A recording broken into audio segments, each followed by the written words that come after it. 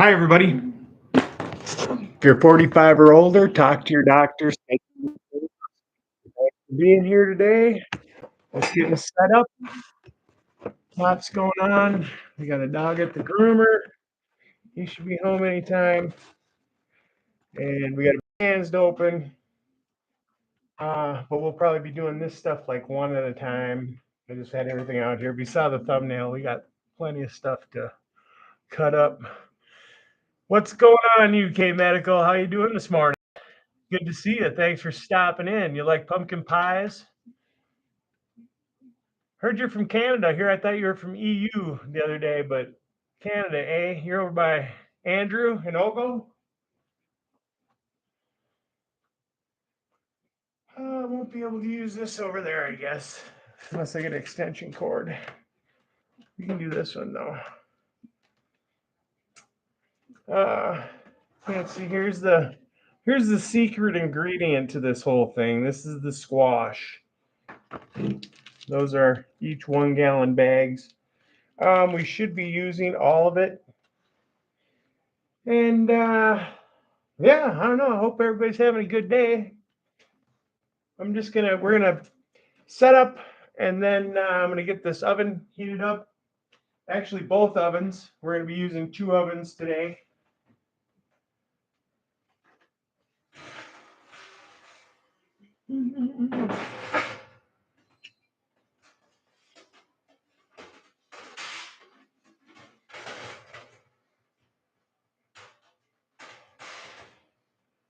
We're gonna be needing to use 2 different temperatures. But that's not the reason for the 2 ovens. We're going to be changing the temperature every time we go into the second phase. I got to find the recipe here.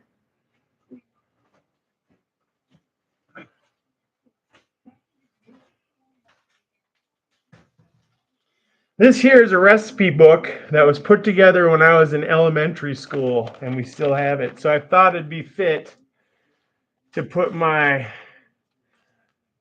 pumpkin pie recipe in it. This recipe took me 5 years to put together, but we finally got it.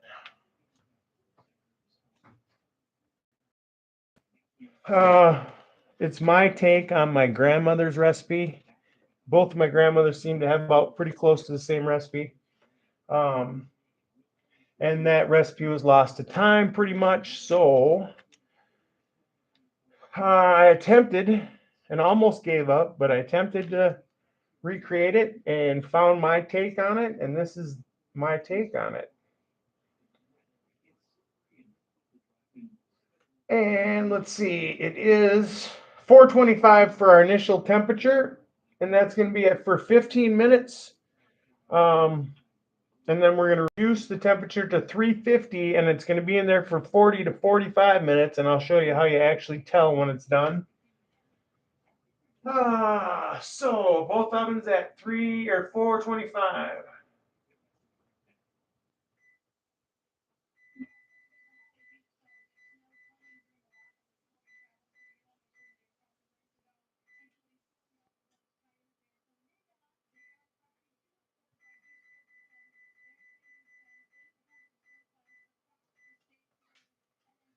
All right, now I'm going to get my camera going here.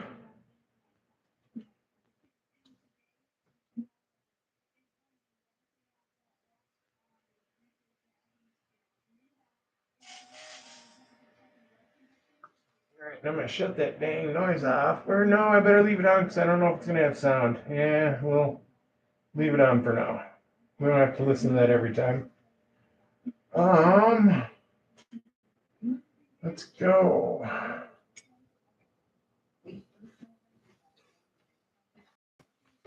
Camera 2, how you doing?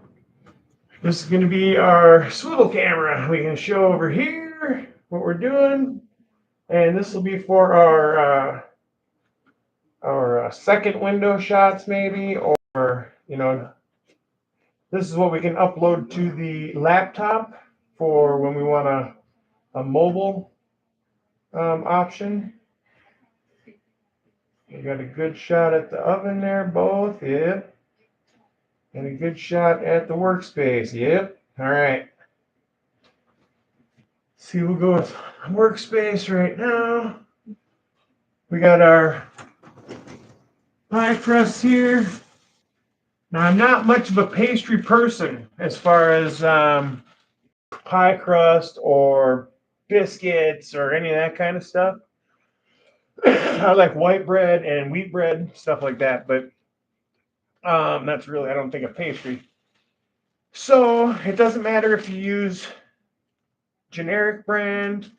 I like deep dish. They fit well in deep dish. This pie is going to rise up with this recipe. It fills a deep dish to level with the crust around the top, and then as it cooks, it swells up. And if it was a regular size, just if you're using a smaller size crust that isn't a deep dish, don't put as much in there. Leave out like a quarter of a cup or something per pie.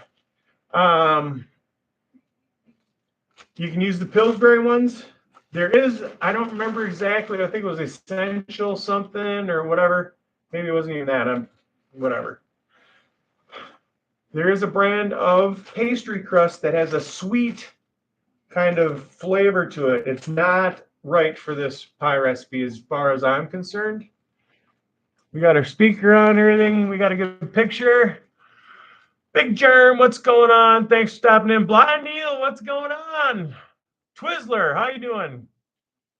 Good to see everybody. Thanks for stopping. Mrs. Ogo, I was wondering if I was going to see you. I didn't know if you guys bake pies or not, but I thought, those guys like being in the kitchen. And I thought, well, she might be like, what's this guy doing?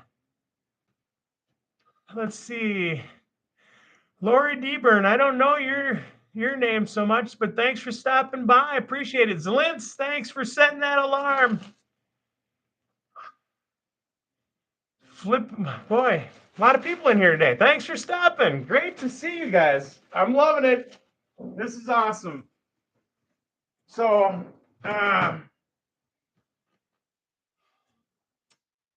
the sweet pie crust is not for me. And a key, now I never even thought people ate warm pumpkin pies, because mine through my whole life were chilled in the refrigerator or just out in the garage. We get cold weather around here this time of year.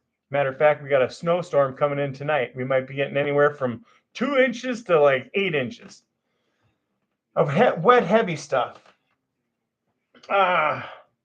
So I like my pie cold, and I'll try and catch up with the chat. But boy, I'm loving seeing that. That's awesome. I'll get you guys wrenched up and stuff. So one of my relatives warmed theirs up at one point, because I give these out to my family, and I was kind of shocked that they did like it like that. I'm like, crazy. And I guess they used it with ice cream, so that makes sense. I like my pumpkin pies cold. I don't like sweet stuff that's hot. I like my pumpkin pies chilled with a dollop of any kind of whipped cream, but I prefer regular old Cool Whip. My mom prefers the real Ready Whip. I wouldn't be offended by either of them. So, or ice cream, or heat it up if you want. But if you want to truly eat it the way I make it and the way I prefer to eat it, it's got to be cold. I wouldn't even try eating it warm. So we're not going to be using all of this stuff, but these are the ingredients. I mean, mostly we're not going to be using the sugar. I mean, we'll be using the sugar, but we're not going to be using all the sugar. And we'll be using all of 4 dozen eggs, except for 4 eggs, I believe. We won't be using all this, but we'll be using all the evaporated milk. We'll be using all the pie filling. You can use Libby's. You can use generic. These are large cans. If you're just going to make one batch, all you need is 1 small can. Each batch makes 2 pies. But if you're not using the squash, you'll need a whole can. You'll need a whole big can for this recipe. There's a squash. All right, and salt is optional. It's just a quarter tablespoon or a quarter teaspoon or something like that. Let's see. We'll go through our recipe. So you have 2 pie crusts, deep dish. I'm assuming I would say they're 9-inch. So if you're going to use a larger one, the only ones we have here are 9-inch. So if you're going to use a larger one, then don't use the deep dish. Use regular size. 1.5 cups sugar. 1 teaspoon of salt, optional. 2 teaspoons ground cinnamon. 1 teaspoon ground ginger. 1/2 teaspoon ground cloves. 4 large eggs. Then we're going to have 1 15-ounce can of pumpkin pie filling. 1 large cooked acorn squash. And if you look at one of my other videos there, I made all my squash 2 weeks ago. You half the squash, core out the seeds, smear the top with butter or margarine, and cook it until it's tender to where you can scoop it out with a spoon. Let that cool. You do not want to use warm anything on this until it goes in the oven, because we're going to be using eggs in it, and we don't want to cook the eggs. We do not want to cook the eggs. Another essential thing for my recipe: do not use pumpkin spice. Now, I gave the basic essential parts of the recipe to people in the past, and they've used pumpkin pie spice, and it just wasn't the same. And then I don't put any nutmeg in it. So if you're a nutmeg fan, go ahead and put nutmeg in it at your own risk. But organic or not, I got what we had available at the store at the time. So, one is organic and the rest are, I believe, not.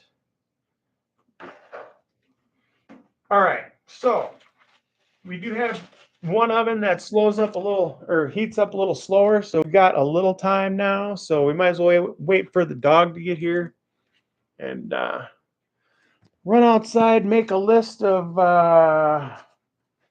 what else I need here. I don't believe I need a whole lot. I need to shut off our camera. You guys want to see the pepper plant? Let's see. I think this is supposed to pause it. Yeah, it did. All right, awesome. 14 likes, everybody. That's awesome. That's the pepper plant.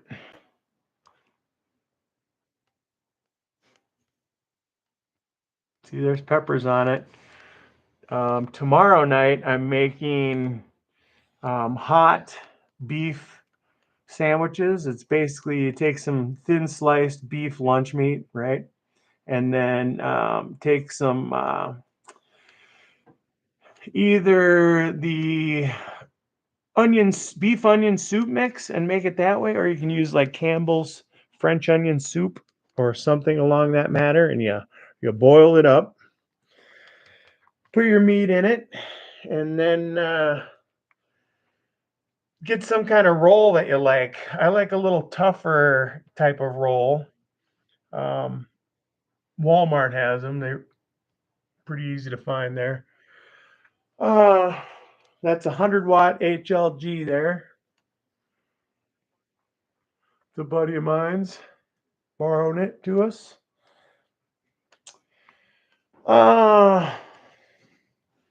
And then you take those sandwiches, or you take the meat, put it in the sandwich, cover it with some provolone cheese, some onions and green pepper, and stick it in the oven for like 15 minutes. It gets nice and crispy. They're delicious. Pop outside. So let's go back in the chat, huh? Man, this thing was popping off for a while. Get everybody wrenched up.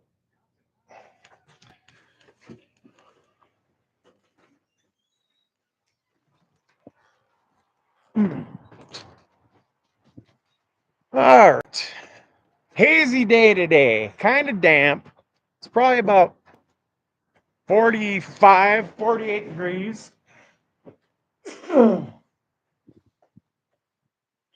it's all good. So the first recipe, if anybody's just sticking around to get the recipe or whatever, it's going to take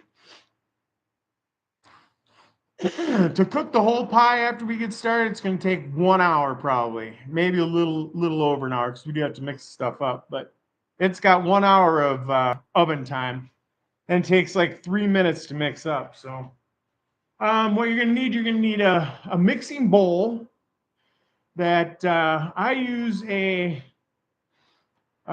plastic big measuring cup that is an 8 cup, and it completely fills that up to 8 cups. So either use something maybe a little bigger if you're starting out new at this, because I make kind of a little bit of mess. I'm going to clean the whole damn kitchen anyways when I'm done. But and then a small like cereal bowl, we'll be putting the sugar and the spices in a cereal bowl, and then our wet ingredients in our big mixing bowl. Now you can either mix it with a whisk, or you can mix it with a mixer. All right, let's see. So we got a lot of stuff going on today here. We've got the women folk are going to bingo later, and my dad and a buddy of his is going to some U of M wrestling. We're a wrestling family. Anybody in the Minnesota wrestling community, I'm talking statewide, would know this name.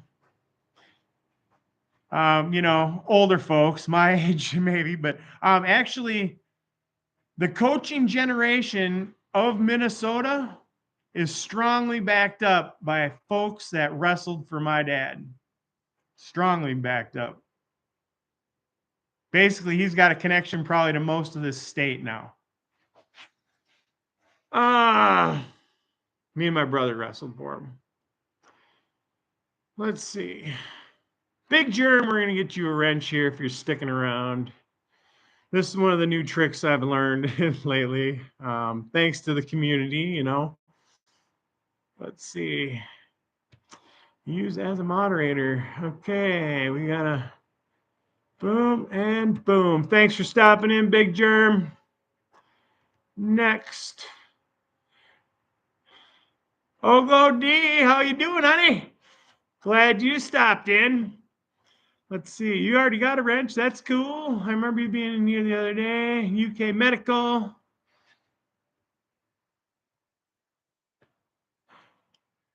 UK, you talking about me? I should back up, man. That's awesome.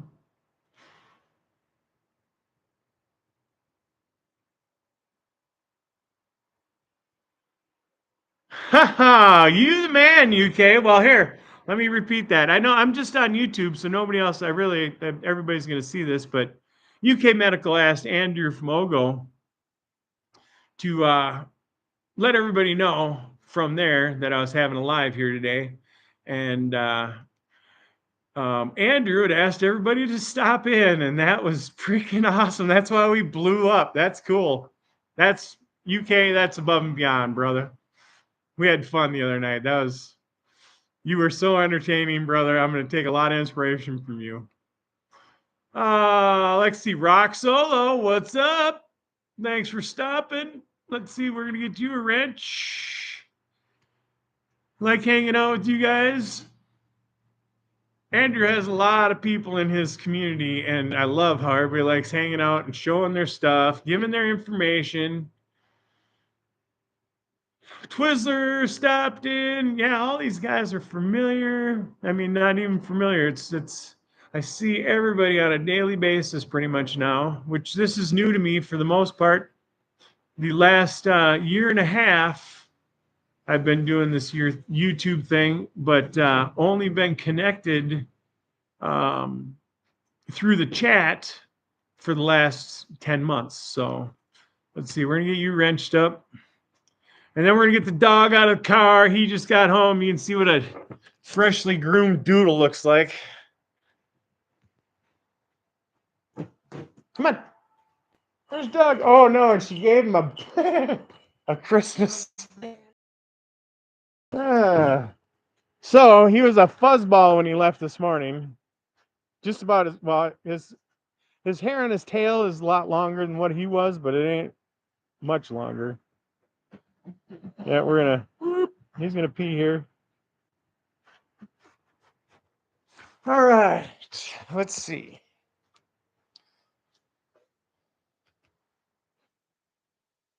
Blind Neil, he stopped in. How you doing? Yeah, Ogo Raid is right. I was like, why in the heck is there so many people here? That was awesome. UK set that up, I guess.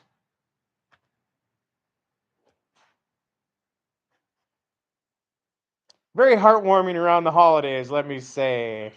And there was a couple of names like Lori Deburn. Oh wait, no, I know that name too. Where you get you wrench? I think it's just recently, actually, wasn't it? Was it on Doc's show last night? Possibly. I mean, it's a big community, but it's not a huge community, right?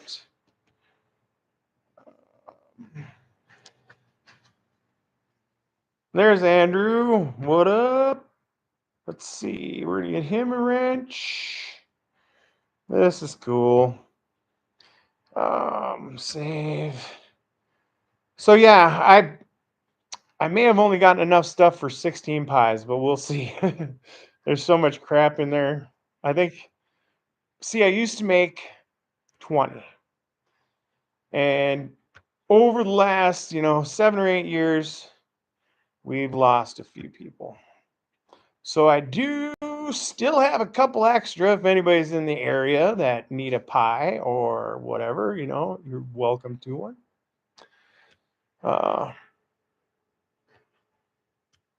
But they go fast once we find out how many extra there actually are. Because the deal is, I'll keep all the, the misfits, pardon the pun. Anthony Lester, how's it going, brother? Dragon Grows 420, how are you doing? A lot of you guys shouldn't be up right now, should you? I mean, the gardener, how you doing? What's up? Let's get you rich, brother. Or sister, I should not jump to conclusions, but I mean, I've been around quite a few people, and I believe we are mostly guys. All right. Dragon, did I get you? I think so. You were on. Nope. Nope. There we go. There you are.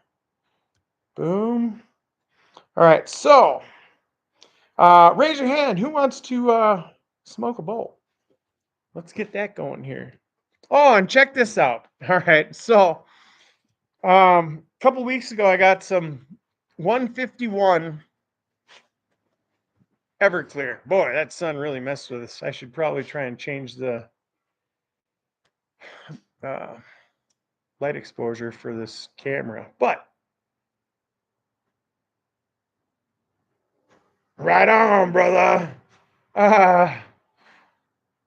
This is I took that 151 Everclear, soaked like a half a pound of some shit that freaking got really screwed up in the dry. So it was out in some hot weather and it really oxidized and it was windy or whatever. I don't know. It may have got picked a little early too. But because of bugs. I steeped in this. Or first I decarbed it in a oven. And then I steeped it in this, squished out as much as I could, and got like this much, half a bottle. And then I'm not an alcohol drinker, and when I tasted it, it about freaking knocked me out. And it was terrible tasting. So I added some honey to it, and that didn't help. So I got a bag of gummy worms and started dissolving them in there, and it worked a little bit, but then I thought, well, maybe it needs to be decarbed a little bit too, so I will warm it up. So I took a pan, spread it out in a pan, heated it up, melted down the gummies for the most part, and then um, evaporated off the alcohol. So there is a little bit of alcohol taste left there, but I just went into the pan and licked my finger. And I don't know if it was from what was left of the alcohol. And the instructions, that's an extract brand of Everclear. It says it improves the effectiveness and speeds up the effectiveness of extracts. So um, I think it just like hit me like that. Boom. All right. What's everybody smoking on? We're going to smoke on probably, you know what? Here. There's a little bit of ice cream cake left. Minnesota Magic about he'd like to get his hands. He's getting the equipment for a grow and some lights delivered here in the near future. And he'd like to grow some Minnesota stuff. So I've got a couple of different plants that we've been able to keep around. This is just a little bit of some that was left over. Oh no, this is actually some from a buddy of mine from this year, but it's the same plant. Ice cream cake. It's been in Minnesota for 3 years now, or it'll be 3 years this spring. And then I do have a few seeds from a couple of my plants. One of them was this one. This plant I intentionally pollinated some clones with a male plant that I got from a buddy of mine that we were unsure what the genetics were, but he prefers like something around a headband type thing. And his triggers are also tripped by this ice cream cake. So we've got some seeds for that. Not a lot of anything, but if he wants to try those, I'll hook him up with some of those. Um, and then all of these plants that we have been in Minnesota for a while. So they've, I acclimated to the area. Um, and then there are a couple more that I'll be getting this spring. One of them potentially will be a white widow, a 20-year-old plant. So he's been keeping that around for 20 years. Oh, here's another seed out of the ice cream cake. This year, the bubble gum, which I wish that one would have made it, man. I tried to save that plant, but it didn't work.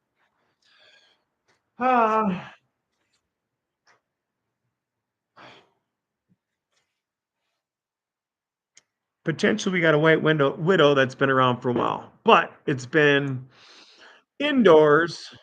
It's been grown outdoors, but clones of it. The plant has been indoors, run on, I believe, deep water culture or some kind of hydro. So I don't know if that's really, dialed in or, whatever for Minnesota climate. But I do have a couple of auto seeds that I give you one or two of. I don't remember how many I have of those, but and then I don't remember if I have anything else from Minnesota. Anyways, but those last ones were autos, so yeah, those wrenches work then. Nice. Let's go back here a little bit.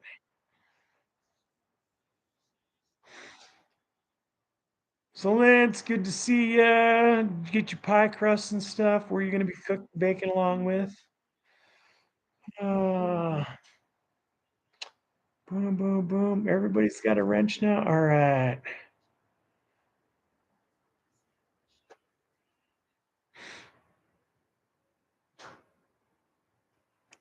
Glad everybody gets along in here. Everybody's seen what's going on. Like we're Wales and a UK collab. You guys talking about? That's awesome.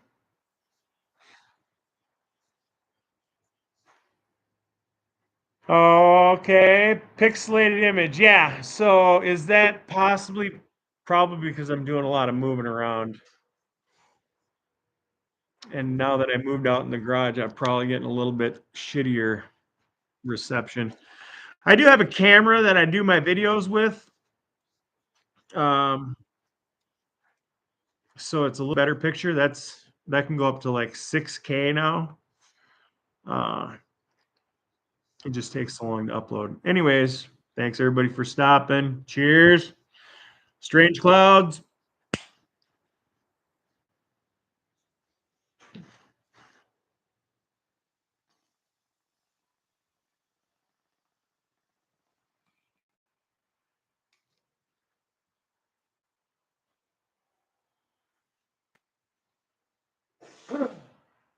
All right.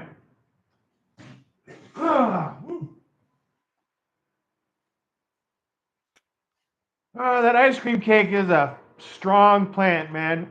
When I grew it outside, I'll try and get the pictures of it.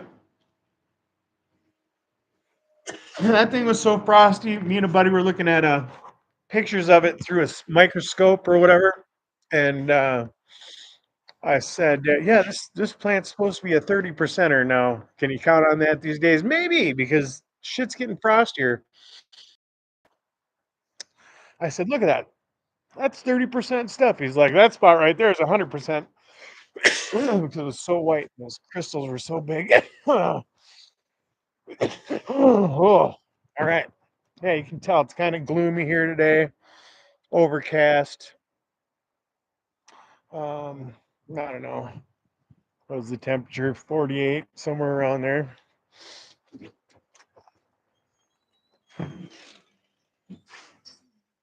Surprised the dog ain't barking, but he's probably sleeping. He got mauled today. All right. We're at 425. We're ready to go. Plug in here. They're talking slippery conditions, 1 to 8 inches, I guess. Not so much here, the 8 inches, but you never know. They could say we can get 8 inches and we'll get nothing, or tell you, oh, it's gonna miss you, and then right on top of you. I don't know if anybody's familiar with the Halloween blizzard, but I don't even think we even knew there was snow coming that day. Okay, wash up. Where's our mixing bowl? Right there.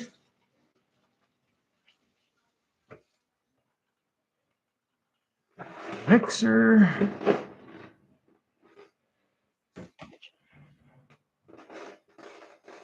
This will be the first time this mixer's made these pies.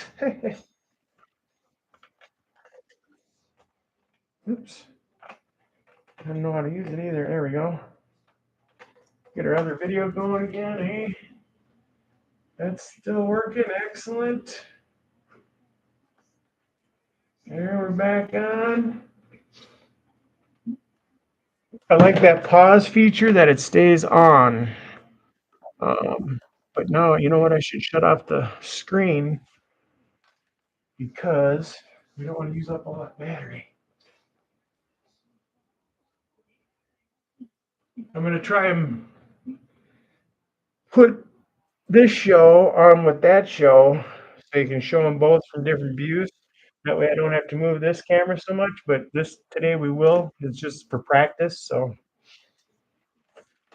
All right. 4 large eggs. We need another bowl.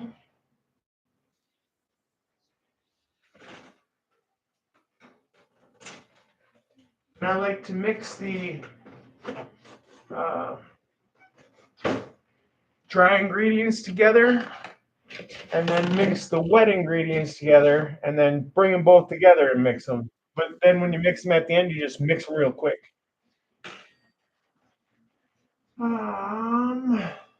What else do we need? Measuring cups.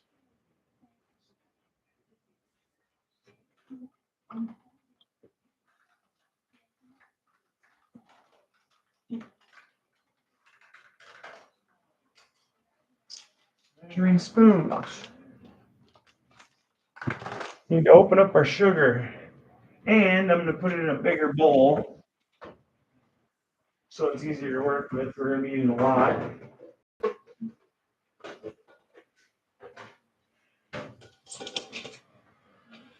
And then we can get rid of that big bag.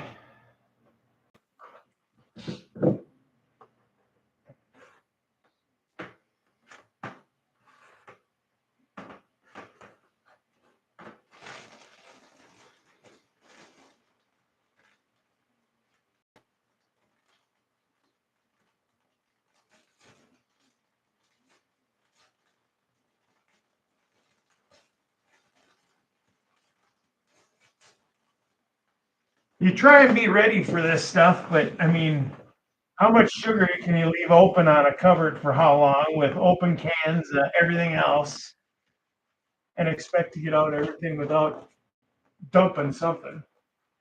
So it's just one thing at a time.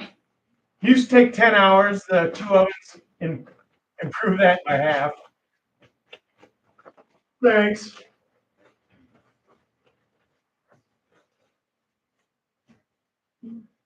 Okay.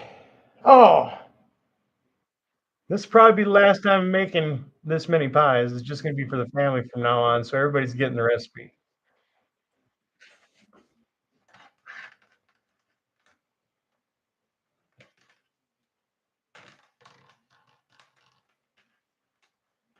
All right. Like I said, if you froze your squash, if you cooked it in advance, keep it in something else because it's going to sweat after you take it out of the freezer.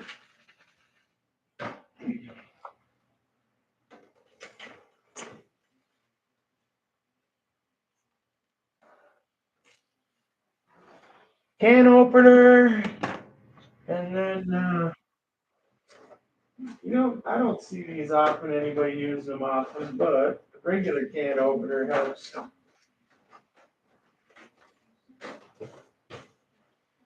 with opening these cans. Make sure your mixer's shaking well. This also goes in actually, I misspoke. This is the last thing. After you incorporate the first initial wet ingredients, the filling,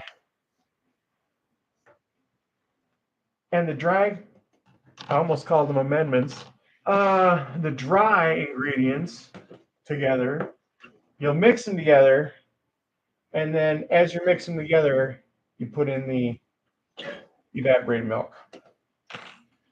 All right. And a lot of people will use a separate bowl for eggs. I'll just usually put the eggs in first, and then if you get any shell in there, then you can pick them out.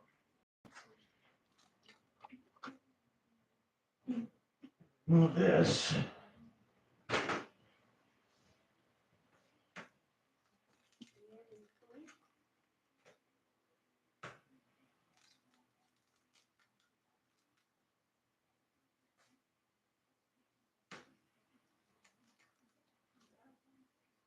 Oh.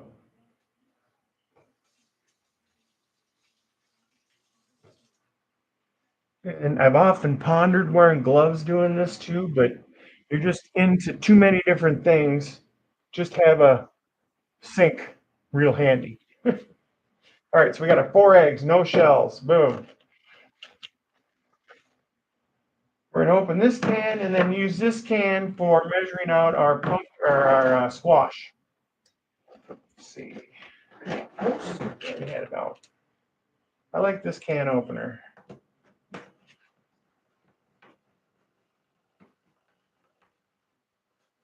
Boom. We're going to take half of this out. Don't cut yourself.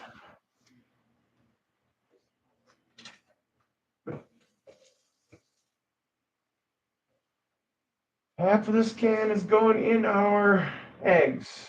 I'm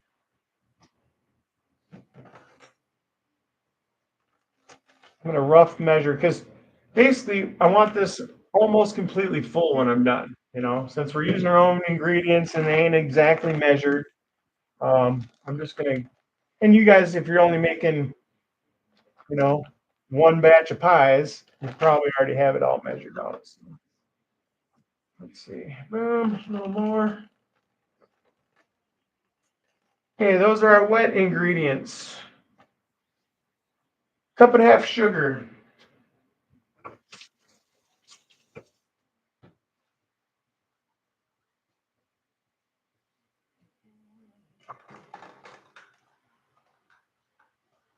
Make sure your instruments are clean.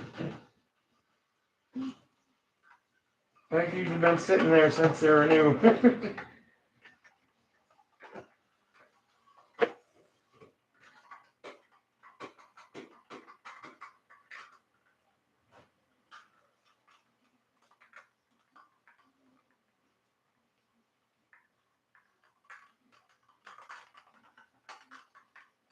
All right. Cup and a half. That is a 1 cup.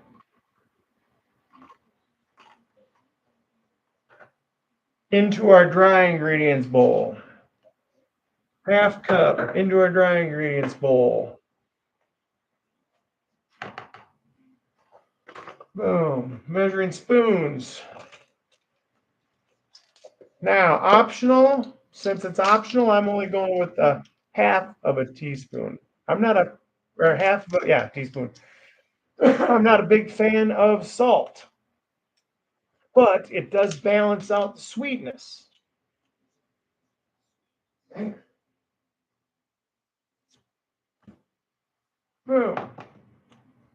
All right, now we got cloves, cinnamon, and ginger. Like I said, I don't use nutmeg. Check the chat. Anthony Lester, how you doing? Lazy Strange Clouds to you. Who else is on here? Who was that? Zolintz?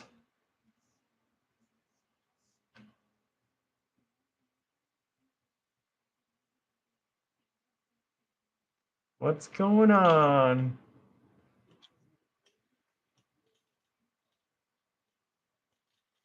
You get some new tools, Dragon?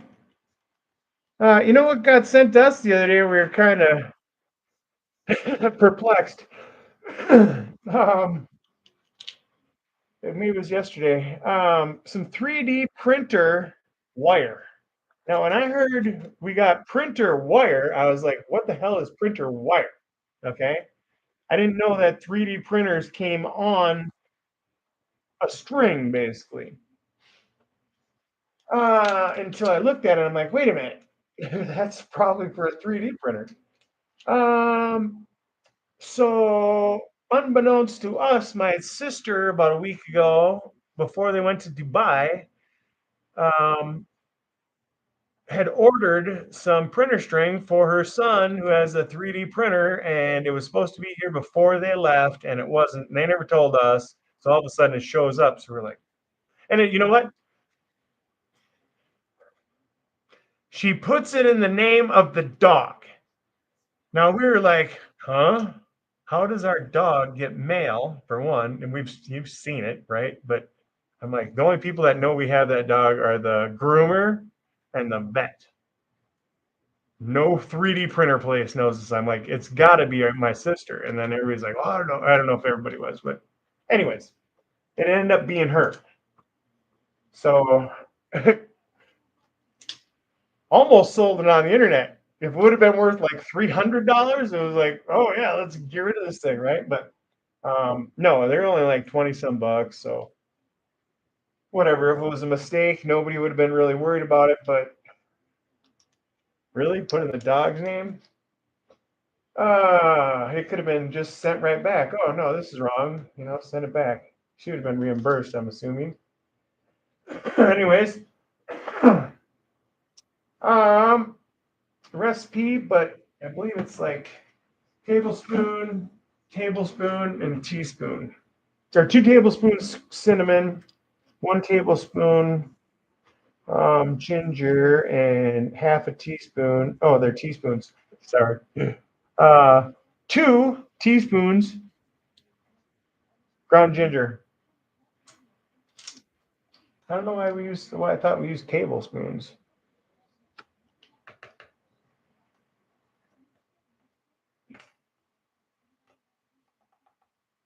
So I know you guys over in Canada had your Thanksgiving, what, a month ago? Probably a little over. That's cool. 2 of those. I don't know if you guys celebrated any different. Yeah,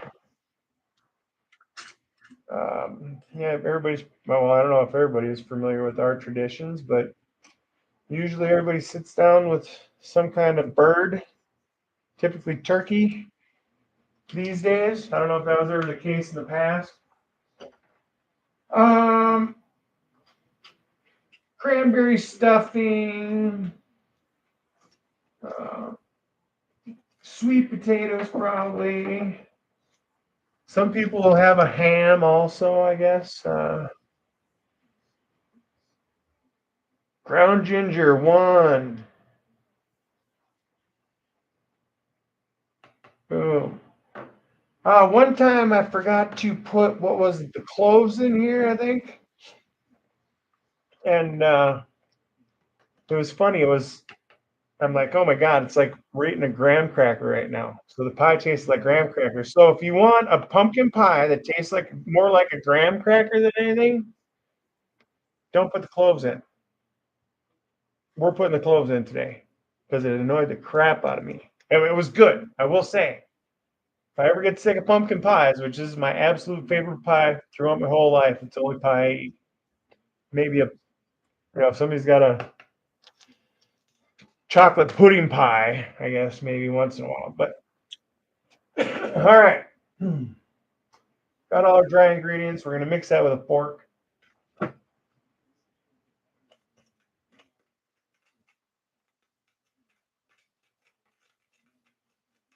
going on, suck it?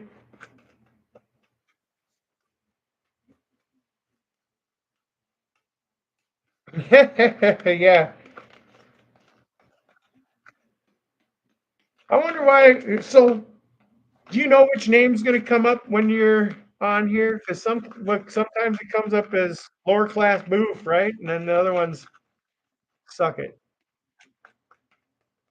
I know one should be like your screen name, and the other one's your uh, email, right? Or whatever the name you're logged in as, I guess. I don't know. Like I said, very new to all this. Not this, but this. I did try some AI yesterday, one time, and was blown away by what just typing in like 15 words and let it sit for like 3 minutes, and all of a sudden it came up. I don't know how many options it showed me, 4, and I think it said it'll give you others. But then I tried to do something and then it disappeared, and I'm like, shit. And I only get a certain amount of option or a certain amount of chances to do that free every day. So I didn't want to burn them all up. Or I don't even know if it's every day. Maybe it's over your. I don't know. So thanks for everybody for being here. Don't forget to get your colonoscopy if you guys are 45 or older. If you have any symptoms, do that. I don't care if it's in a box. Do the box. If you don't have pre-existing conditions or family history, that's fine. All right. We're going to mix up our wet ingredients. Just a quick spin in there. Medium speed. Just incorporate the 2 with the eggs.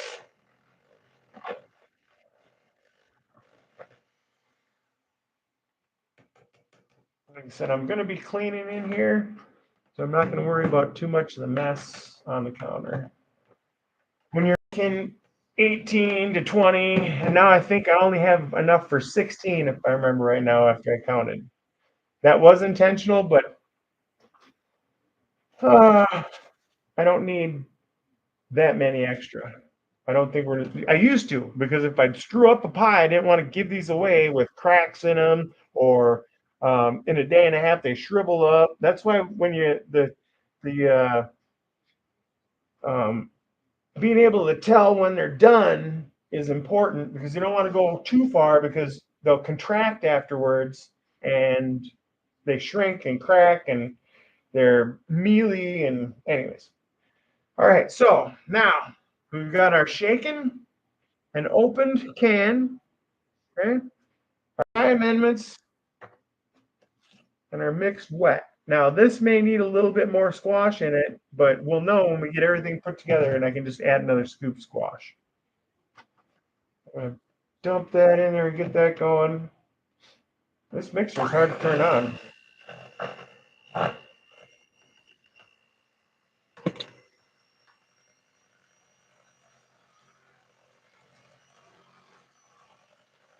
Don't want to go too fast with this, or stuff's going to go everywhere.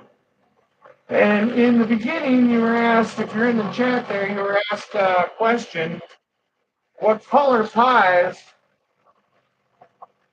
are you used to, or what do what you like? Do you like a yellow pumpkin pie? I see some pretty orange pumpkin pies at some places. We're gonna get us another shot of squash.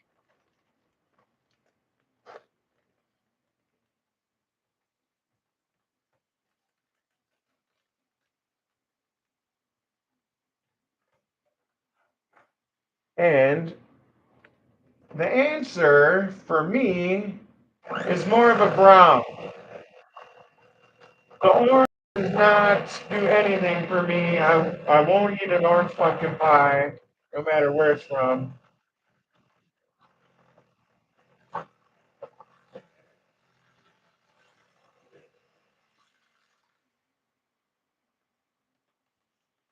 We'll just stick those beaters right in that bag, because it's all going in here. And then there you go, pretty full. We're gonna get our crusts out. I would recommend putting your pie crusts on a baking sheet, as large a one as you can find, and then leave them on it. Okay, I'm gonna have to transfer mine on and off because we don't have enough baking sheets. But or well, maybe no, we won't have this time. And we're gonna be making 6 of them at a time, so I'm gonna be doing this 3 times right now.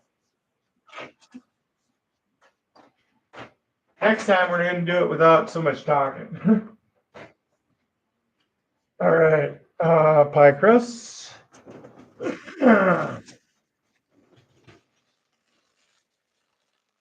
Now, I don't know if most pie recipes call for 2 pies or 2 pie crusts, but I'm glad that they come at least 2 at a time. There should be a little, oh, there used to be a little filament inside here, but or a little wax paper. All right, and then it goes in the oven. And then you pour the filling in, because most of the time it's so full that you'll just make a mess trying to move this pie around. And then leave it on the pan.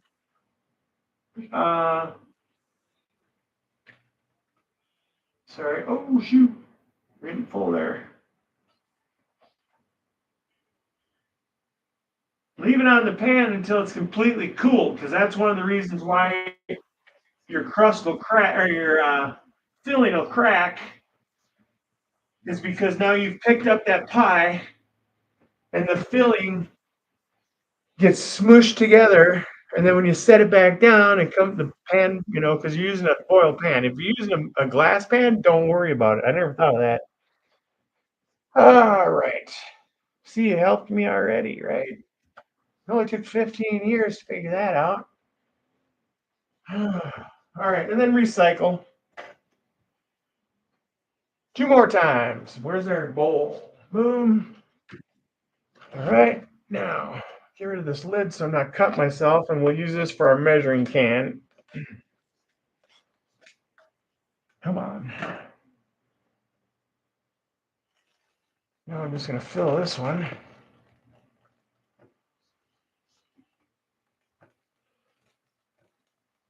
Where's everybody coming in from today? I know Zalintz is from the Netherlands. UK is from the UK and Canada. All the Ogo crew, well, not all the Ogo crew, but the Ogo crew is based out of Canada.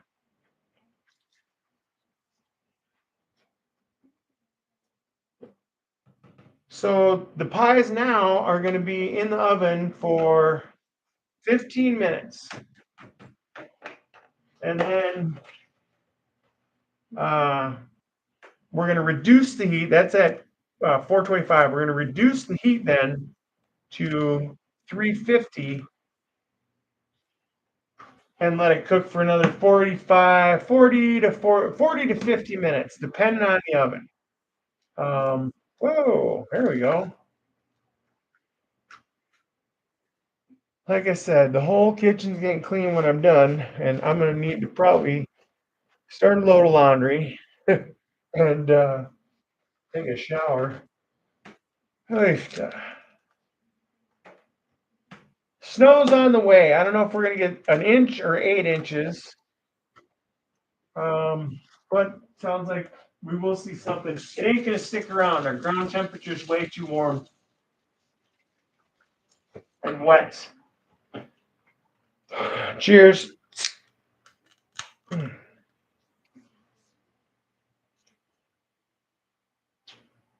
The squash was homegrown in the garden.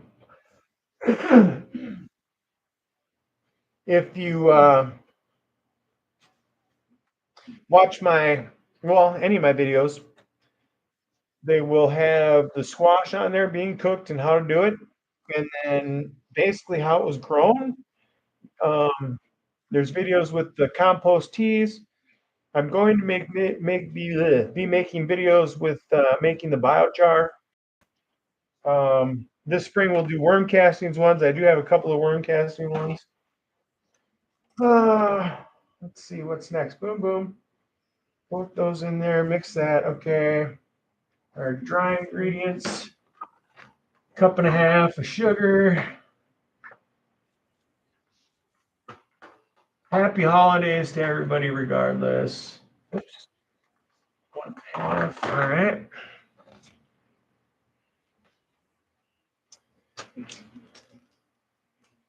Boom. We got 2 of these. 2 teaspoons cinnamon.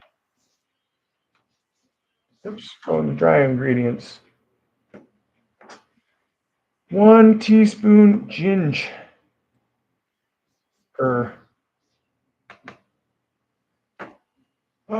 And then half clove, half teaspoon.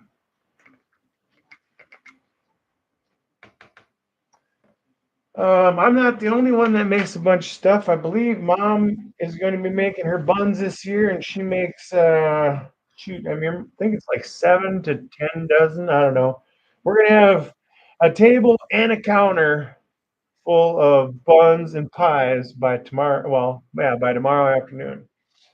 And then starting tomorrow morning or tomorrow afternoon, people will be.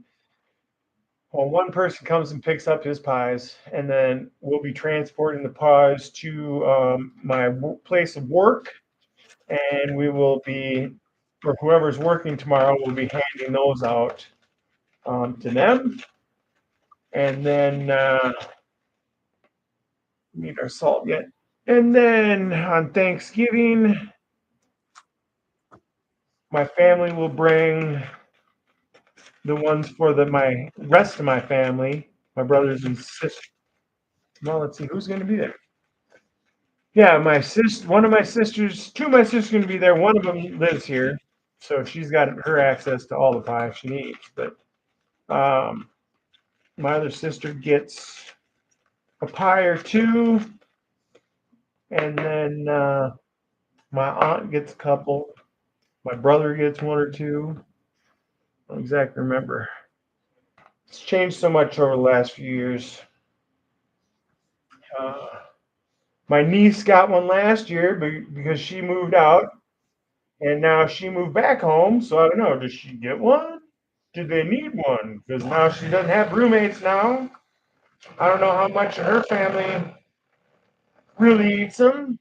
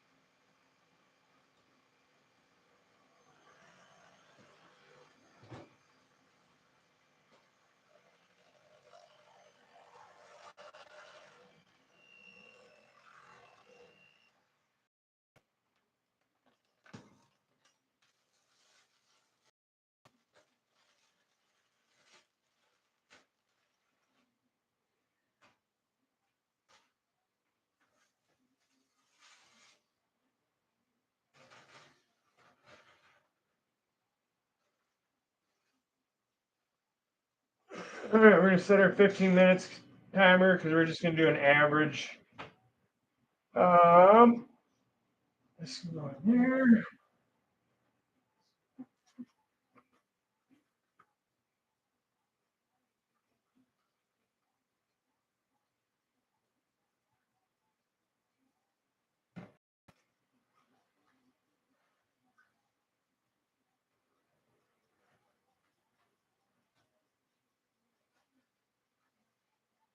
Turn our cameras so we look over there.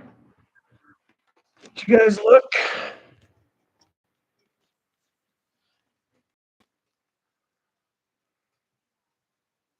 Now that's 15 minutes. All right, and then they won't look a whole lot different, but that'll get the process going and it'll brown your crust a little bit.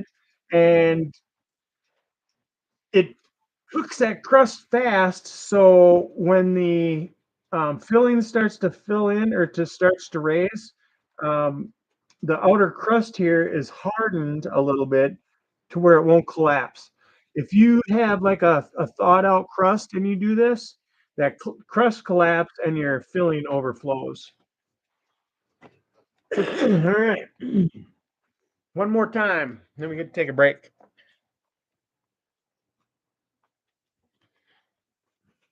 We will have to stop. We will have to take a break from a break and then switch the oven over to 350 after 15 minutes, but we'll be all right because this is just going to take a minute here. Boom.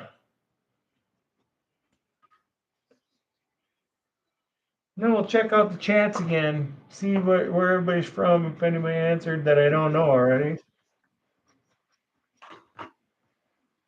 Oh, shoot. Well, I makes. We're going to do an experiment this one. We're going to mix everything together. Pie filling. I always tend to rush on the third one because now the time's ticking with the other ones.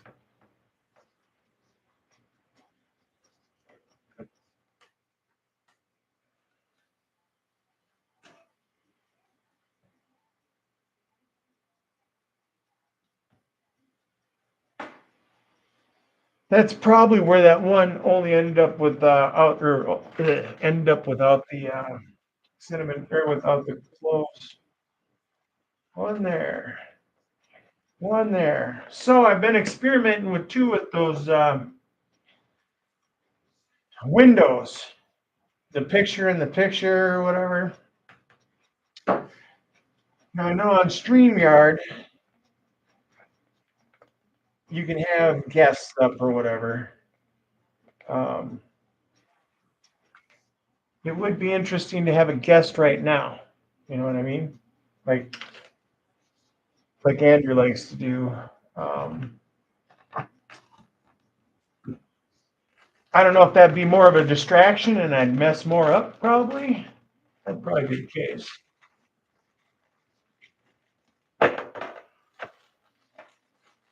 15 ounces of squash.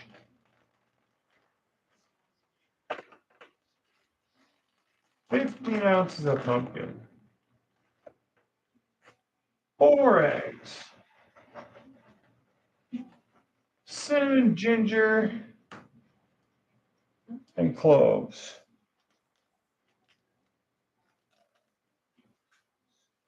I suppose, yeah, I should be doing this every time. If anybody's just popping in, that'd be a good idea. So I'm gonna keep repeating the actual recipe every time. Um, that way, if anybody's just popping in, they'll get it and they don't have to go back, which, it ain't a bad idea from my perspective if somebody has to watch it again.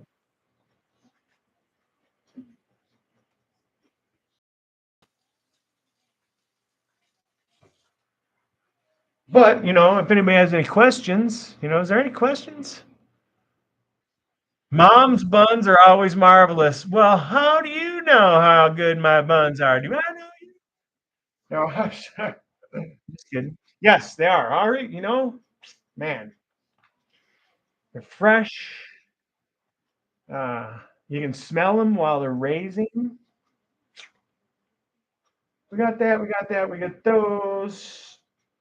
We need our squash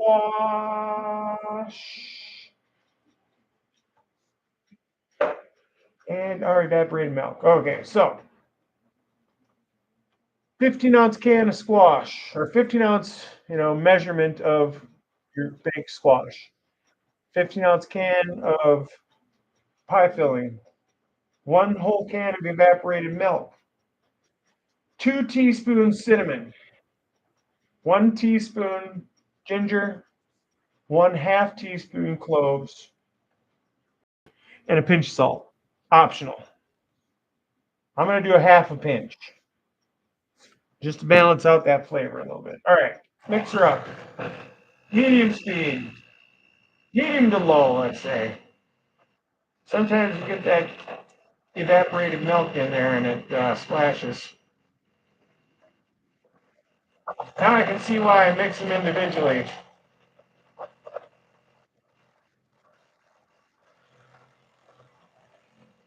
Wants to be clumpy. Looks the same though. You lose a finger.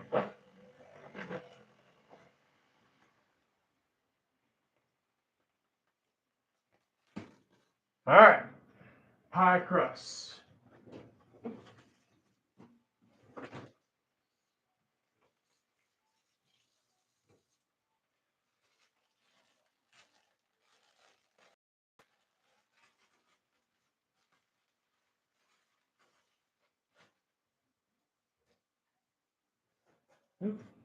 And the pan up.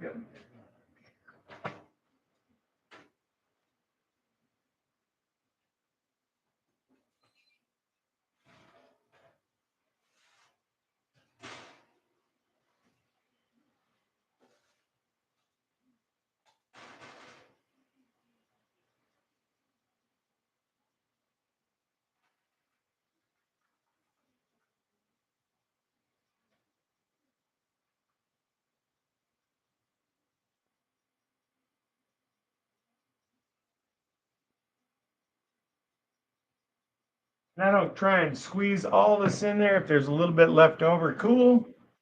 Um, you never know. You might need that little bit of extra squash. Like I said, I didn't measure all that out when I made it. So we may need a little bit extra here, a little bit extra there. I'm trying to do this without spilling. Yeah, I'm burning myself. That's hot. Okay.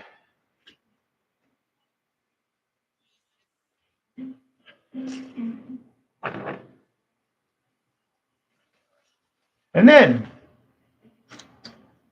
I had never thought of it until now, and I'm going to go get them back, but we're going to save our eggshells. Those came in handy, and when you're working with organics, it doesn't matter how long. I mean, if you're going to be doing it a while, it's going to build structure in your soil, and eventually it will break down into your calcium. And what I do is I put them in my nightcrawler castings, but that's during the summer. I will first. I'm going to wash these out here, but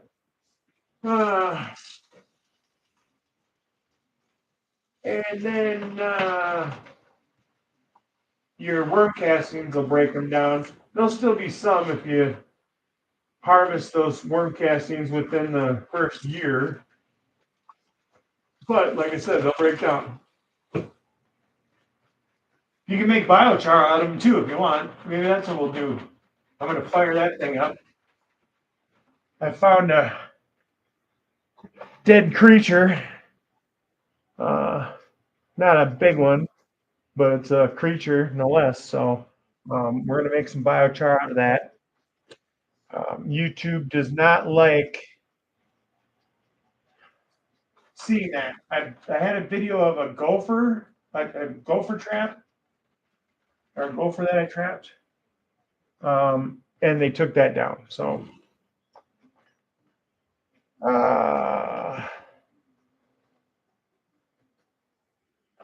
which makes sense, I guess, these days. But I know some idiots are streaming people getting shot and stuff. So I don't know why my gopher video had to be a problem.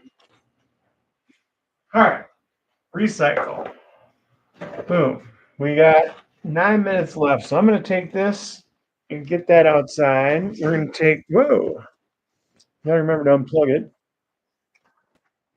We're going to pause our camera. That seems to be going well. We're going to check the battery on that. Give you guys a shot at what's going on here. Let's see, can we see the camera? Okay.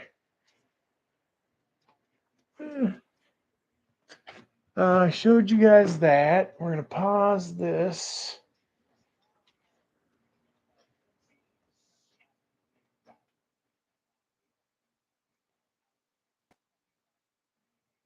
That's paused. A pile of ingredients have shrank.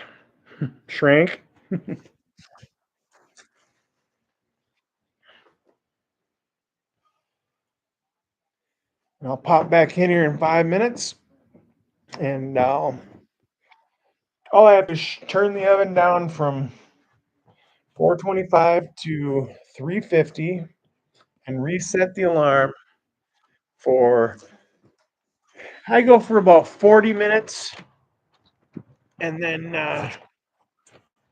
check it again in 5 minutes, right around there. What we're looking for is, here's some of the, check those out. That's not my biggest pumpkins ever, probably biggest zucchinis ever, because we had a fall festival that I went to this year. And use some of this stuff for their welcome wagon.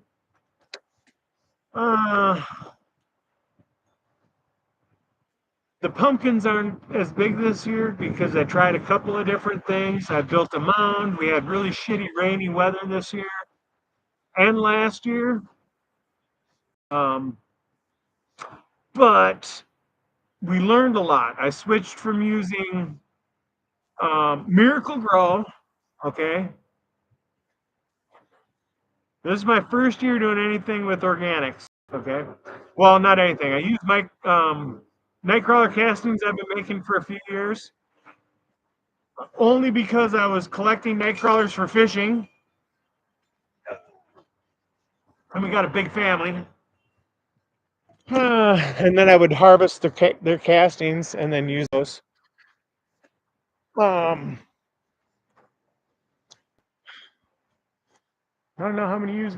I don't know. Most of you guys have probably already seen the beehive.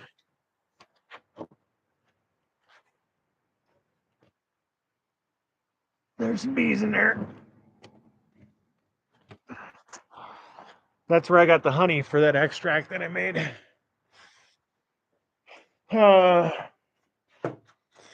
If I had a measuring spoon or a spoon out here, I'd take a spoonful of that stuff, but I don't know if I want anybody to see me take a spoonful of it either. It's pretty terrible. There's Mrs. Ogo. I was trying to find her earlier to wrench her up. How's it going, Alexandria? Good to see you. Thanks for stopping in. Anybody want to have a bong rip with me? We've got 6 pies in the oven. Novice home grower, how you doing, brother? Good to see you.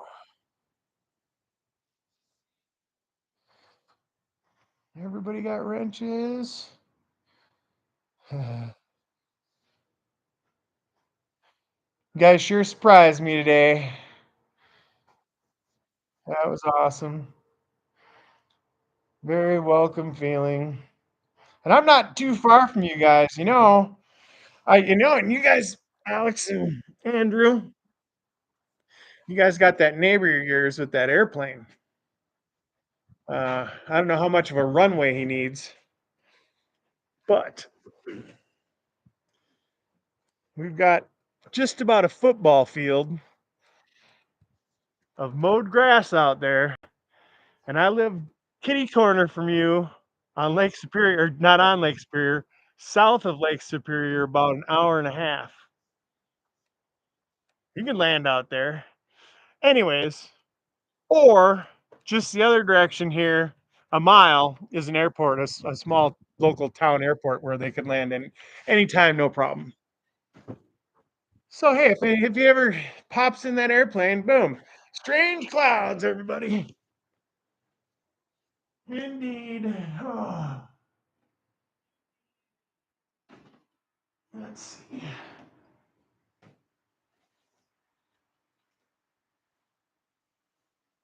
And we're gonna celebrate with a little bit of bubble hash. Got a little bit of bubble hash. Oops, let's get rid of this old shit.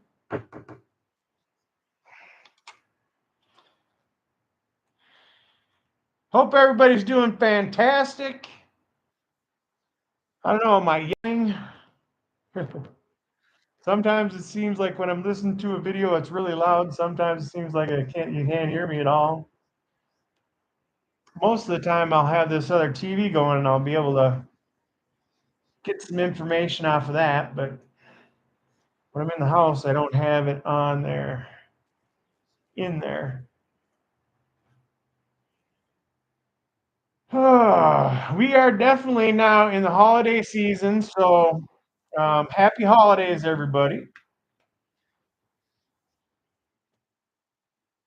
We have a snowstorm moving into the area.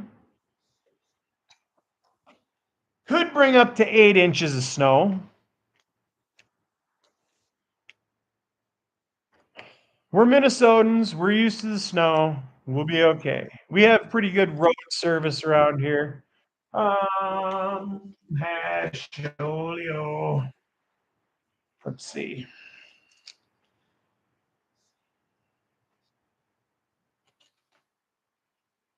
I hope that anybody that tries this recipe has a lot of success and that they like it, and that hopefully, if you do and you do like it, or if you don't, tell me. Should we have the?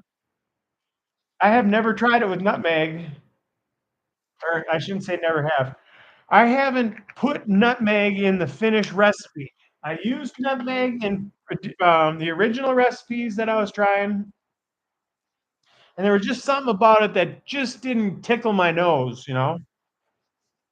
Same thing when I forgot the ground cloves, especially when I tasted it. I was like, "This ain't right." Something was wrong with that. Those 2 pies that I made, with that one batch.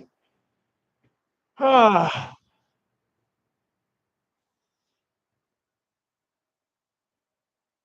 I've been seeing a lot of people swag showing up on a lot of stuff, man. And I wish, I don't have any cards. I'm a strictly cash person and I have very little of that.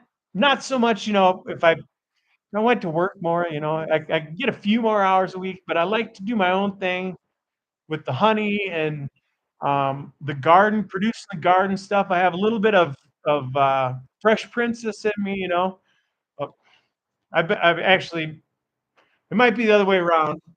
Um, I've been around a little bit longer. I've been growing plants. I can remember growing potatoes and cucumbers when I was 7 years old. And when I was nine, me and my sister produced our first money by selling cucumbers out at the street in front of our house. And then that went to pumpkins. And we've been selling pumpkins off and on for 40 years. Not a huge amount. We have a pumpkin patch that has maybe 6 plants in it, but you only need one pumpkin really. And we try and grow big ones, so they're special.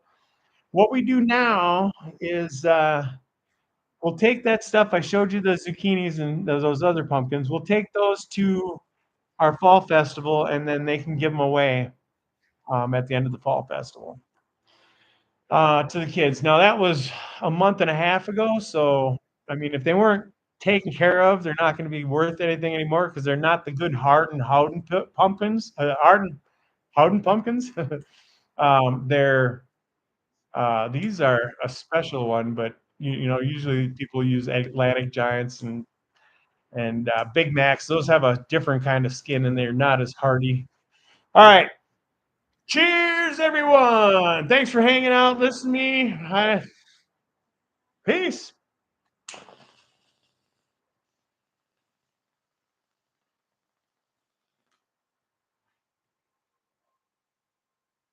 The hash is from the bubble gum, and it was just a little half a gallon bag of trim, and it produced so much freaking bubble or not bubble hash, dry sift hash. Sorry, man, not sacrilege. I think is that sacrilege calling bubble hash or calling dry sift bubble hash? And which way would it be? I don't know. I like them both. If anybody didn't see earlier, this was about a half a pound of some too quickly dried because this shit shriveled up and turned brown. Now this isn't exactly a brown color; it's green. Okay, but it's so dark. What? Oh, we got an alarm going off. Shoot, I forgot.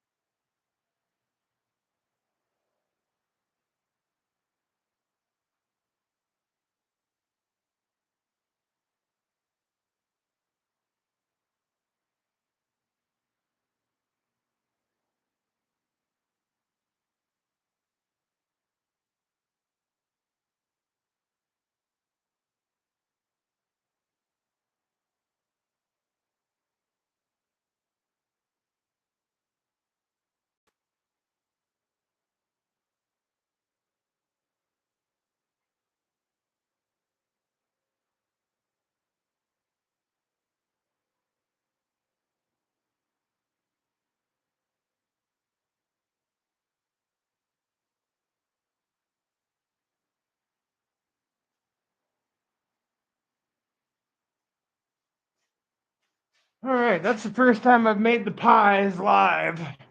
I should have took the timer with me. Oh. So I extracted, then after I decarbed it, okay, so I decarbed it for 25 minutes in it was like, what was like 240 or 250 degrees. But the material, I only let to get to like 220. You know, I pulled it out before it was actually. Libby's is the best, man, for sure. Um, I think it's like $1 more expensive than the generic stuff, but it's got the right umami in it, I would say. So I extracted that half a pound with Everclear 151, which is the strongest alcohol we can get here for grain alcohol. Steeped it in that, wrang it out, took the alcohol, and then I sipped it a few times. You know, I'm not an alcohol fan, but the part I was looking for was in it, you know, because it wasn't just alcohol anymore. And then, but it was, I mean, that Everclear is so freaking nasty. And then the extract itself was super nasty. I tried sweetening it up with honey. That didn't work. So I tried sweetening it up with more honey. That didn't work. So I took a bag of gummy worms and soaked those in there, let them dissolve quite a bit, and then I warmed the mixture over like a 350-degree heat or so. Not to a boil. I just let it sit there and warm. It was a warm liquid, and I mixed those worms in to where they dissolved. And they're not completely dissolved, but they're going to dissolve completely now. They're just little chunks, you know, little bitty bits. And then threw in like a half a cup of honey, half cup more honey. And now that stuff is dark as hell. And it still has a little bit of the alcohol in it to where it helps you absorb the mixture. But I felt it right away. It was like within seconds, I started to be like, whoa. And I don't know if that was the alcohol and the extract, just the alcohol or just the extract. There is a very little hint of alcohol left in it, but most of it is pretty much gone because I added quite a bit of honey to that. So that's almost all honey and extract, which that's a pint, a half a pound or better went into that pint. I don't know if it's going to work out. Like I said, I know I felt something from it, but I was pretty ripped at the time. So,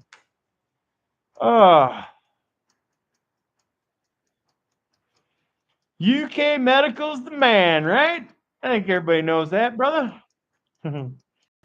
Novice home grower, damn. Hope your stuff going well. Lori D. Burn, how you doing? You know, I hope so. Should I try some now? I mean, I'm not afraid, but I also should have a spoon or something.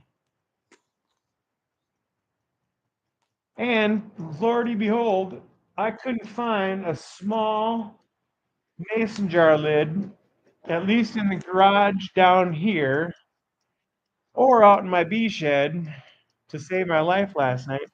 That's kind of the color of it there. I can almost see the crystals in there, I think.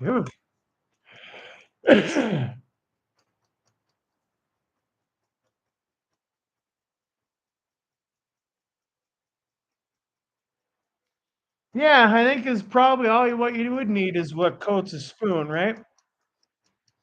Now, what do I smell? I smell a faint hint of alcohol.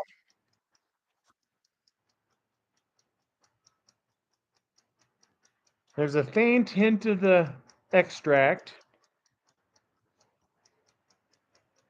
And I know that's totally deceiving because that stuff is strong.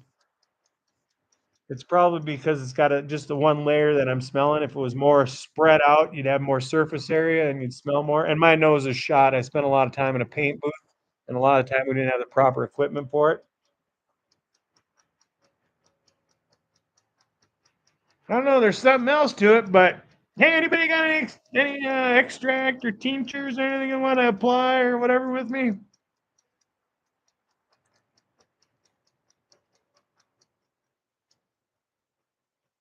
It green? There's alcohol left in it.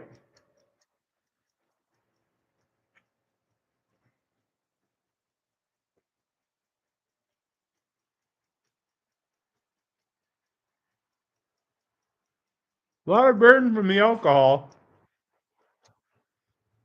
Not as much though. It's not like I had a mouthful of 151 151 alcohol.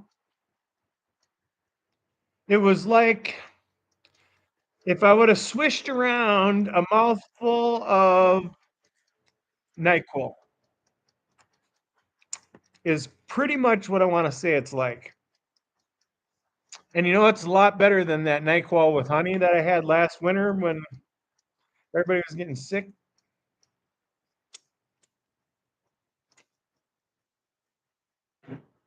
It's a lot better than just the alcohol too, for sure. All right. I should get better at reading these chats. Looking good, Corrigan. UK Medical says. Ooh, and chocolate. Well, yeah, you know what? Or on ice cream. hmm. Let's see. Zalintz. Dan phone died. Oh, what's everybody? Let's see. What's up? Everything going all right? I got you. We're good. We just tested out my tincture, or not. I don't. What would you even call that? I don't even know. My extract, my honey and gummy bear extract. And I gotta say, I don't know if it's right. Right here, I might be feeling it right now. I can tell more of the alcohol's gone because when I did do the shots of the alcohol, more, the pretty much just alcohol. I think it was the alcohol that was making me giving me the weird feeling, or maybe false positive, let's call it. Let's see. Lori Deburn says, I use a tabletop humidifier or tabletop dehumidifier. Oh, really? Never learned decarb bud. Frozen and recoup some alcohol. Ah. Okay, just Lori. Perfect.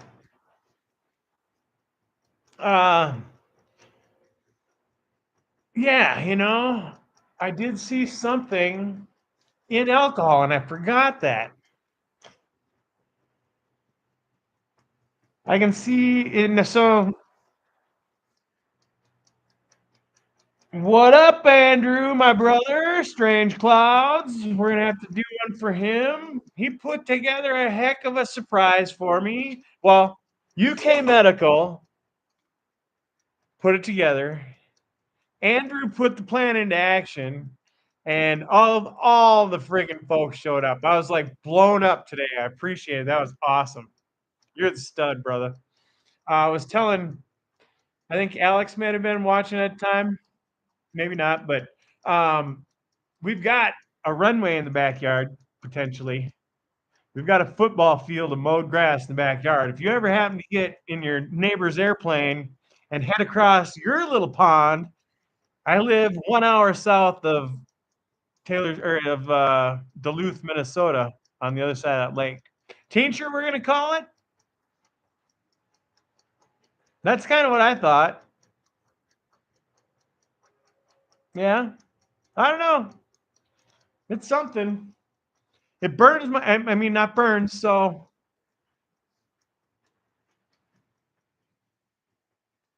there's something just for a minute, like a peppery part on my tongue. So I don't know what that means. Maybe that was the alcohol too.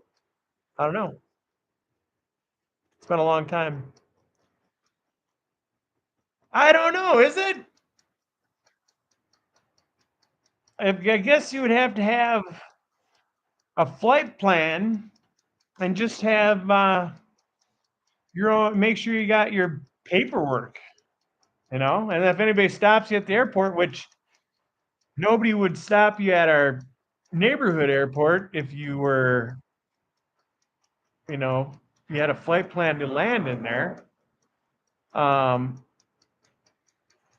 wouldn't stop you. We had a damn hot air balloon back here one time. It was by mistake, but it was an accident or whatever. But they had plenty of room to land and take off a hot air balloon. We are in America here. We are in Minnesota, south of Duluth, Minnesota. If you go to the Highway 35, so Interstate 35 in Minnesota, there's two spots where the 35 freeway splits into two places. One in the south. So if you're coming up from Texas and you hit Minnesota, you're going to come into the Twin Cities because there's two cities here. We have a freeway system that splits when you're at the south part of the cities. One goes to the south or the east to St. Paul, and the other one goes to the west to Minneapolis. Then when you get north of the cities, they come back together to one interstate again. Where that one interstate comes together, I can reach out and touch it from where I'm sitting right now. You guys look way the hell over there. Oh, maybe it's too bright. Yeah, it might be. But there's a freeway, major interstate freeway right there. 250,000 people go by here every day. So we're in an industrial and retail district. So our property is zoned for retail and commercial, I guess, what we'd call it. Yeah, is that all I can see was the bumper? It's too bright. I need to maybe mess with the camera on here or something so I know how to set it. All right. Let's see what we got here. We only got a little bit here of purple punch ready, but we're going to do some bubble gum. Nice paint on the car there. Yeah, that's a shiny car. I work at a mini strip mall doing maintenance and some cashiering and some stockings. I'm kind of like the all-around person for this strip mall and for this property too. I do the maintenance and land care and stuff like that. Roofing, put 2 roofs on this house and garage. Caretaker, maybe you'd say. Groundskeeper, inventor, experimenter, cook, baker, counselor. What else you got? Beekeeper. Would I say YouTuber? Now YouTuber. That's my latest one. Gotta stay busy. The problem with staying busy is there are times like when my work needs me to be there unannounced, and I have to try and do whatever I can to fulfill that. And sometimes it will take a toll on what I'm trying to do, man. Thanks, Alex. Yeah, this property is Well, the house is 60 some years old. The garage is 35 years old. Um, boy, I don't think anything's original anymore. I mean, right down to the wellhead, the pressure tanks, faucets, indoor. I just replaced the faucets in the bathroom last week or the week before. The outdoor faucet that had been there forever, that we'd been using a wrench to make sure it was off in the winter, went to hell. And because we didn't use the inside shut off in the 40 years we've been here, or 45 years we've been here, that was broke. So when I went to freaking shut that off so I could replace the freaking faucet on the front of the house, that fucker broke. So I had to shut all the water off, cut all that shit out. When they built this house, they didn't put any of the plumbing in straight. That's one freaking major problem with trying to do anything around here. Let's see. All right. So, yeah, I try and do a little bit of everything. I try to learn a little bit of everything. Getting into managing skills and stuff now at the store, but man's got to be good at least 5 things. Yeah, right on. For whatever reason, I agree. At least, I mean, and they got to be kind of broad. I struggle with some stuff. My computer shit, up until Christmas, one of my sisters, the one who just got back from Dubai, who is involved in government and is paid very well, surprised me with a computer when I asked her for help with this one that I was trying to like refurbish, right? I had this old laptop, and when she saw it, I don't know nothing about computers. So when she saw it, she's like, "Okay, I can help you with this, but right now I don't have time." She grabbed one of her sons and she's like, "We got to go shopping." So, because it was right before Christmas, so I expected them to be leaving and stuff. Come back, and she's got a laptop for me, um, some chips for memory cards, and then this. I don't even know how to use it yet, and I've had it 6 months. What do they call it? It's a memory box or whatever, um, that you can hook up to the computer, and it's got extra memory for you. Yeah, and something else. I don't know, the thing to hook all the stuff up to the computer, and she's like, "Well, here you go." And I'm like, "Oh my god, I don't know how to work any of this stuff. I just want to take some pictures. What did you do? You know, and this is what she did apparently." Um, at the time, I was trying to get some camera pictures from my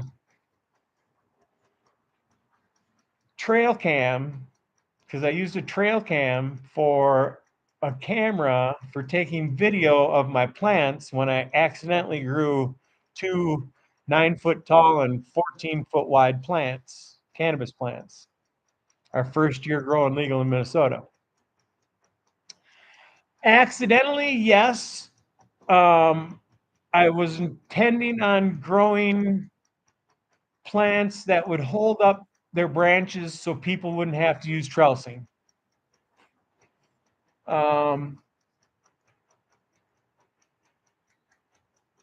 I was able to hand make some of my invention,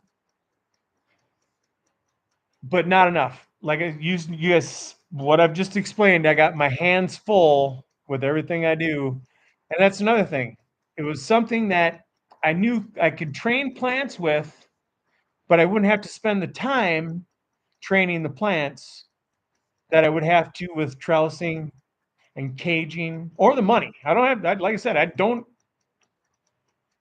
intentionally try to keep money out of the equation with everything I do. Okay. That's why I didn't have any of this technology stuff. That's why I'd never been on a computer before a year ago. I did. I was on a computer to check bee websites, but it wasn't my computer. I'd borrow a computer or go to the freaking um, library. Uh, all I have is a flip phone. It doesn't have any technology to get online. Um, so it all kind of snowballed me into, or it all culminated together. The invention now, and then my sister giving me this computer that was now capable of getting online. That other one wasn't. It was just to store video or store pictures on, basically, is what I wanted it for. Now, another accident. A plant re-vegged on me last year while I was growing these plants, experimenting on improving the structure of plants to carry the weight of their buds. And now, come to find out, it works. That works, right? That improves your buds. It grew a great big plant because you're exposing this all the green material to sunlight. You don't have any green leaves that are covered, right? So now all those are getting sun and everything is just booming. Plants, when they're trained out, grow so much faster than a plant that grows like a Christmas tree. But you have to feed them. You got to stay up on the nutrients. Okay. If you're growing Christmas trees and you start to train a plant and that plant starts to get big, you need to double your efforts to feed them. My technique is more of like a hydro on a dripper system. I can be at my plants 3 times a day for 5 or 10 minutes to water them and to feed them. So I'll go out most days and just give them little shots and just take care. I'm feeding the ground, keeping the ground at optimum, levels all the time. I won't feed them real late because that wet soil doesn't do them any good. You want to get on them early in the morning. You can't wait too long because now you didn't, I'm in peat too. Okay, so it's natural peat from the pond. When the ponds were dug up, there's these mounds built. I amended the peat, or I up till last year. Last year I started this. Other than that, I grew in pots and I buried the pots in the ground there. They don't tip over. They keep their moisture. Anywhere you're growing with a pot, I would suggest you bury it in the ground. It might take you a little bit of finessing, but bury it in the ground. I like it being contained. One, you don't have any critters coming in. Now, I don't have to worry about gophers. You guys have to worry about gophers? Pocket gophers? Go to my pocket gopher video, and you won't have pocket gopher video, or you won't have pocket gopher problems anymore. You can trap pocket gophers 100% of the time with my method. But then you have to deal with root boundness. So I got a hack for that, a couple of them. I understand that in hydro, you don't want to mess with your roots. And some people will, and that's fine. I don't grow in hydro. I've never grown in hydro. I've never grown in a tent. I helped a buddy one time. Actually, he helped me. He let me train a plant in his tent. And that's on video. Check out the blueberry sprinkle indoor.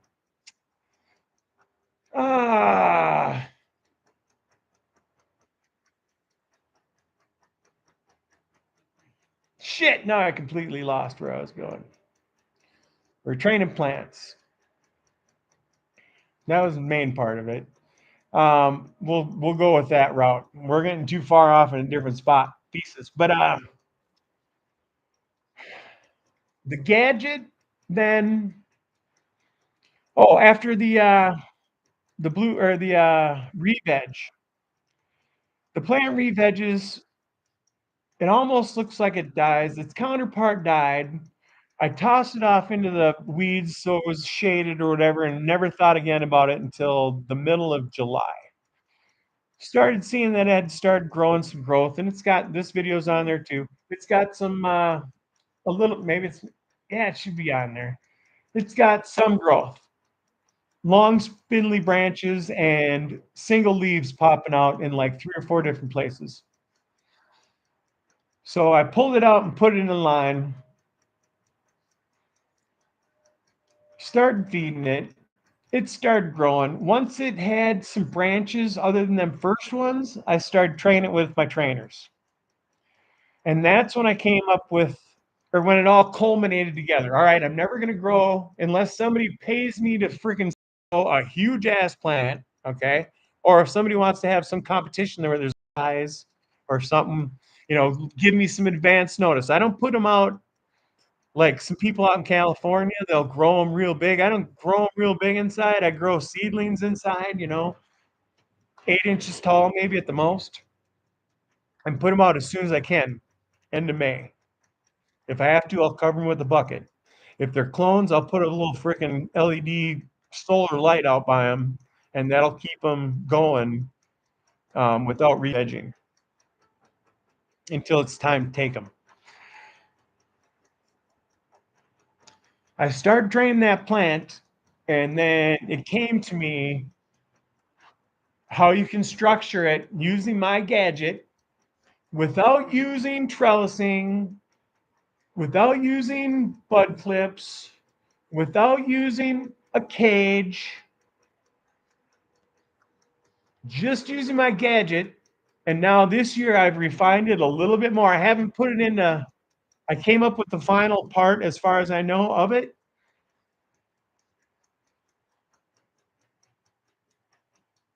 Which is nuance. The whole thing's nuance. It's got a way that it's going to work, that it will work in the big world. But when I got that level canopy and I had like, what was it? 180 tops, okay, on a plant that me and 3 of my buddies couldn't reach around, but was only 2 feet tall. And the video's on there. You go to my first videos with the 2 huge cannabis plants, right? And you're watching the first major part of the video is me showing this power plant. You're looking at this huge, I'm up on a scaffold and I'm looking at this plant, right? 14 feet wide, 9 feet tall on the side of a berm. So that's from where the base of the freaking stem was to the top of the plant. It was another foot down on the south side. So the sunny side of that plant had another foot of bottom area. But a third of that plant was garbage because a third of it didn't get sun. That's the part that's important. There's a couple parts, but that's one of the parts. Now that you've created this level canopy, you don't have a backside that you have to worry about illuminating or an underside. Okay. You train that plant out and you look at the video of my harvesting. That plant, as I've spread it out, and I'm going to spread them out. I got sick for a week and we had a bunch of work issues I had to fill in for 2 weeks. So basically, I missed 3 weeks of freaking training this plant and feeding it and a bunch of stuff. I mean, I was whooped. The plants, once you stretch them out, this year it was freaking 6 feet tall and 13 and a half feet wide. You get a cola then, because the plant will lollipop itself. Outside at least. And watch my videos. I didn't strip any plant, that cream cheese plant. I didn't strip anything off of that. You look at the golden goat, I didn't strip anything off of that. The only thing that came off any of my plants was stuff that them damn budworms got to. We got 10 minutes left before we got to check our pies.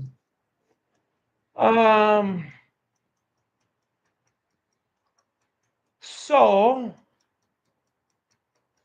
by the time I got the ice cream cake training, I had been on my second generation of the trainers. My first generation wasn't sophisticated enough to do what I'm doing now, but it was the first step, and it was a very important first step. And after all this is revealed, whenever any of this happens,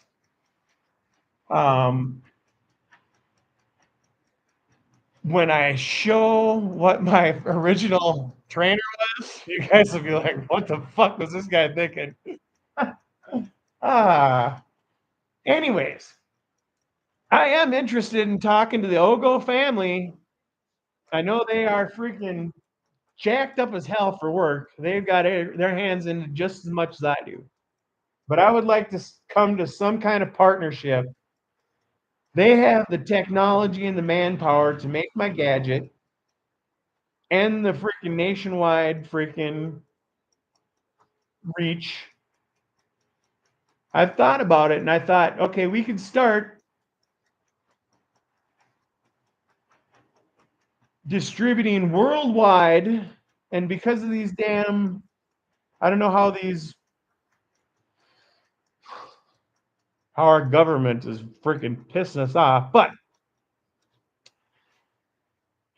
the trade shit or whatever, the border crap, I don't know how we would get them into the United States efficiently and effectively or whatever. And I'm not in any hurry either. I'm just learning how to use this, and I'm having a hell of a fun time showing off my plants, right? And my pepper plant. I'm gonna start training pear trees. I did start this year, but we had a graduation. I didn't want everybody to see them, so I stopped. But I tested them, and it freaking works. My trainers don't stress out plants. Okay. I know stress is beneficial for plants for some reasons. Not for some reasons. I know the reasons, right? But also at certain points, no stress.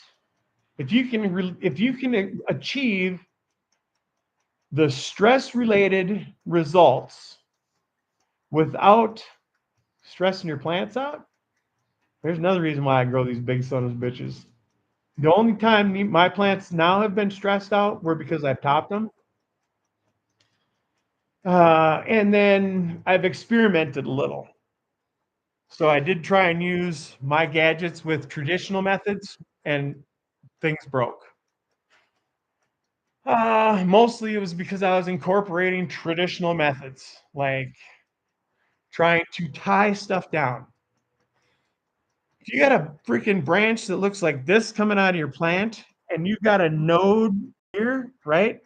This is the weakest motherfucking spot on your motherfucking plant. All right. You start pulling down a branch that's got some freaking, like tying it down. You put one little freaking ounce of too much pressure on there, and that son of a bitch is going to snap. Yeah, you can fix it, but that's stress.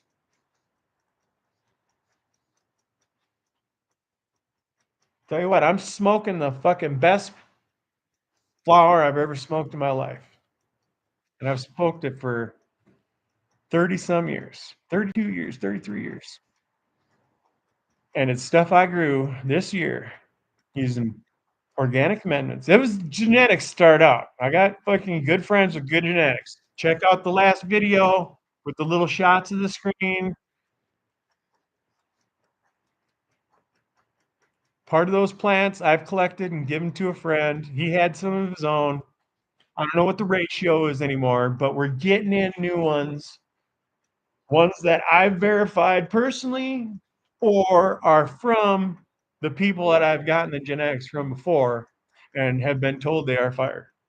So we're going to find out this year. But like I've told several people, if you're in the area and you want to plant, I'm not going to freaking give everybody freaking 10 plants or 8 plants or nothing like that. If you want a couple plants that I know are fire and you want to try them out, I would like to see how people grow, you know.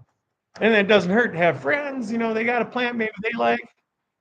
I always like trying people's flower. Anyways, I would like to come to some kind of agreement with Ogo, I think, because I know they have the capabilities. Whether they have the time or not, that's fine. Whether they believe in, I mean, I'm not going to show anybody anything until, you know, there's some lawyers involved, because we're talking agriculturally, most plants that you can grow apically or apical dominant plants can be used with this. Now, whether it's feasible, some plants you're not going to spend 2 minutes on trying to train because they don't produce, or the outcome. I'm running out of battery power. We better go get plugged in. It's about that time anyways. Lungs up. Cheers.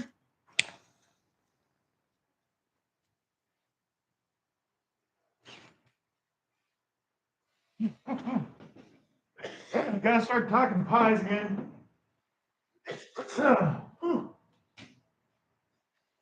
Anyways,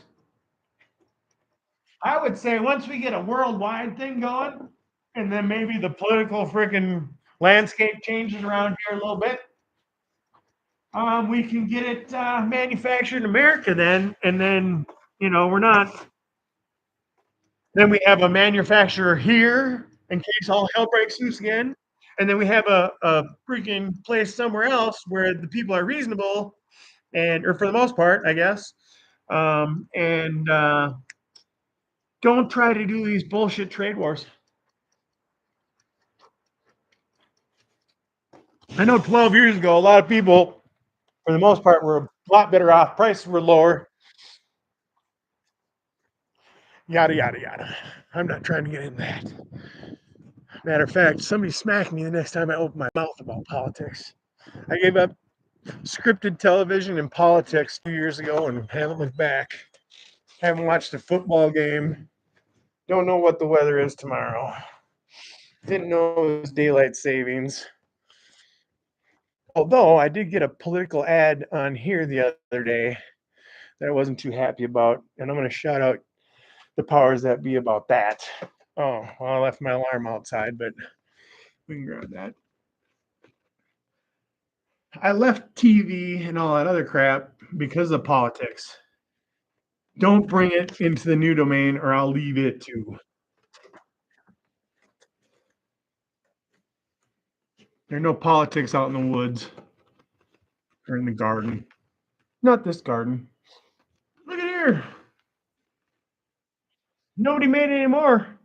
The elves weren't in the kitchen while we were gone. All right. So, like I said, what we're looking for is the outer edges are going to start to raise up a little bit and start to look like they're going to dry. It's going to want to come up into a pillow, but we're not going to let it get to that pillow. We're going to stop right about the time the center 4 inches starts to close in and fill up, inflate. And then just be very gentle. I'm going to grab some towels and get them spread out over here. No, I'm not. I'll be right back and I'm going to go get some towels.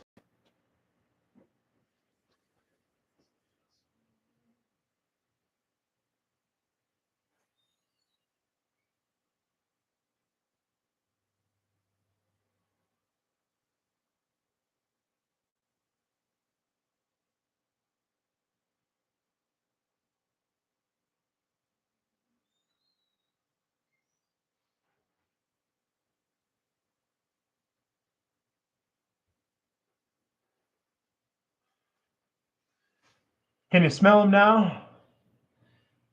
All right, I can.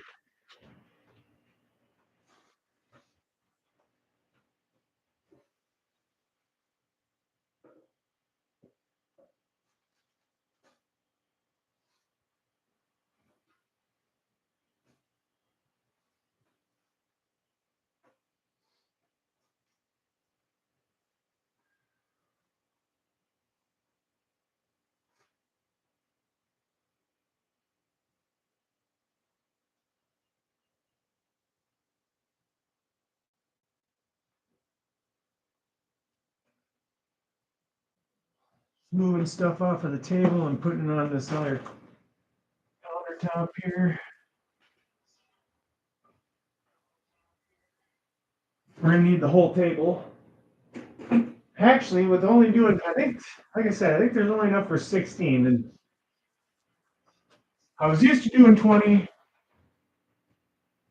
Usually we do have some left over. I don't ever want to give out anything that before I put the final touches on don't look perfect, Once I cut it and then get it to where they're going to be distributed, after that it's out of my control. Uh, I just want them to look good. Not that anybody's paying anything for them. They are going out for free. Just as a thank you to close friends over the last 11 and a half years since I've been in this job. Uh, it's with the public. All right, since we're so close, we're gonna mix up our first part here. I'm gonna double check down here. Okay, yeah. So our first ones are done. Right to where we need them to be. You're gonna see too. Let me turn on this camera over here.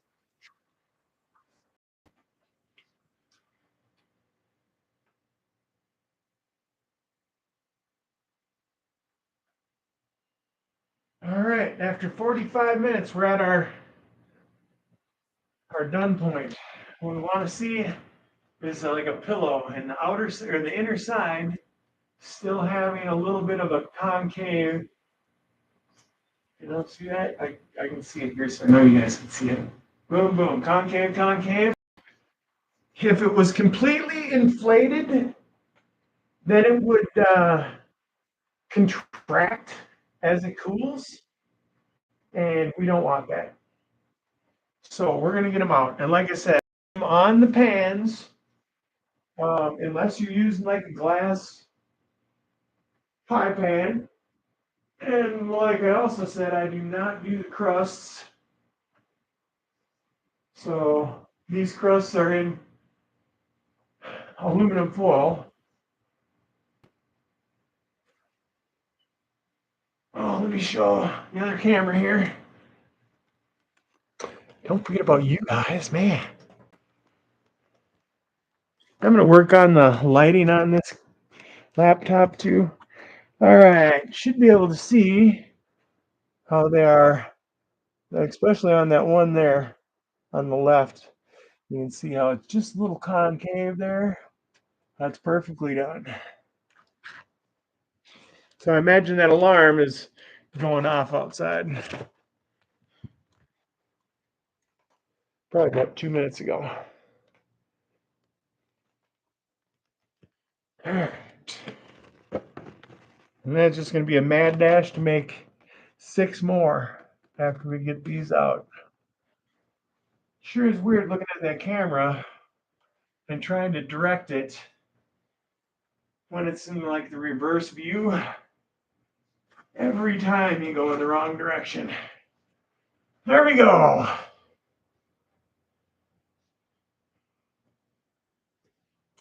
I don't know. What do you think? Those are not yellow. They're not orange. Those are Crow's pumpkin pies.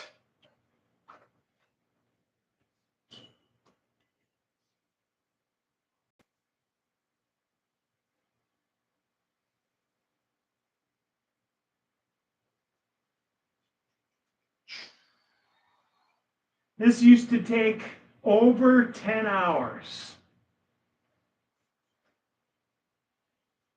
Get up in the morning and start pulling out stuff, and because you can't have this stuff just laying around.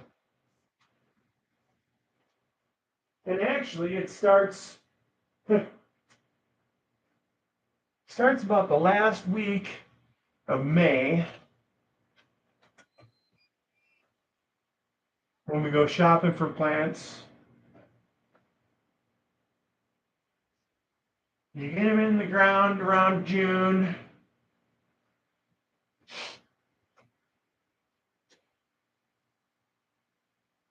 You grow them all summer because I'm using, like I said, I use the Libby's or whatever I get my hands on at the time.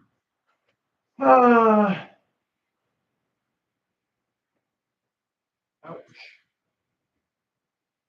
Hot pan, hot pan, hot pan.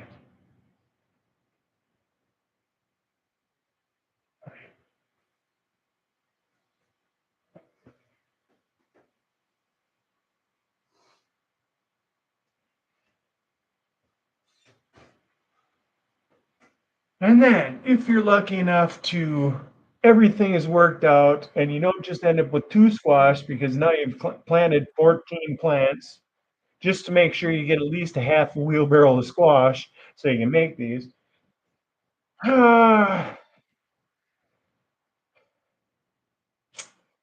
you think about it at the end, everything that culminated together to make these things, granted I could have went to the store and bought them, but I already spent, shoot, at least $100, you know? uh, yeah, well, it just, I don't know. I guess that means you got everything at least somewhat under control in this process. I don't know if that makes any sense, but it is what it is. All right, next. We're going to keep our ingredients separate again with our dries and our wets. Cup and a half. Like I said, I'm going to be going through this recipe every time, so if anybody's just popping in, they can hear it from the beginning. Cup and a half of sugar in the dry amendment bowl, or dry, I keep calling them amendments. Dry ingredients. I'm not using dry amendments. Completely different thing. Dry amendments are mostly outside. Dry ingredients are inside.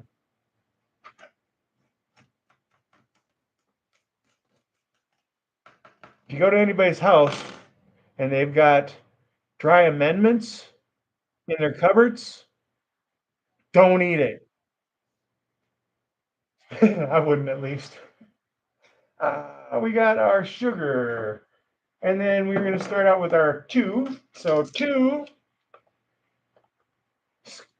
teaspoons of ground cinnamon. 1 teaspoon ginger. This is a no nutmeg recipe. 1/2 a teaspoon ground cloves.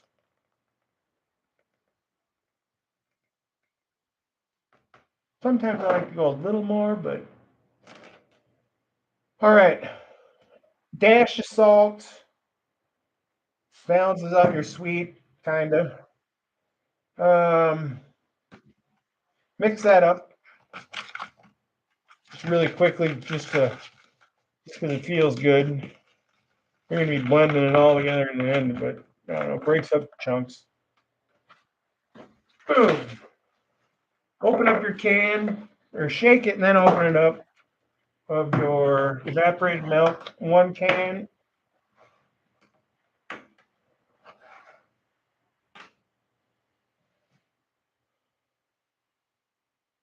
4 eggs.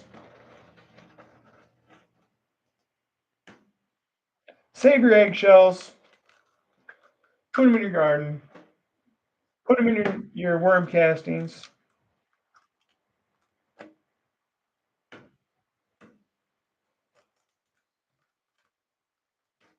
Ooh. Well, you can feed eggs to your dog. You could probably feed eggshells to your dog. I wouldn't recommend it, I guess, but I'm sure he could extract some calcium out of them.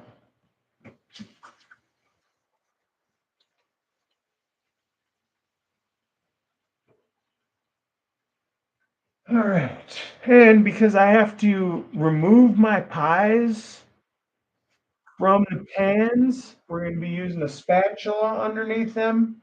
Something really thin, because you don't want a really thick one because that'll just distort the pie too. But we got our 4 eggs. We've got our half of can, 15 ounces of Libby's, or whatever you can get.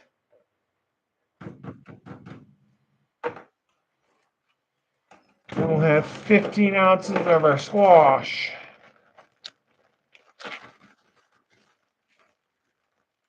Homemade, homegrown squash, cooked in the oven, 350 or 400-ish. for depending on the squash, I guess. I use acorn squash.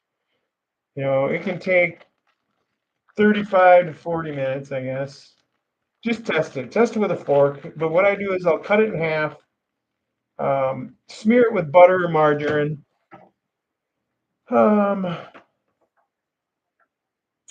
Then cook it, core it, and then freeze it. I don't think freezing needs to be necessary, but seems to help it break down when those cells, expand or whatever.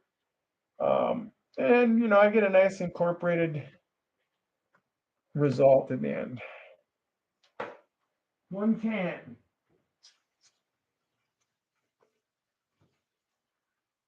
Because squash tends to be really stringy, I don't want somebody to be pulling out a forkful and have a bunch of squash stringy. Bleh.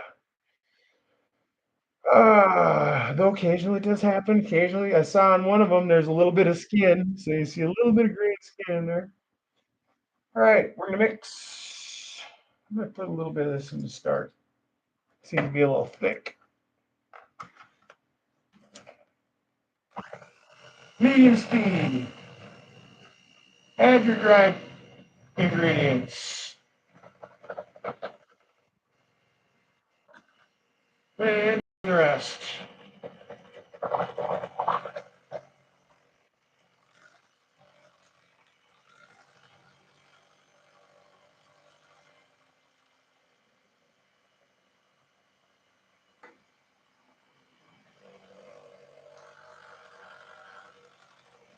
Gotta do this 3 times.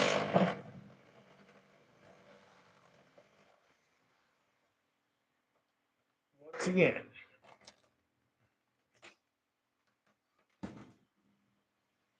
All right, crusts, pans. So I'm gonna get spatula.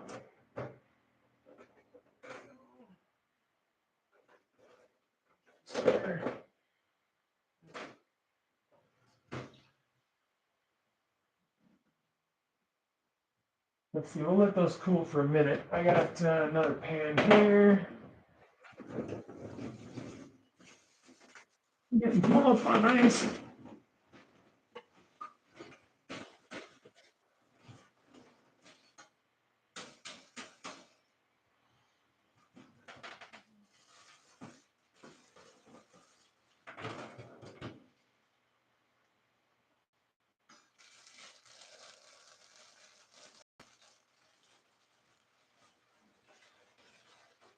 Should be turning that camera once in a while, mixing.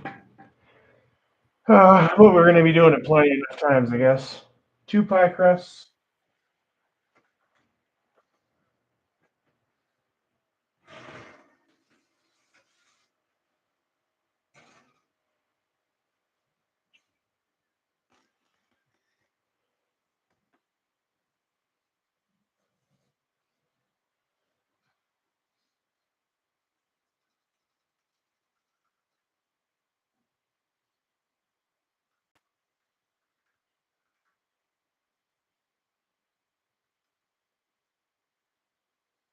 And these racks like to tilt forward a little bit, so when you get them full, just before you add the last bit, lift up that corner or this edge to keep them level.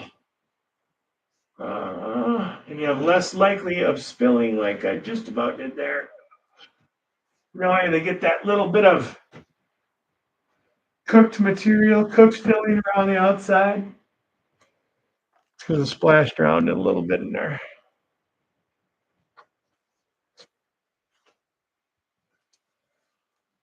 Another bag. I don't think we're quite done with that one yet. All right.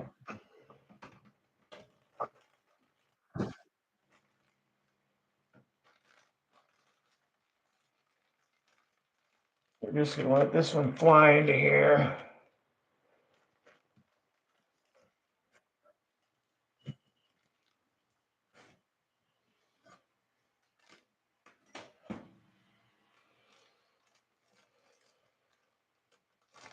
15 ounces of squash, which we've already got about 8 ounces in there.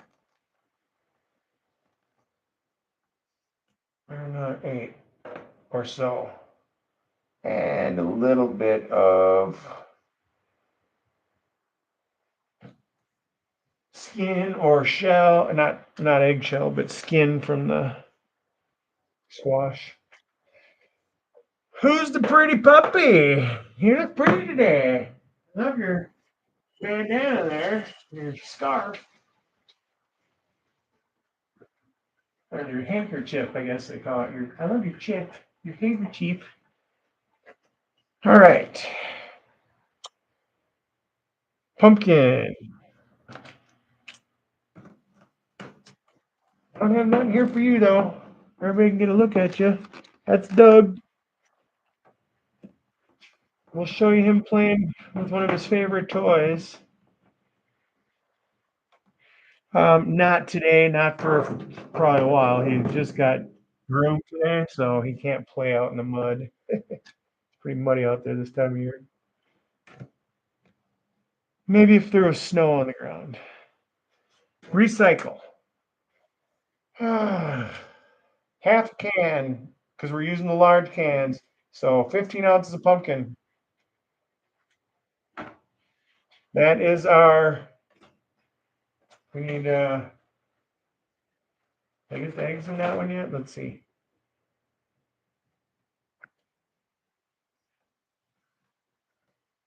Nope. That's what happens when you make so many of them. I'm like, shoot, how many eggs did I crack? I suppose I could have counted, but one.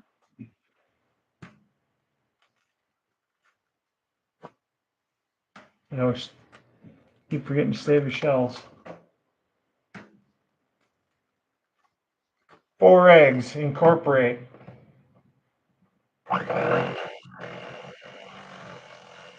Just quickly get them, get them halfway mixed in together.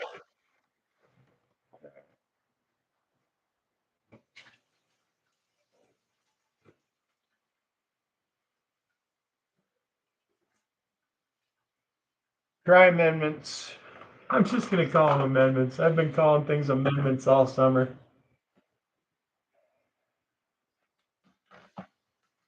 We're making a soil. It'll be soil in the future. That's what we're going to do. We're making our future soil.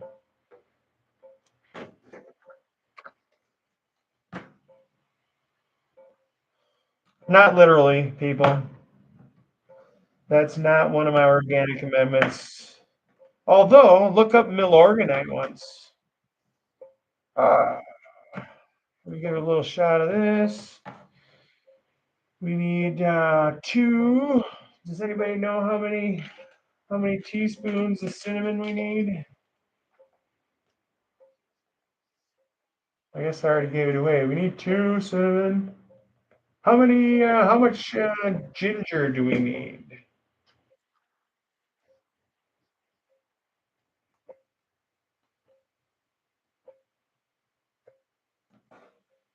How much cloves? That should be in the little survey at the beginning there. And just a dash of salt, which is, a pinch. You can use up to, what is it, quarter teaspoon? I think in the ingredients there. Get those a little stirred up, break up some of them chunks. You don't want a chunky pie. You'll get chunky from pie, but you don't want a chunky pie. Dry amendments, a little bit of milk for your calcium, pumpkin for your potassium, your phosphorus, maybe some potassium.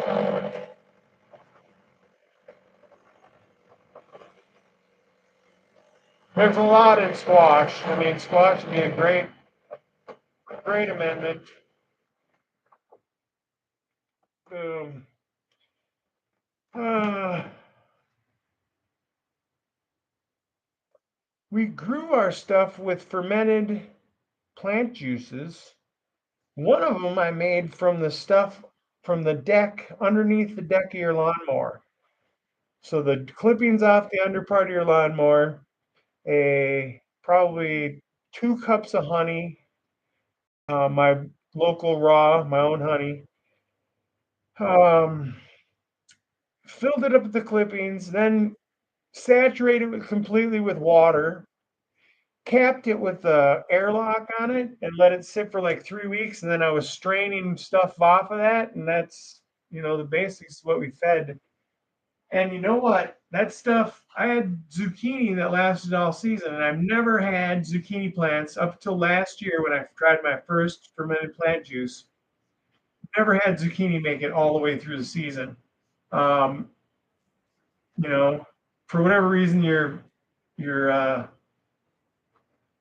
salt fertilizers,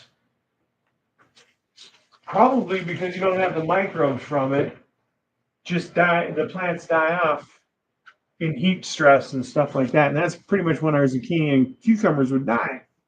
They would die in July when there's so much hot temperatures around here, so much sun. Where'd my spatula go? All right, so I'm gonna get my pans here.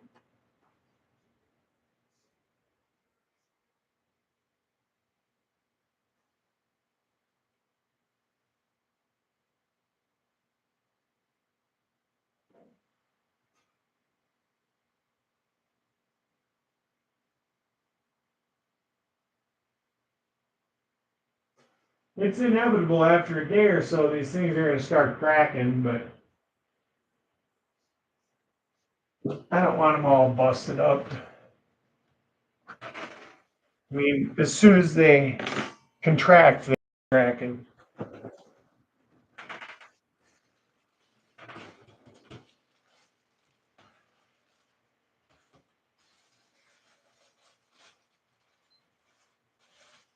Like I said, they're either generic or Pillsbury. I would recommend. I wouldn't recommend the sweet crust. And deep dish. Using this recipe, you get enough for 2 full 9-inch deep dish frozen pie crusts.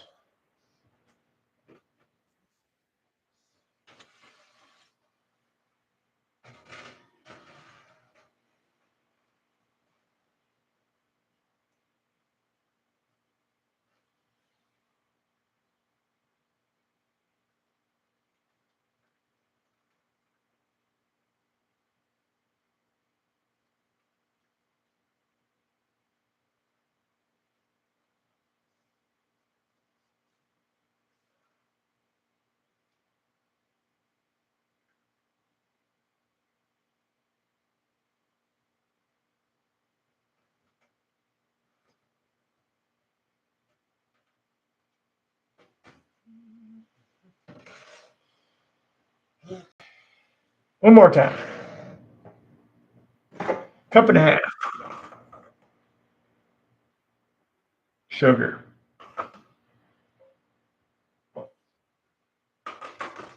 Fifth, shoot, I mixed it all together again. It really doesn't matter. I just like to mix them all together. Mix them separately. 15 ounces of pumpkin pie filling. Technically, I think it's more proper, I guess, to do the ingredients separately. And then you add the dry to the wet, whatever. 15 ounces of squash, buttered cooked squash, 4 eggs, large. Just easy to remember what you put in here when you're doing this many too. When you got dry amendments and your wet amendments over here. Everybody needs to start calling ingredients amendments from now on.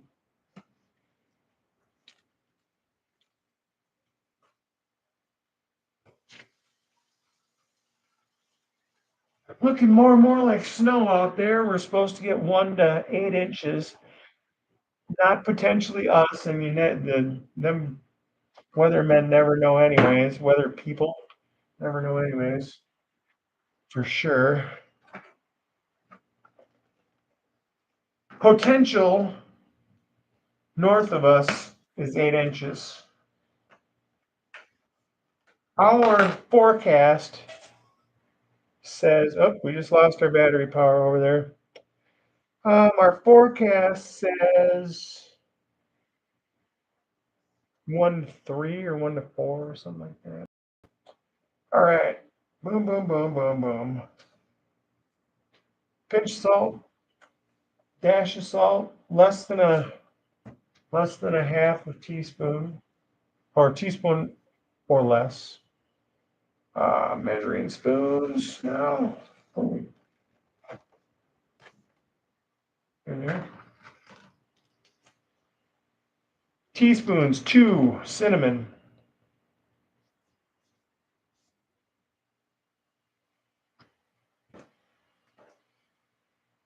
Teaspoons, 1 ginger. These are level, not packed teaspoons. And then half a teaspoon of ground cloves. Then mix in with your 1 can of evaporated milk.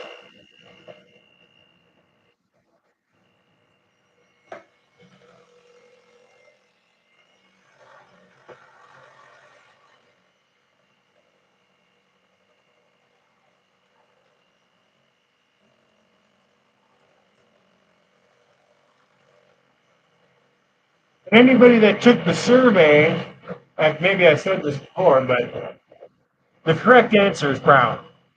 If you ask me, I've seen some pretty orange pies, and a couple of times I've seen some yellow pies. I don't know. All right, recycle. And last 2 going in. And then we'll set our 15-minute timer. Ooh, that's getting hot.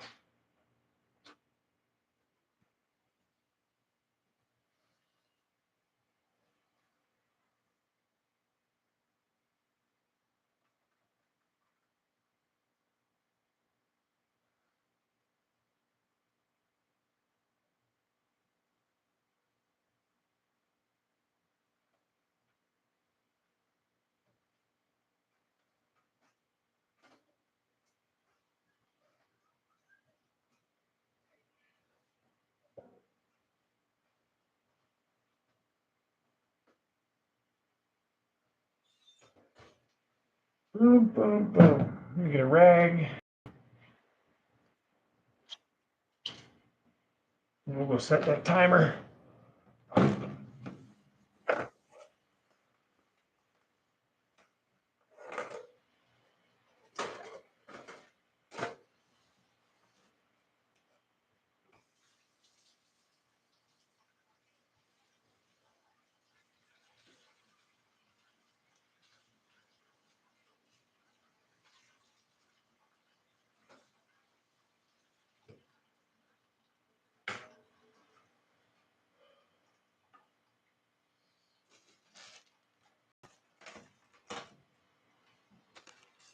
So we got for ingredients left, and one heck of a mess.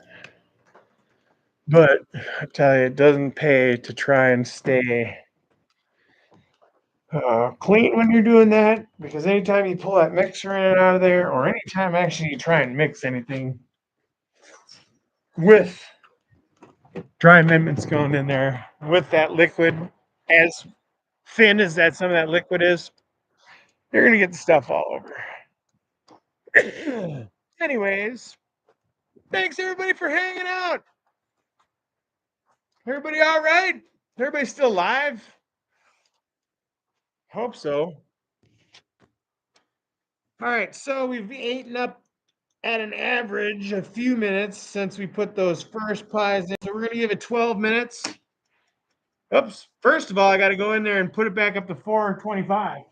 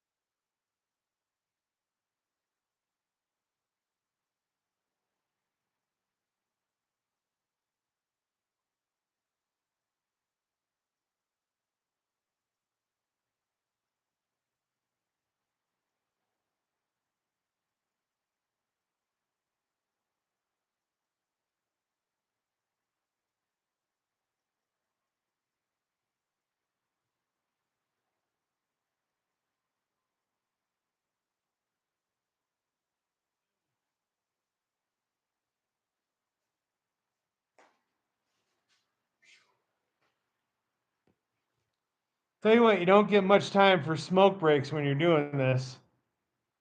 But the tincture seems to be working. I didn't consume a lot, but I don't feel like I'm freaking coming down enough.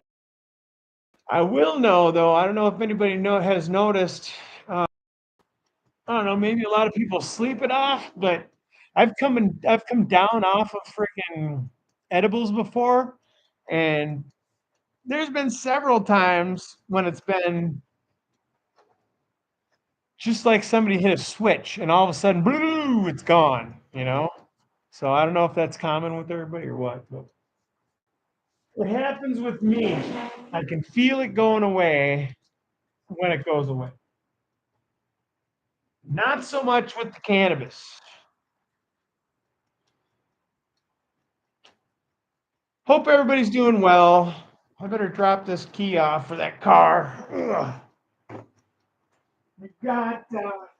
I'm gonna add like 3 or 4 minutes to that time because when the pies went in there, I should have had the oven a little closer to 425.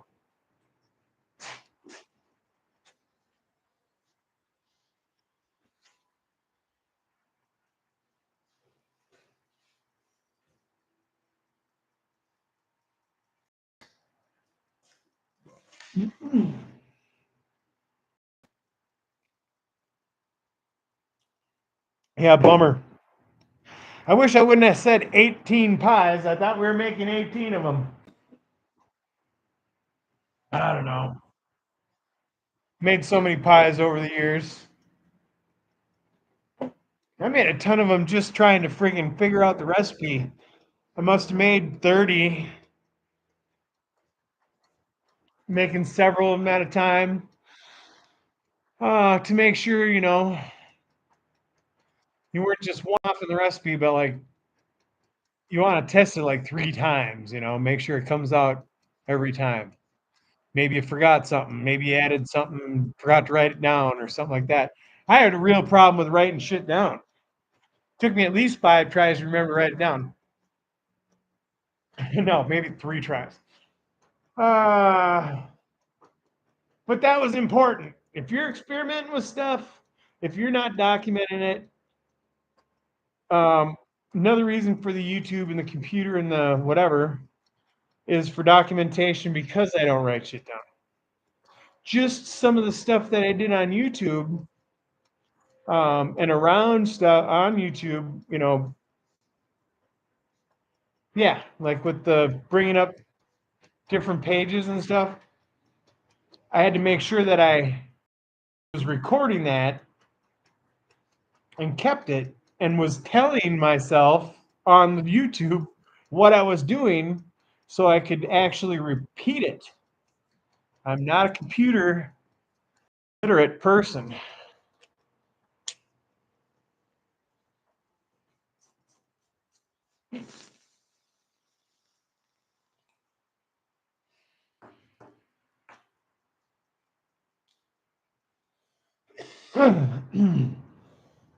Oh, woo. There's a little bit of hash left in that one. Oh.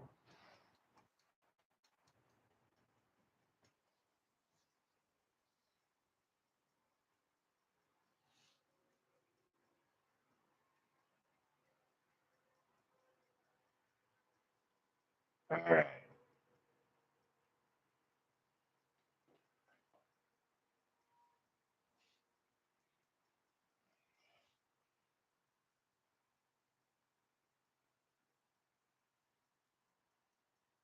That's the gubble bum.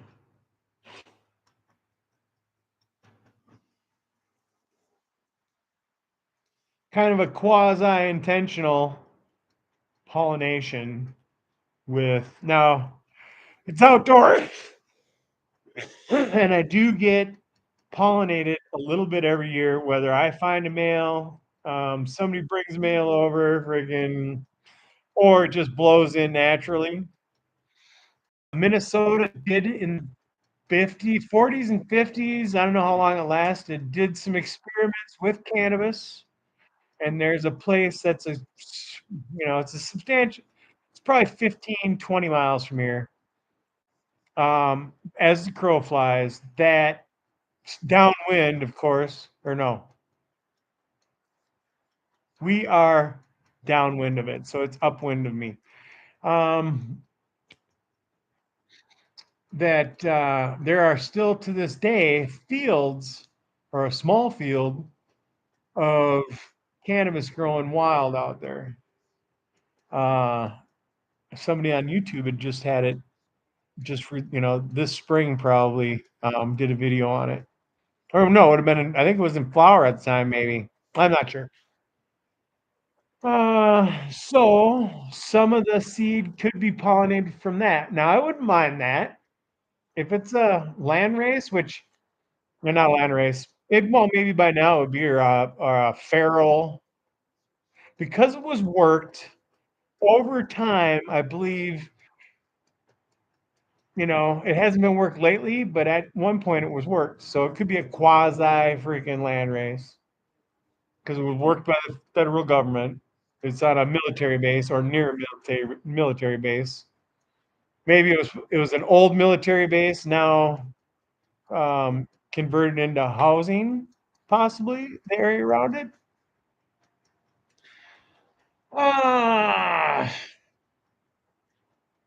but my seeds that if the seeds were from the pollen that I introduced, I still don't know what it was, other than it would have been a seed from something my buddy preferred to smoke. He's got a few, name strains that he likes. He found that plant like 3 days after I'd asked him, "Hey, you got any males around?" He's like, "Oh shit, no, but I'll keep my eyes open." And lo and behold, he found one. So I took that plant and then pollinated some ice cream cake clones that I had out in my outdoor grow. I was careful, but that shit's gonna travel. So it's either from that male, which it had a skunky,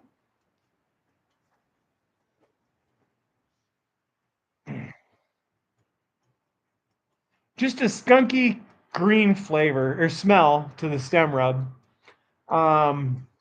It was a quick grower, and the nodal space I liked because what I see on some of these indoor grows are the nodal spaces that are a little more apart from each other are the ones that are really, really frosty. The ones like you saw with the cream cheese from this year and the golden goat, those are more like a can of spray paint or like that paper towel roll. It's long and tubular colas, and less separate nodal spacing. Like instead of like a step up or whatever. Um, so when I popped those seeds this year, I popped two that were from. I didn't pop any from the ice cream cake because we have the mother plant of the ice cream cake. So that's kind of going to be a side hustle, whatever. If I ever get to pop them, maybe somebody else wants to pop them. We'll give some to novice home grower, or I mean, what's that Minnesota home grower, and Minnesota novice grower. We'll look at it and see if he wants to pop any and see what happens with them. Anyways, I did pop a couple of power plant. Cheers.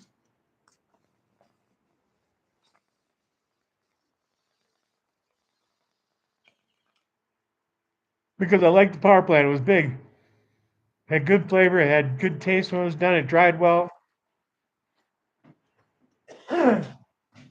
One was a male and one ended up being the gubble bum. I'll be right back. I'm going to turn the oven down to 350.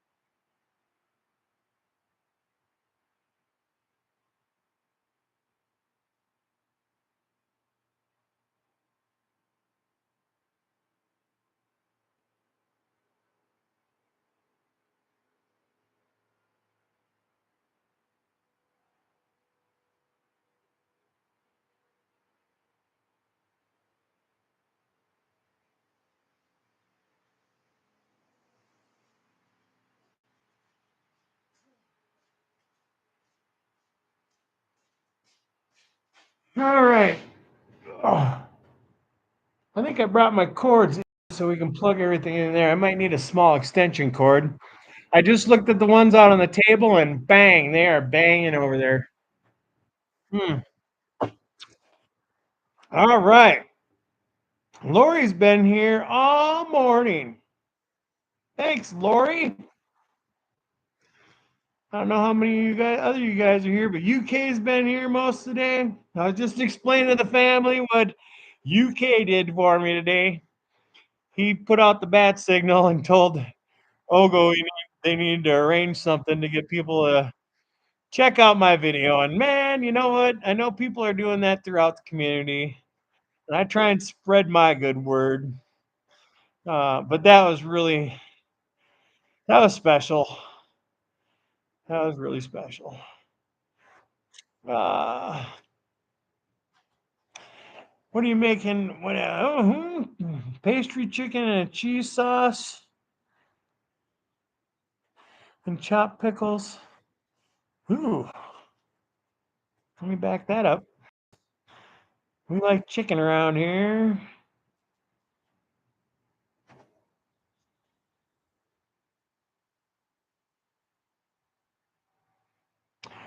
So yeah, the pumpkin filling, if that's what you're talking about here, I didn't back up a lot.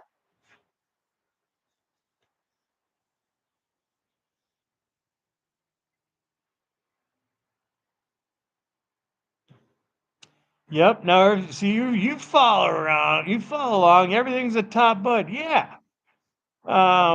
So then all that's left up to the plant is to make sure that it fills out the frost, And I haven't grown too many clones using this method yet to the full extent.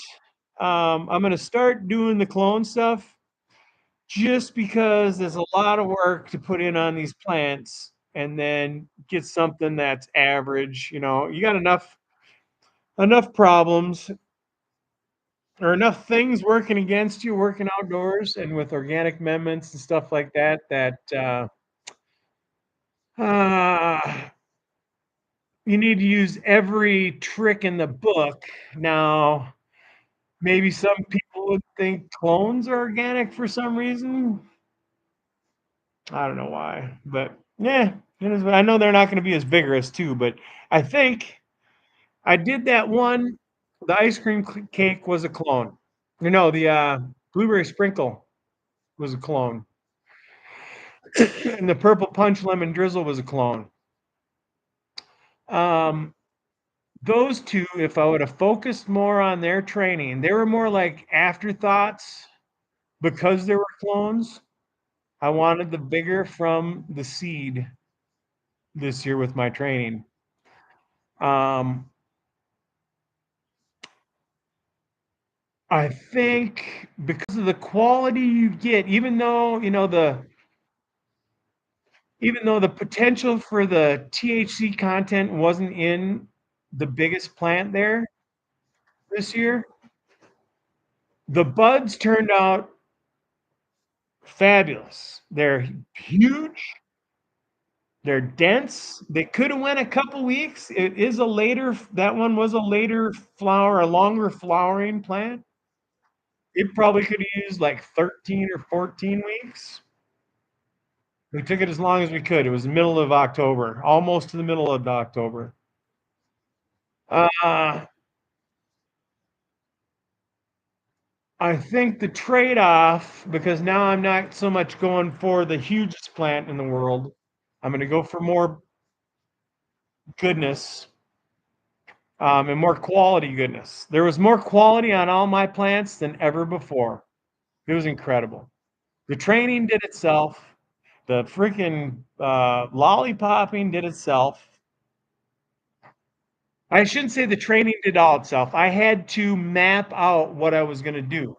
Because once you start super cropping or monster cropping or whatever you want to call that laying out of the plant,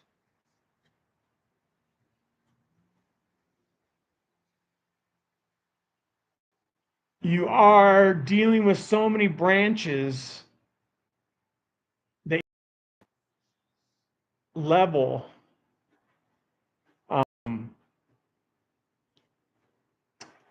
you are spending time on it, but you're just setting it up for the next couple days of growth without stressing it out.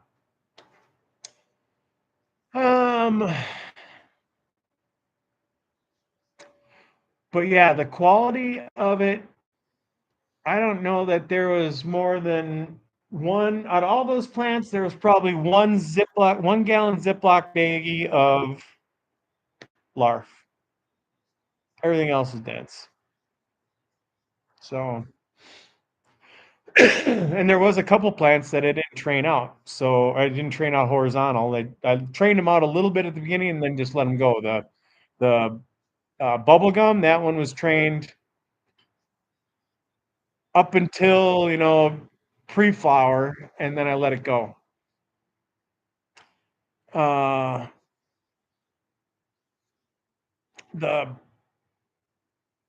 what you call it, Vegas greasy grape, I lollipopped, so that one didn't have any larf. And the blueberry sprinkle, that one went in later after I found that male in the 30-gallon. That's when I took and better set our alarm.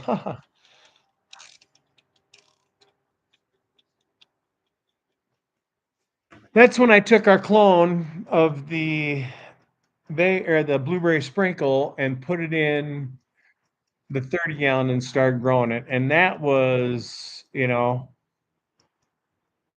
middle of end of July. So it really didn't spend much time in that pot growing. I trained it so it was getting full exposure to the sun, and every part of it was being concentrated on by the plant. And you could tell. Then them damn bugs hit, man, them freaking the damn budworm. Yikes. All right, let's see. I motivated Lori into pulling out some pastry. A couple of bags of leftover Thanksgiving. Yep, okay. Nice. Hell yeah. I mean, why not? If I had the time, I'd make something like that too, but I'm making good old boxes of fish sticks. Now, I don't eat much out of frickin' the box, right? On days that I'm doing a lot of cooking like this, because I'll go 13 hours in the smoker sometimes. On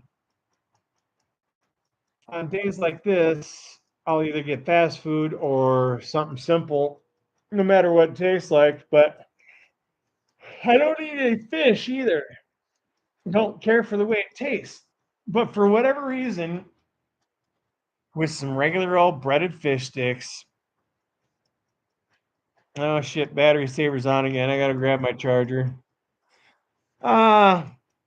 Those breaded fish sticks with tartar sauce on bread with some cheese and some ketchup is pretty good to me. I don't know why. And I don't like ketchup anymore, but give me a second.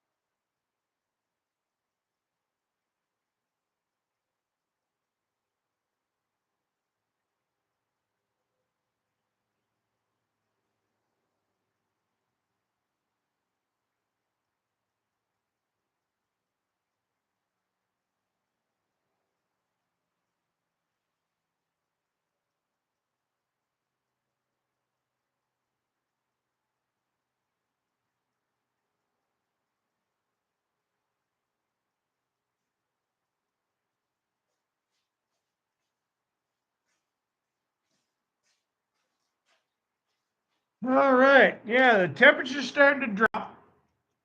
So now it was 50 in the garage here. It's about 43. Uh, it's starting to rain. So that means we're not going to get as much snow potentially as they originally thought. So our 8 inches is probably out of the question. Never really was, but if it went south, there's always the potential. But their estimate of 1 to 3 is probably going to be shot down to 1. And then, shit, wrong charger for that one, but whatever. Tell you, I need some backup. Try and do all this shit at once. Live. I can see if I was recording it all and, you know, was able to splice it all together. And I'm learning more editing stuff. Now I haven't had much, I had some luck, but a lot of the times I'll lose the sound. And I haven't dabbled with sound in that any of those formats yet. Ah. All right, let's see.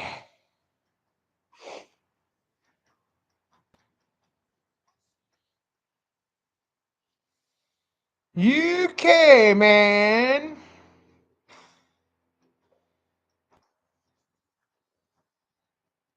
Let's see.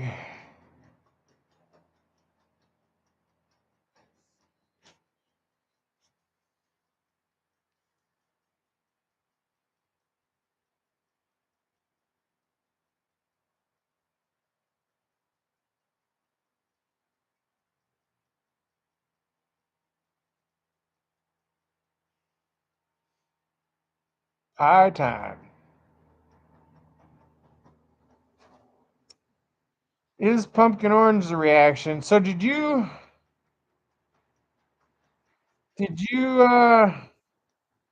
are you talking about the pastry you're making is orange and then is brown after the cooking? Or did you make a pie now and it's deep orange? Oh no, you're talking about the pastry. Okay.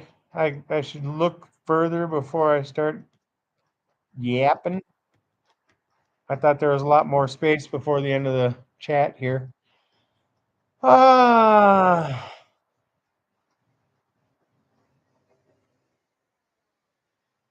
oh, there was a few. Let's see. Oh, no, no, no, no, no, no, no.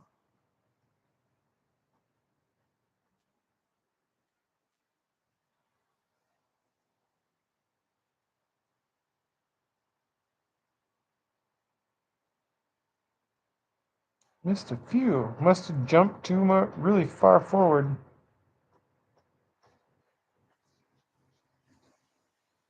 Okay.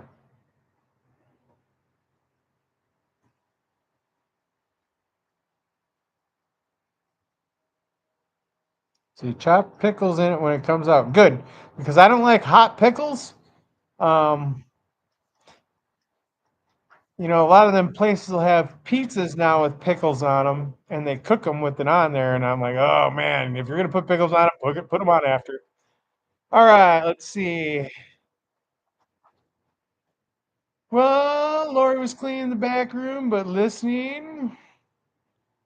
Her can of condensed cream is dated 2021. We got a lot of that around here. Mostly in like spices and stuff like that, but a lot of that stuff is just the Best Buy date these days. You find a lot of that in retail where a lot of that stuff is going by. This is the best, this is the date this product will be the highest quality or whatever, not ever saying it's, all I say is smell it and look at it before you friggin' eat it.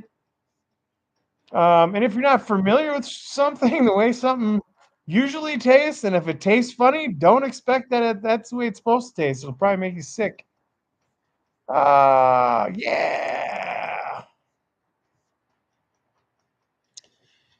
boy, 2021 with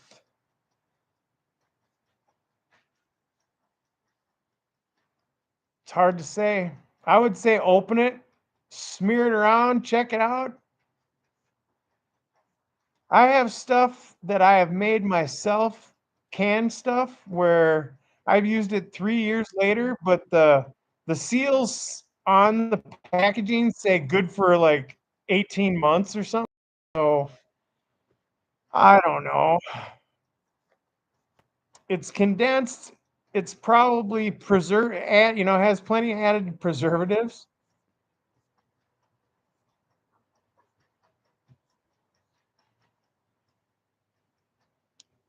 Uh, yeah, I mean, any of that stuff would work. Gravy'd work. I mean, some flour and some grease if you got any grease around. I know you need cream, but I mean, use some butter, I think, maybe. And I don't know, maybe use butter instead. Make some gravy. I don't know. Just put what I do, put a lot of fucking pepper on it.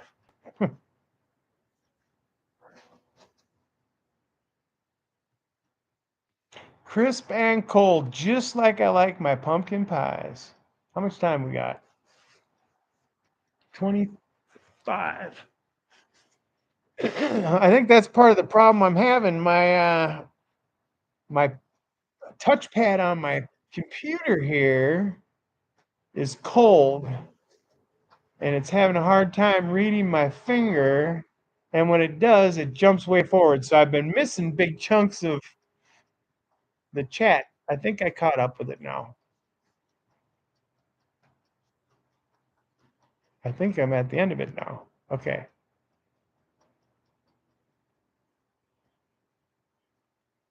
Maybe one up here.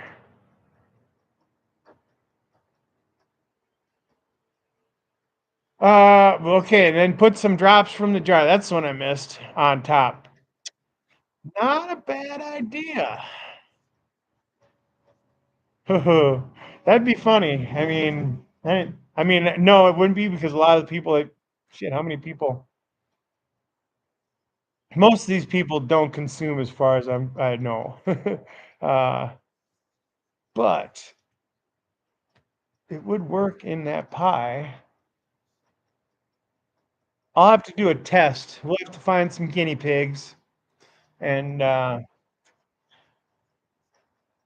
know I consume a lot, so it may not affect me. And because I don't consume alcohol, that may be giving me a false positive.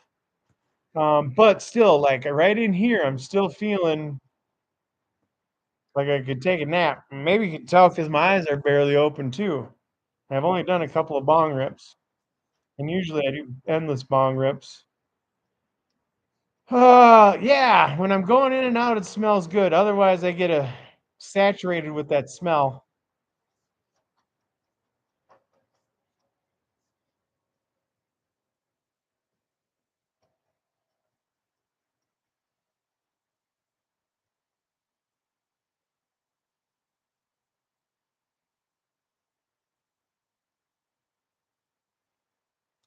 So I think I'll make gravature and rock it with cheese slices and clean old stuff out. So you clean all the old stuff out of the fridge and put it into a mixture. Oh, gravy. Okay. All right. Yeah. See. Yeah. Whoa.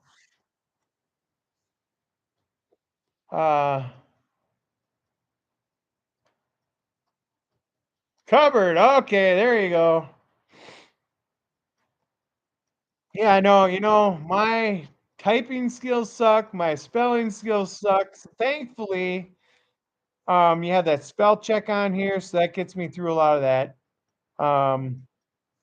But sometimes, I mean, I'm constantly typing with a dark keyboard, whatever. It's a lot of times it just gets so sickening to type stuff that I just hit enter and let it go off into YouTube world. Yes, AJ, Andrew, my brother. This is one of my homies. One of my genetic experimenting friends. Yep. If you look back at the indoor sprinkle, you might see some of his work. For sure. Cheers, Andrew. What's going on? We've been making some pies today. We're about 20 minutes away from going and seeing if this last batch is done. Hoofda. Like I told people earlier, this is going to be the last time I do this in bulk per se. I'm going to print out the recipes, give them along with the pies. People that received the pies in the past have asked for the recipe, and I was being petty and keeping it. So nowadays, I've had my fun. We're off to our training plants now.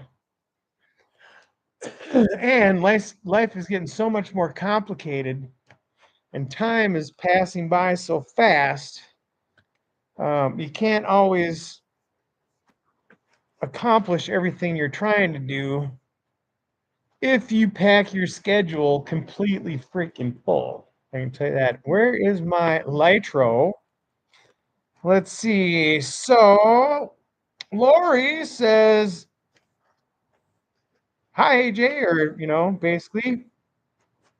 Andrew says, what up, everyone?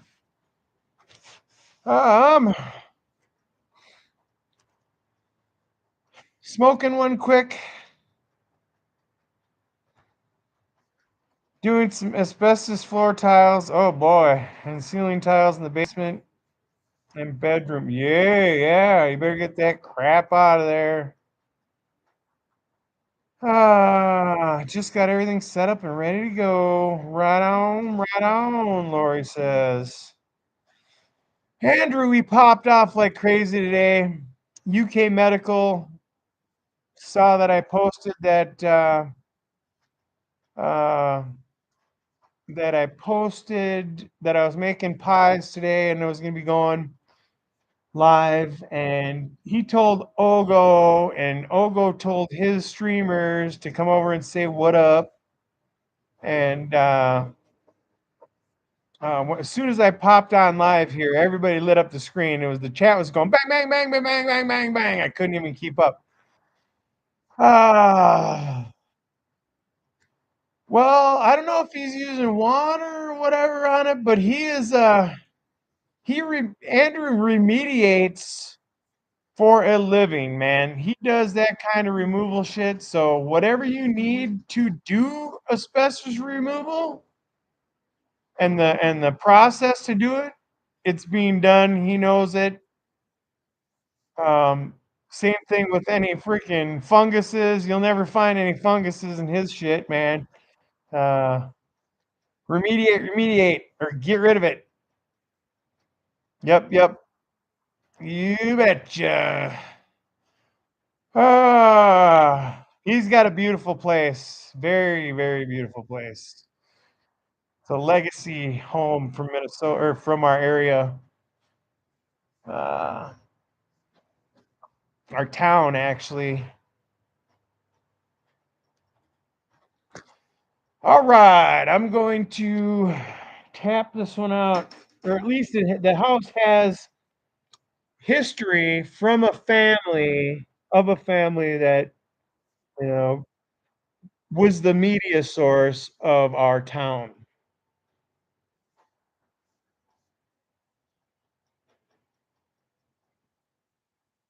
Or actually, it's a city. Back in the day, it was a town. Back in the day, we had one stop sign, from what I remember. Maybe two. Yeah, pretty much. Two stop signs. Oh, now there's probably close to 20,000 people, maybe more. I don't know. Last I heard there was 16,000, so I don't know. Anyways, Strange clouds, bongs up, ships ahoy, and anything else. Cheers, people.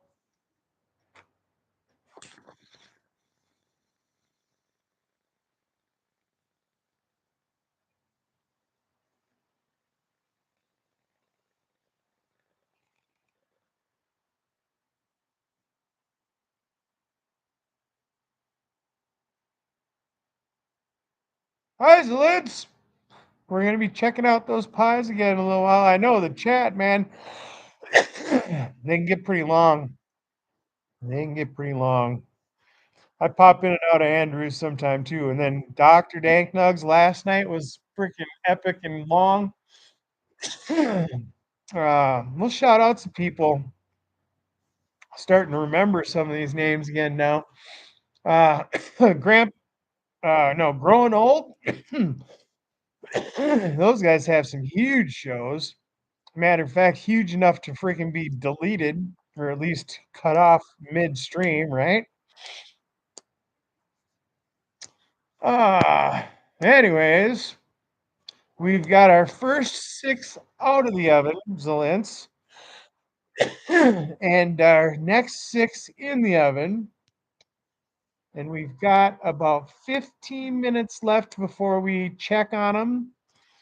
And then there's between a 5 and a 10-minute, grace period in that time, in which we can probably start mixing up some of the next fillings. Yeah,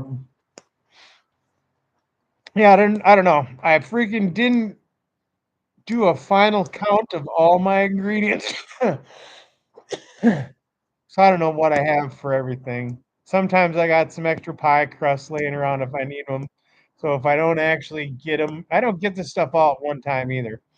I'll get a couple of cans here, a couple of cans there. The eggs I'll usually buy at one time. Um, I didn't this year. The first batch I bought 2 weeks ago, or let's see, last Monday. And then this last Monday, I bought 2 more yesterday. And then I didn't get that bag at the store, apparently, because I didn't find them when we got home. So I had 2 dozen delivered. And we're going to use all of those 2 dozen except for, I think, 4 eggs, if I'm not sure. But like I said, I just keep buying and keep buying. When I got a whole tote full of shit, then I think I'm done. As long as I have 2-gallon bags of cooked squash, I usually have enough to make enough pies for what I need.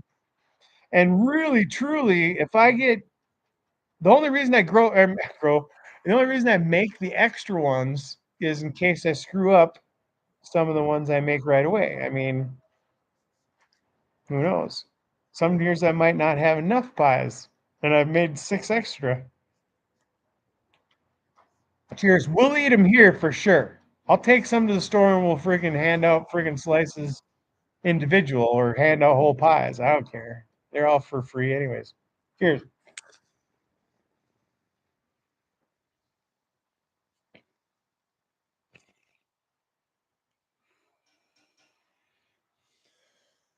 Woofda.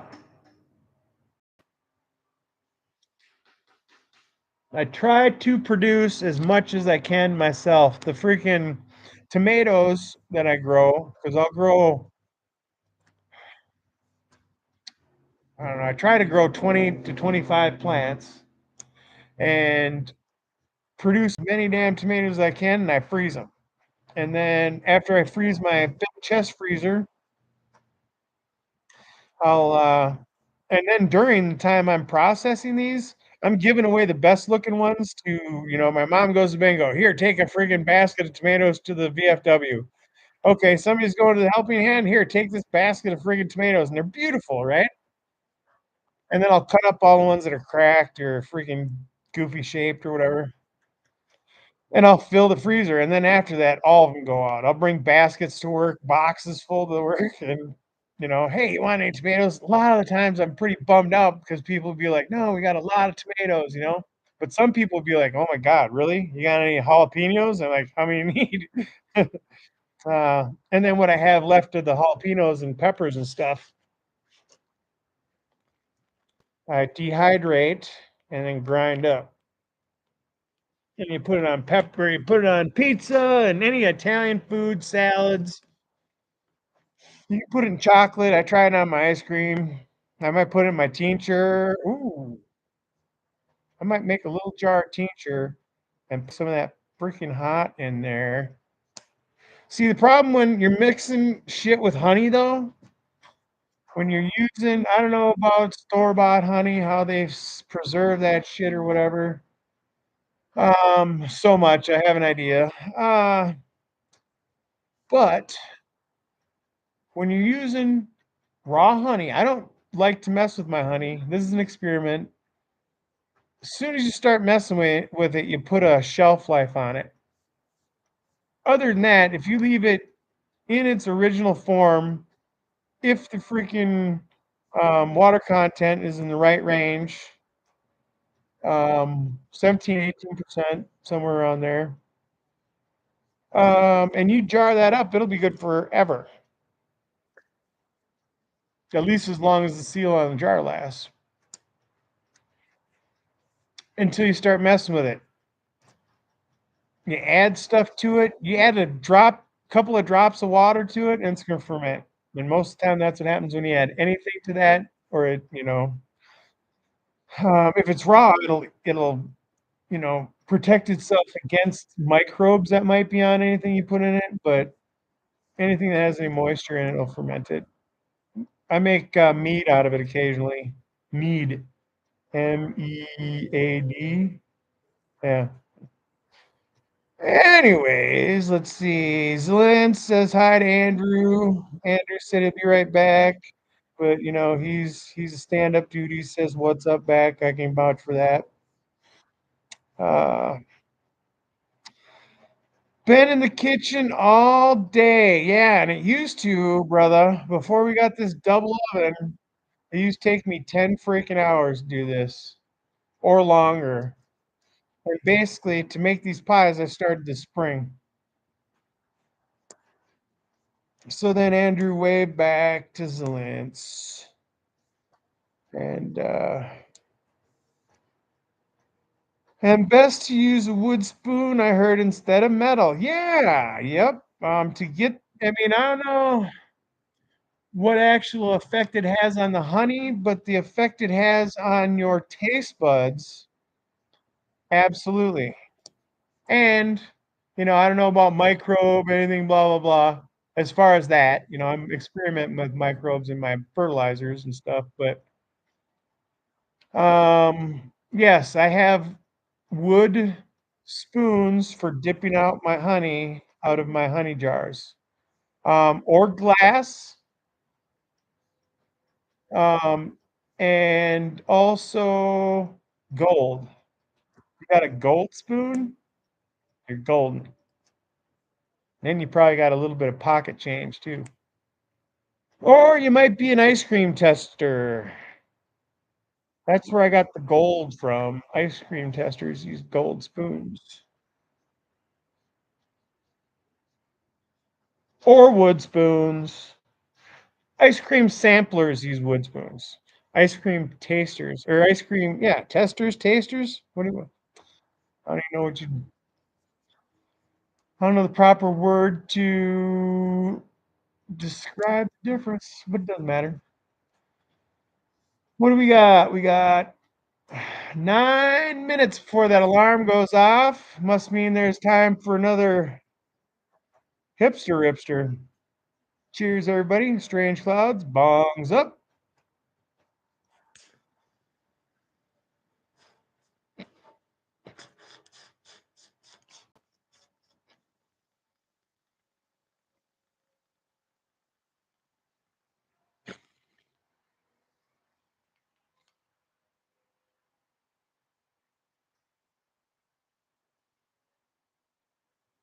Stuff was so smooth this year.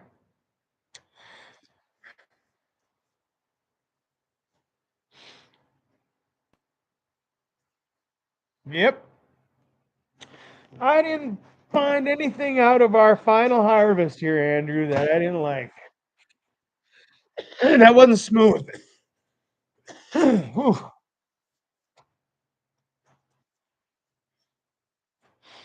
The Golden Goat and the Vegas Greasy Grape got burnt to shit, but it's still smooth.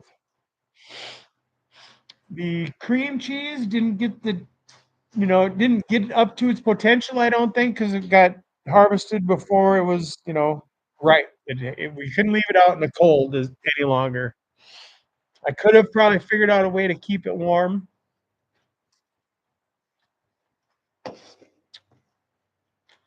Ugh. But at the time, it looked done too. It was dense. It has trichomes. I gotta say, if that funky taste goes away, and I don't think it's a taste that anybody's gonna freaking be like, oh yeah, I'm into that. But if that goes away, there's gonna be potential there, and we can wash it. So it's only 15, 18%, but there is I see, so there is something there. And I know it's probably raining at your place, but now I might be hearing sleet. Anyways, we're about that time. We might as well start making our way in.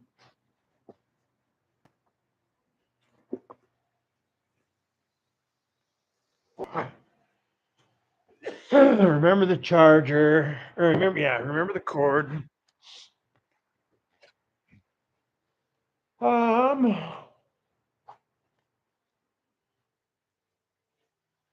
Bring the camera in too. We'll get that plugged in.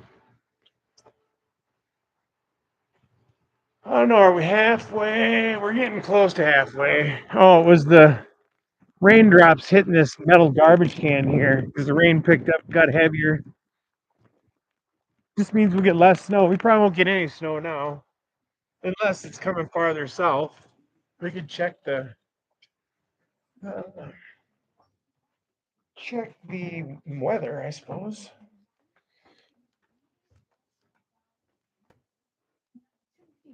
Andrew, just set up a live, or just set up your uh,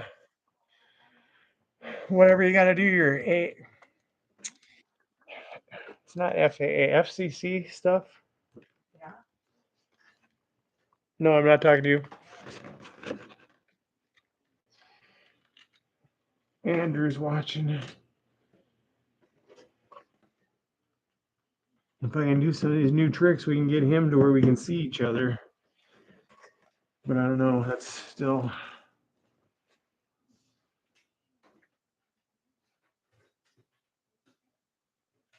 All right, charge battery. And we are right on time. I think that thing should be going off my pocket in about 3 minutes. I need to plug in. There we go. Found a use for the Keurig.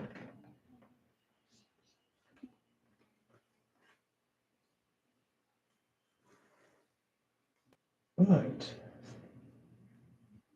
I'm gonna unplug your vacuum here. Okay. I think we got one in the wall too. Here, fine. We put everything on that power strip anyways. Oh yeah. All right.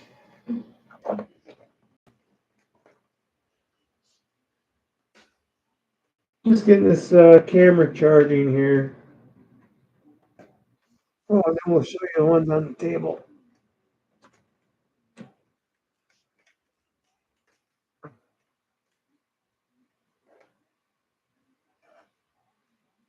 Now this thing supposedly charges and records at the same time.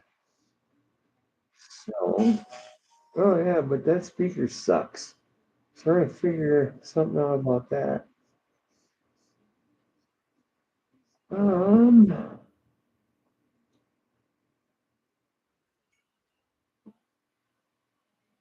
oh, it was because the SD card was full. That's why I shut off. All right, well, it'll be charged anyways. Ah, pie's out of the oven.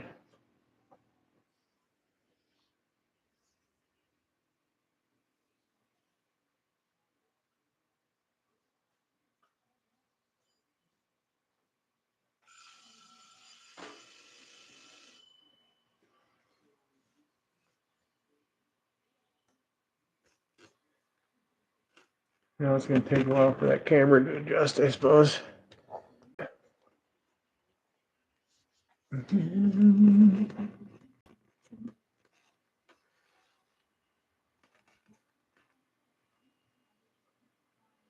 Okay.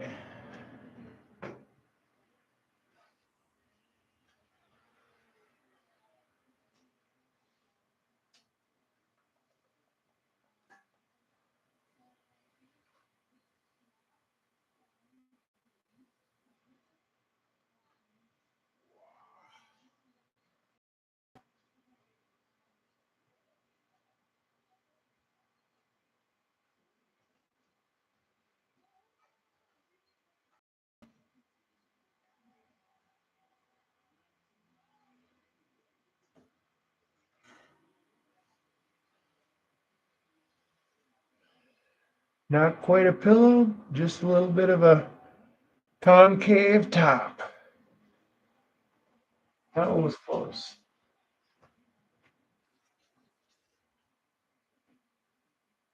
Shoot, now it's going to be disturbed for sure.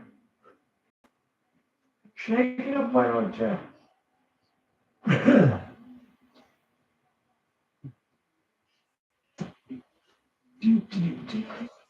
Now back up to 425.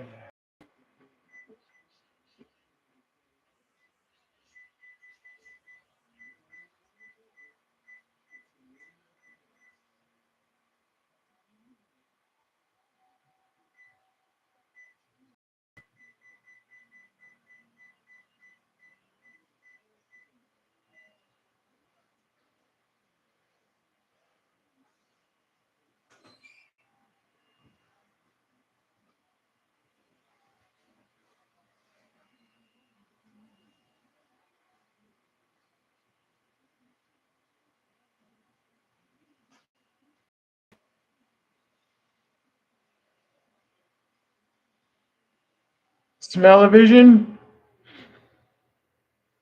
Go warm up a graham cracker in the microwave. That's what it smells like, I think.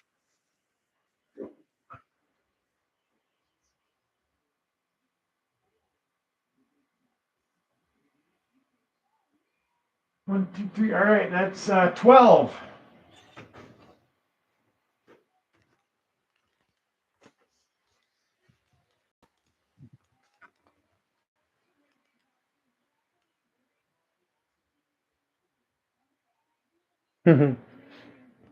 Thanks. I think they'll all fit on the table, but we're gonna have to move a little bit more stuff, but that's all right. Then we'll get one great big picture, and then we have a big pie fight. Yeah, I don't know. Is this the first? Was the dog around last year? He was. Yeah, he was around for pies. He didn't get into them. They might have been gone and out of here. I think they were that day. I don't think any of them were sat in here overnight. All right. We're almost got a little bit extra enough to make one whole pie already. Dry ingredients. 1.5 cups sugar.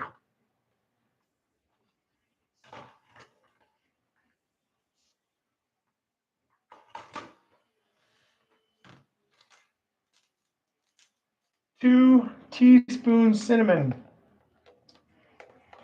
Ground cinnamon. 1 teaspoon ginger. This is a no nutmeg recipe. Level spoons, not compact. Half a teaspoon of ground cloves.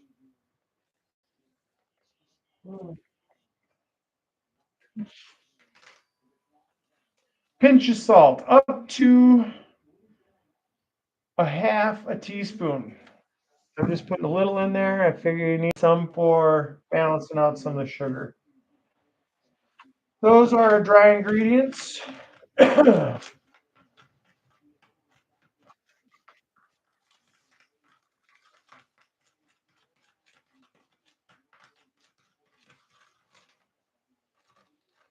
And then we're going to go with our 15 ounces of cooked squash.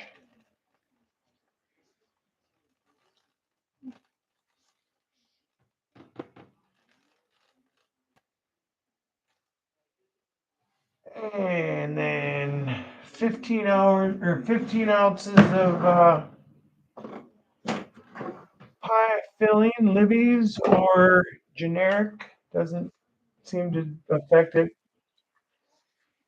I've used both. Oops. I think I remember when I did use the generic that when you open the can, there was like an empty void here. Now I have seen that on other cans of name brand stuff, but it was always on the bottom part of it. So I don't know. Maybe they seal them from the bottom or something on name brand stuff. I don't know. Maybe there's a void in the bottom of this one. Right. Half of this can, basically.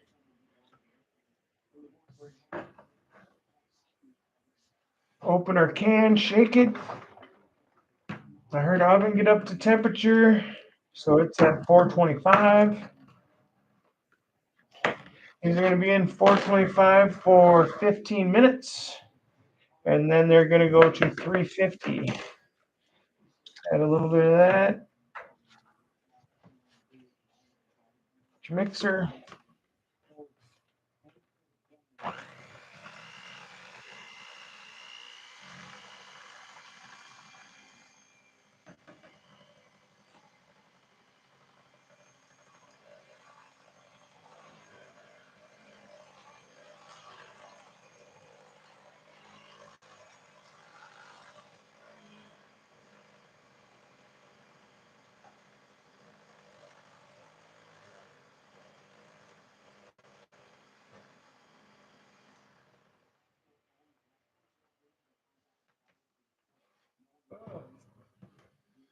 All right.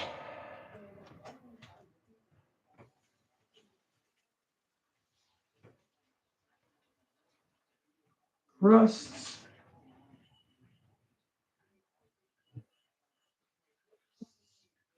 Try not to let pie filling dry on anything.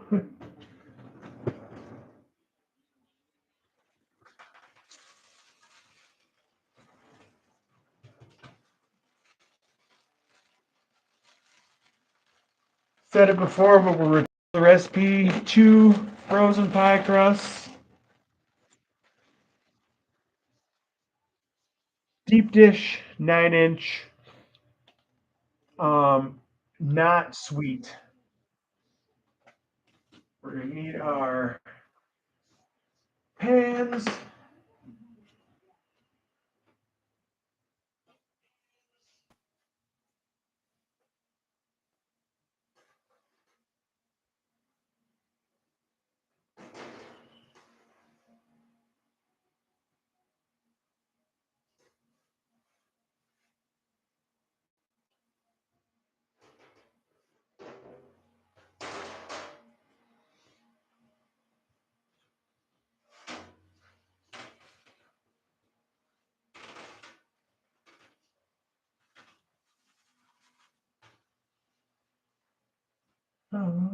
Should be cool pan. Which one is it? Right? What's it?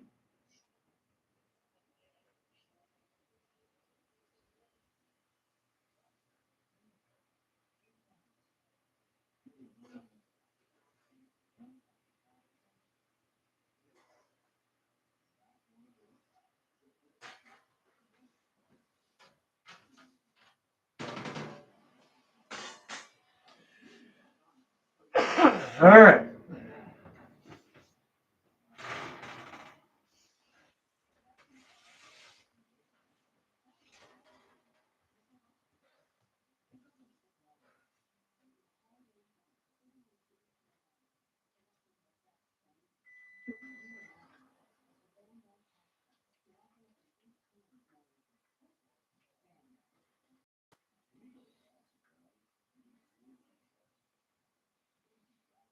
right up to the top of that lip, but not over the, don't go over the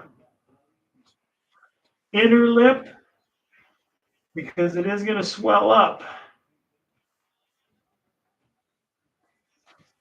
And like I said before in the earlier part too, don't work with warm ingredients because you don't want that crust to melt before that initial 15 minutes cooks that outer edge, or it's going to collapse and it's going to just flood right. That's why you use your pan in there for not only for moving around, but to contain the mess if something should go wrong. That's why if you're making this many, you need to have a buffer zone on the other. You got to have extra. Knock on wood, I don't think I've ever dropped any. No, I haven't actually.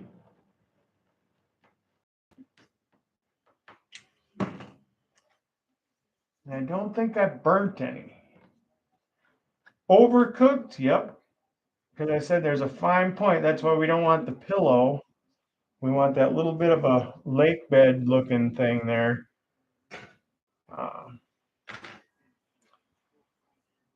Because, oh, you know what I forgot in the last one probably? The eggs. Oh, well, we'll know. We'll mark that one. All right, so don't forget your eggs. 4 eggs.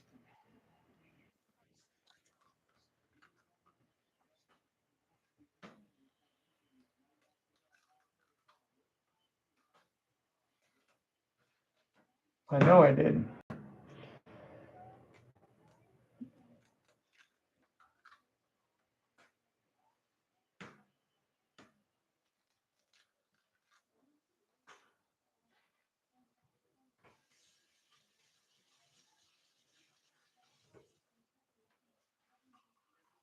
So, I got them ready here. Oh boy.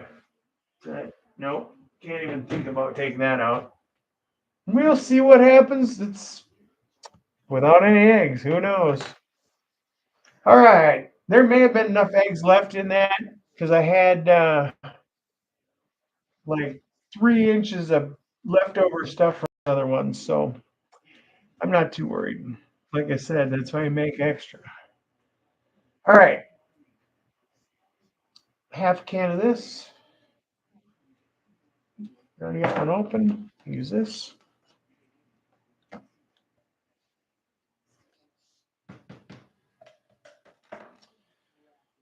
And then 15 ounces squash.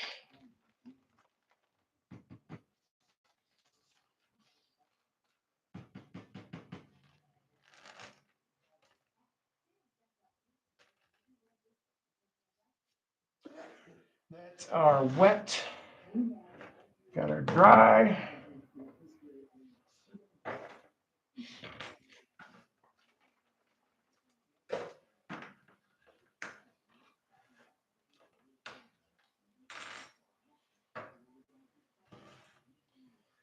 Cup and a half sugar. I'm getting down on our first bowl of sugar.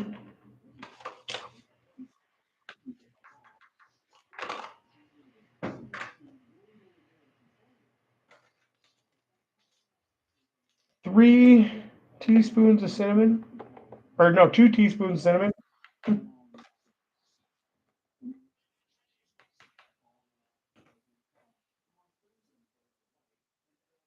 1 teaspoon ginger. Level.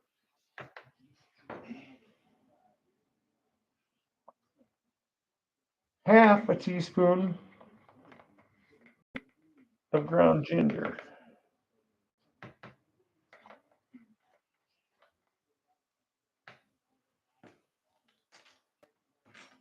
Stir that.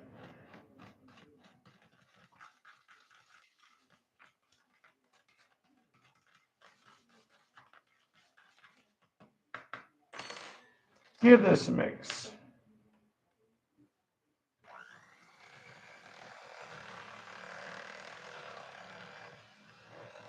Add in a little of your evaporated milk. Fill in with your dry ice. And the rest of your milk.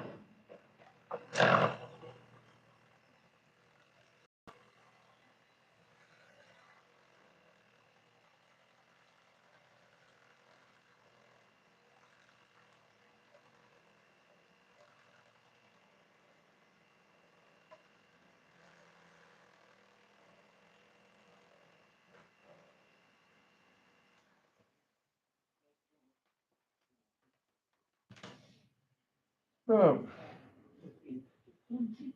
All right. Crusts.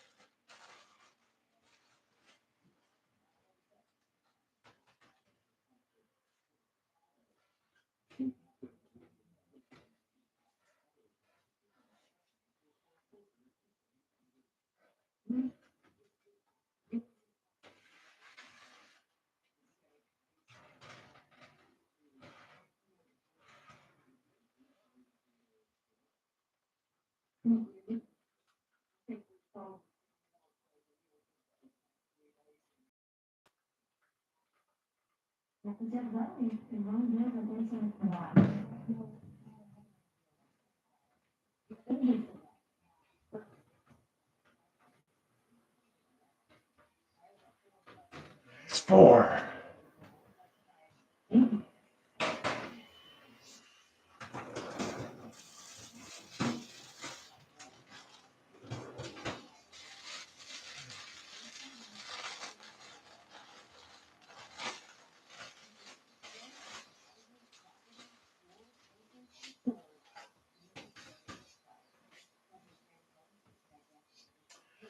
All right. Well, this might be our last 2, actually.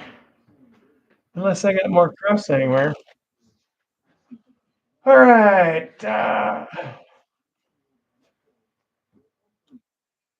15 ounces.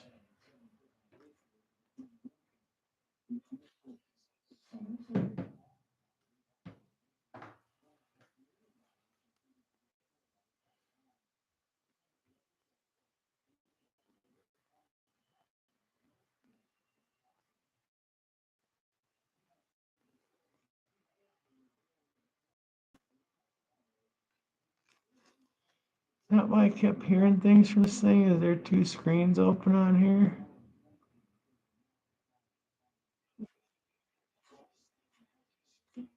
There is. All right.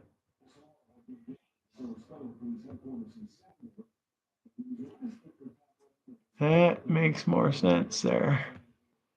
What if I do that? You guys are still there? Funny. All right, that's why the chat was so slow. I was watching another screen that was way late. Hi, Beans. You guys still here? Zalentz, what's going on? We're almost done. I'm going to take one more look around for some pie crusts, but I may not have bought enough. There's going to be enough. I always have plenty of extra pies, so don't worry about it. But I don't know. It is what it is. That's probably why I didn't end up with so many, because I really didn't want to have that many extra. All right, 4 eggs. So potentially this will be the last time I'm repeating this. We're going to start with this. 4 eggs. A 15-ounce can of squash, or a pumpkin pie filling, 15 ounces of squash, 4 eggs is our wet ingredients.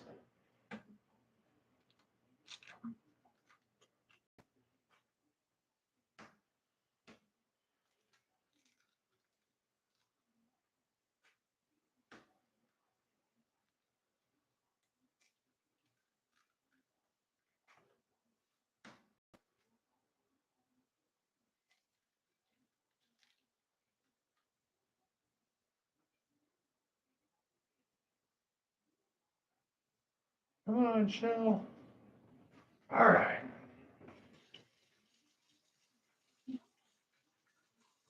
You know what's throwing me off here?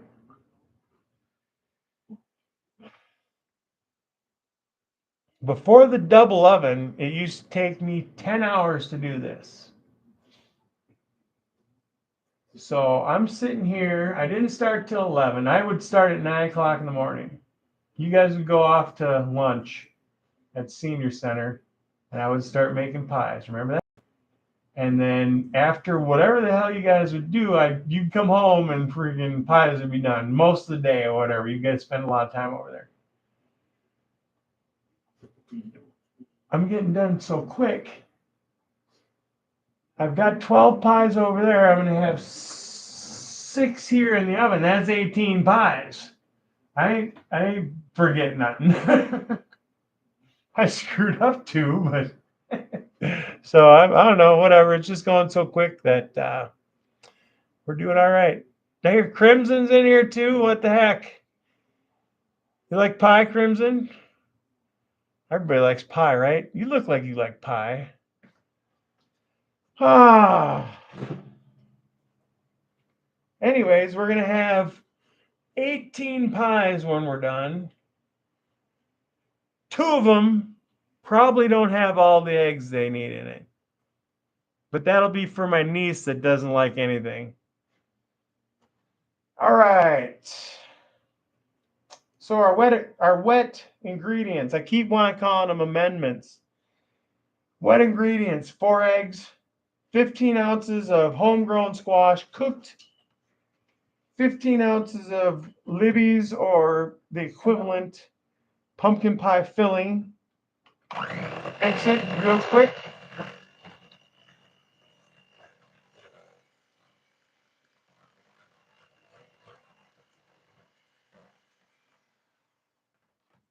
All right.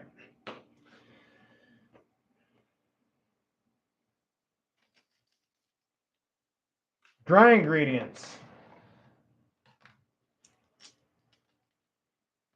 2 teaspoons of cinnamon ground.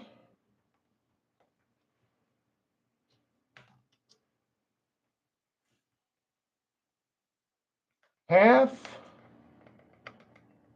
teaspoon ground cloves. 1 teaspoon ground ginger.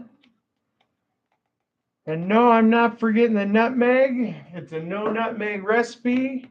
And I would not suggest using pumpkin pie filling. Using in individual ingredients, or you'll probably end up with an orange pie. I'd almost guarantee you're going to end up with an orange pie. You need some cloves in there to give it this color. All right, 1.5 cups sugar.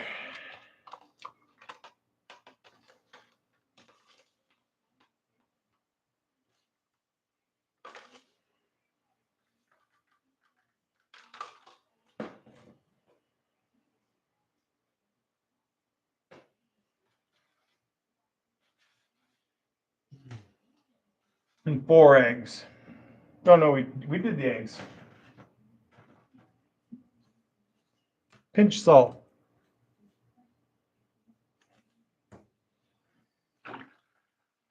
1 can of evaporated milk. Shake, not stir.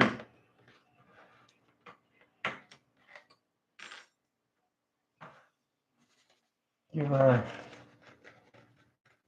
mixture a little mix here.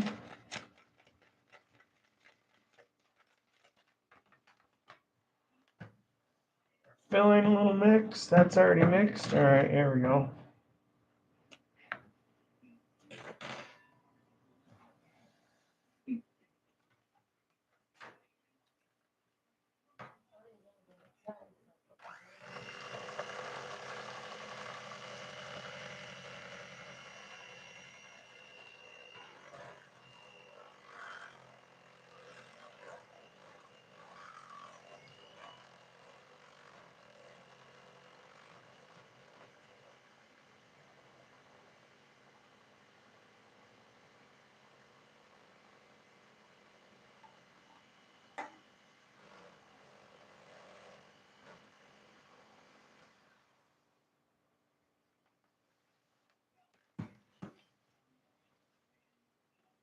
All right.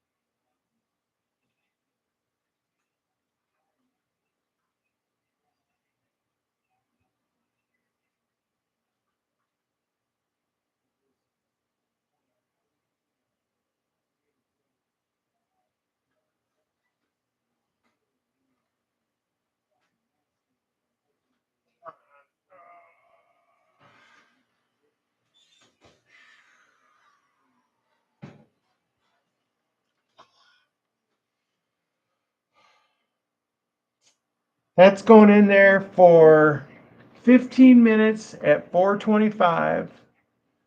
And then we're going to reduce the heat to 350 for another.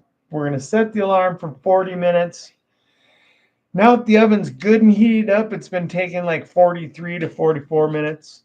But the range in the recipe is 40 to 55 minutes.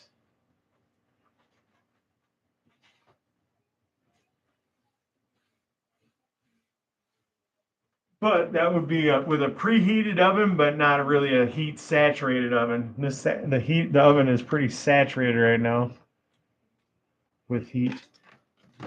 Anyways, we're done with that.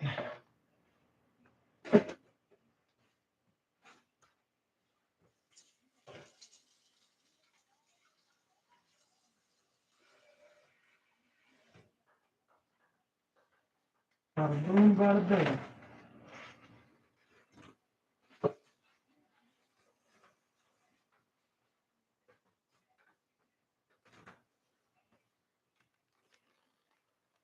Oh, we weren't plugged in either, so we're gonna have to get this plugged in quick.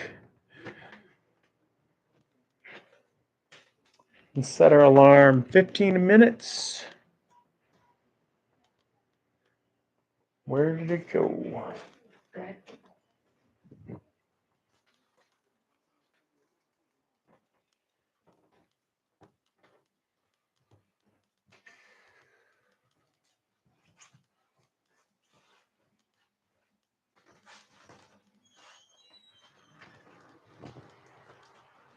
Coming down now. I'm glad it's rain and not snow right at the moment. We had potential for snow today, so the potential was that any rain or any precipitation that we had today was going to be snow. Overnight, the clouds came in and kept the warmth in, so we didn't get as cold. And now it looks to me like either it's all going to be rain or it's moving south on us now. And instead of the 1 to 3 potential, if it gets cold, because I do feel it cooling off now, the area that they predicted would get 4 to 8, I think it was, could be moving south on us, and we could see quite a substantial snowfall. But the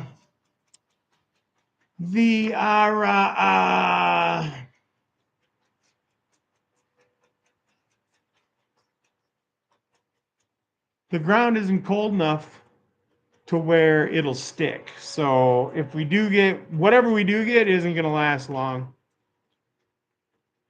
Anyways, man, there's been a lot of chat. Crumblewig's here. Crumblewig, how you doing, man? Sip before you rip, everybody. Anybody that doesn't know Crumblewig, log on to Crumblewig. Ogo Jax is here. My goodness, we got to get Jax a wrench. Let's see. Weren't you on here with the wrench? Did I have? Well, there we go. Come on.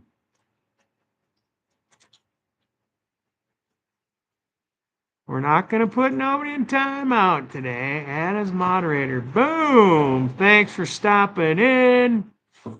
Yeah, you don't need to just make this recipe for Thanksgiving, let me tell you. I make plenty of pies. So now Jax is moderated. Minnesota Magic Man, we were talking about getting you some genetics earlier. We'll elaborate more on that.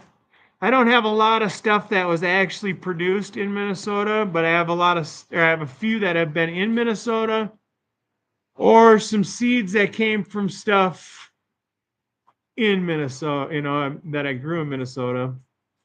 Some that was kind of just pollen chucked pretty much. Save. All right. I think everybody's wrenched up. So Crimson may have been around. Howdy Crimson Beans is here. Then he's got wrenched up.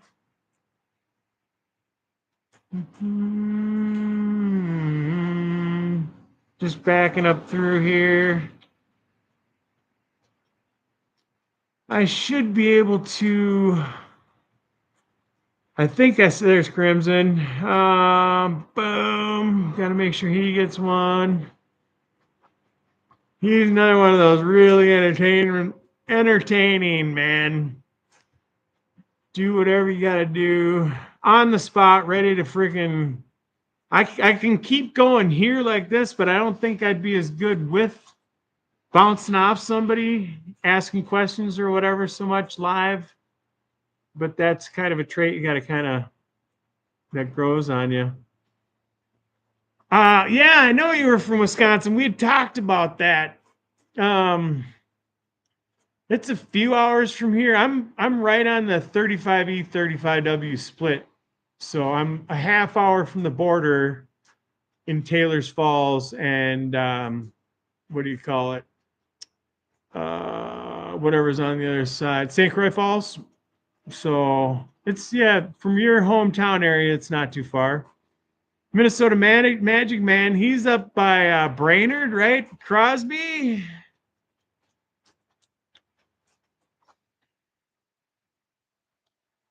Crimson was on Lake Michigan in a town called Two Rivers. Oh, next to Manitowoc. Oh, okay. See, I thought you were. Anyways, that was somebody else. Anyways, let's see. Minnesota Vikings and Packers. Yep. Was that this last weekend? I forget now. It was, wasn't it? It was. I quit watching any scripted anything. Motley Brainerd area. Yep. Okay. Manitowoc. We were gonna go fishing. Let's see. No. We were gonna go fishing off of piers in Sheboygan when I was a kid. Okay.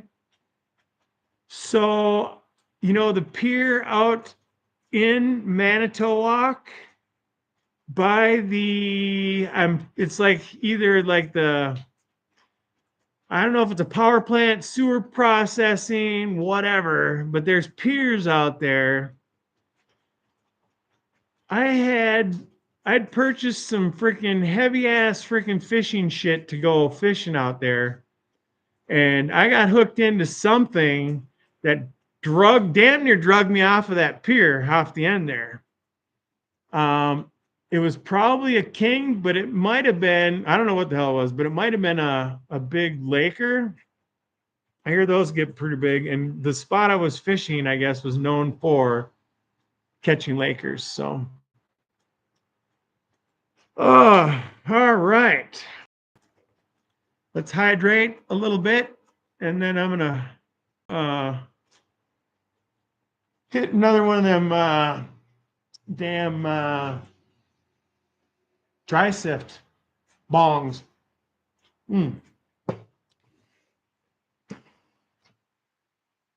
Missed a herd of Manitowoc cranes, yeah? Yeah, okay, so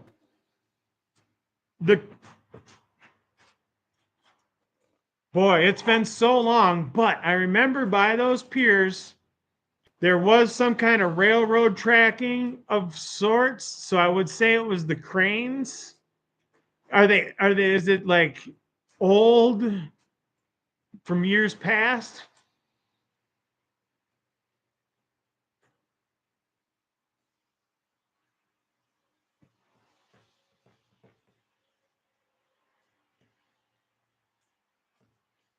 Killing a lot of pies, but except two of them. I got to remember which one. It's probably going to be pretty evident, but I believe that first two, the bottom rack, is going to be less than freaking perfect. With this recipe, I always have a little extra every time. So pretty soon I've got a couple of cups of extra material in there that which was the case this time. I had probably a cup and a half of stuff in that measuring cup, and I forgot to put eggs in them, and it takes 4 eggs. So I imagine there's about the equivalent of 1 egg maybe in that 2 pie, batch, but that's why I make extra, because anything could happen. I could trip with them. Whatever. I found that out over the years. One time it was I forgot to put the ground cloves in, and when I was eating that pie or those 2 pies, I could tell when I smelled it, but when I was eating them, it tastes like I was eating a graham cracker, which was cool. I mean, it was good, but it is what it is. It is what it is. Hashtag just pie. Hashtag pumpkin pies. Hashtag damn pies. I will be giving out this recipe at some point. Well, if I figure out how to, well, I know how to, I'll put it in the, when I get some time to type some shit out, I'll put it in the, like announcements or whatever on here. But I'm also going to print it out and give it away to anybody that's listening that gets pies. You will have a recipe. Just because I'm venturing off into different things now. And like I said, it did go quick. I can't believe how fast this goes these days. It used to take 10 hours. Now it's taking 5, And with you guys here joining me the whole day, it used to be like I was running like crazy, but now I got to make sure shit's plugged in. Like now I'm standing here talking, but my shit isn't fucking plugged in. And we got to watch our time. Remember, we're on a 15-minute timer, and then we're going to reduce the temperature to 350.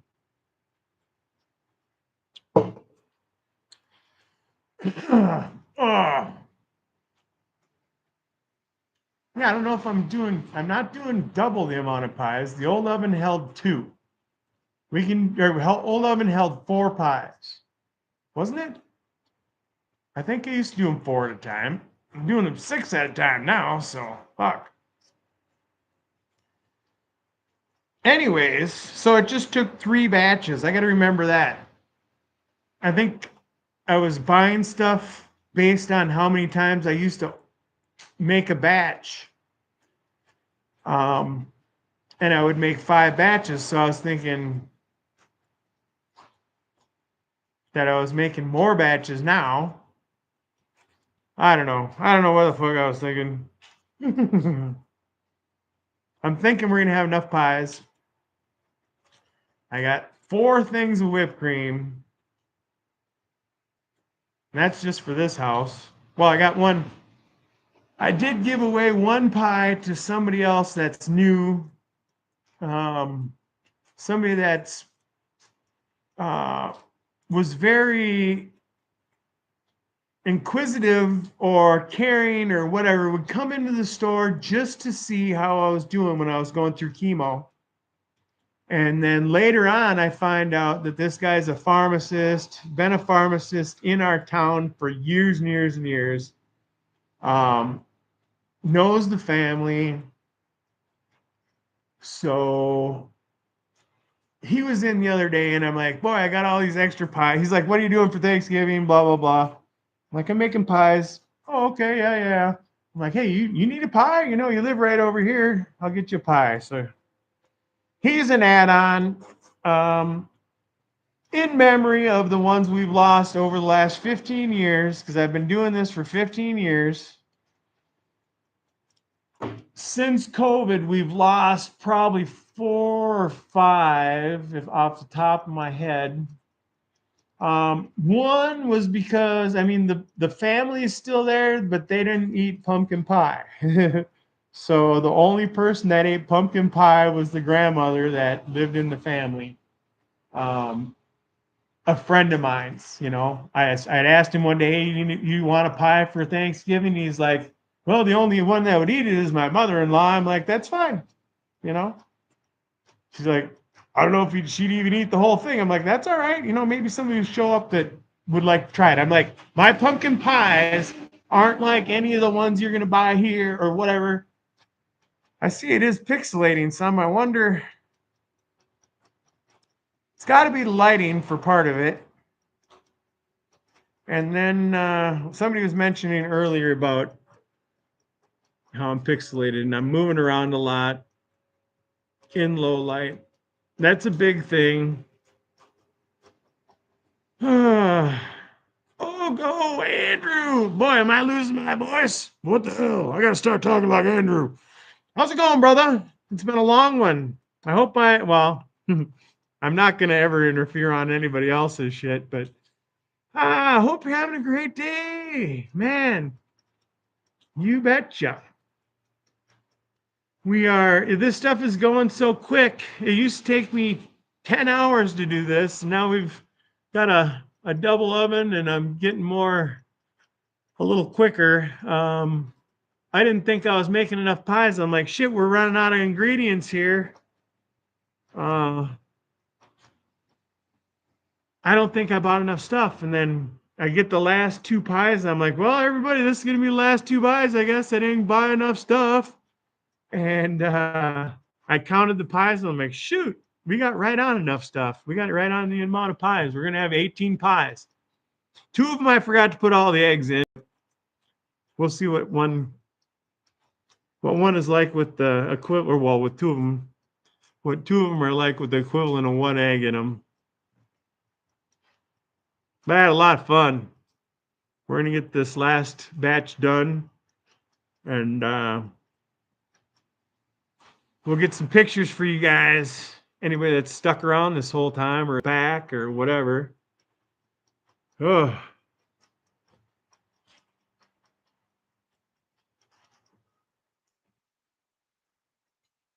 Oh, nice. Andrew's going for supper at Grandma's. Over the river and through the woods to Grandmother's house we go. We might be looking at some snow here tonight, Andrew, brother. Right now we're getting rain. And I don't think I heard that we were going to see rain. And usually if we see rain, we're going to get less snow. But, oh, yeah.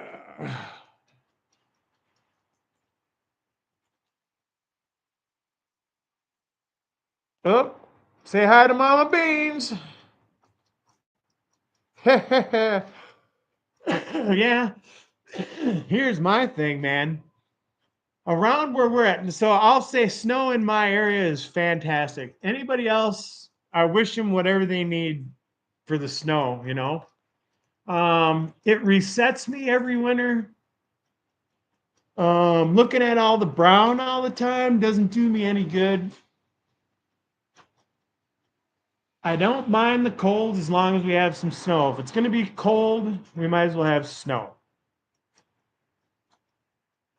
Oh, well, you're the man, brother. I'm proud of you too. I've been watching since you started this venture a few months ago. I know it probably isn't your very first of anything in this, but as far as the productions you've been doing lately, you've been fucking killing it, dude. Killing it. A lot of other people's are killing it. And shoot. Look at, I mean, you were the one that I think influenced, yeah, I know you were, Blind Neil, to keep in the fight. You know, everybody along with you in the chat were cheering him on, but you were the one that was bringing that information straight to his face and telling him, hey, Blind Neil, you're not going to be seeing much of this, but we're right here looking at you, and we're saying we want you to stick with us. And he did. Now he's killing it. I don't know if I'll ever kill it. I don't know if I'm ever intending on killing it. I want to document stuff. My trainer's got to be made at some point. And the only way I know to get people to see what I'm talking about and open up some people's eyes to somebody that can make them for me is to show the evidence as much as I can. Like this year, I was ungadgeting my plants. Ideally, I would leave my shit in my gadgets, but they are removable. They're movable. I move them all the time. But ideally, they need to be constantly trained.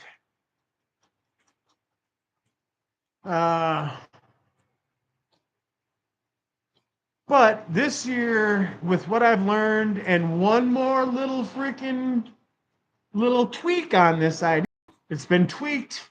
So I had the first generation. Okay, the alarm just went off. I gotta go change the temperature here. I'll be back in a minute.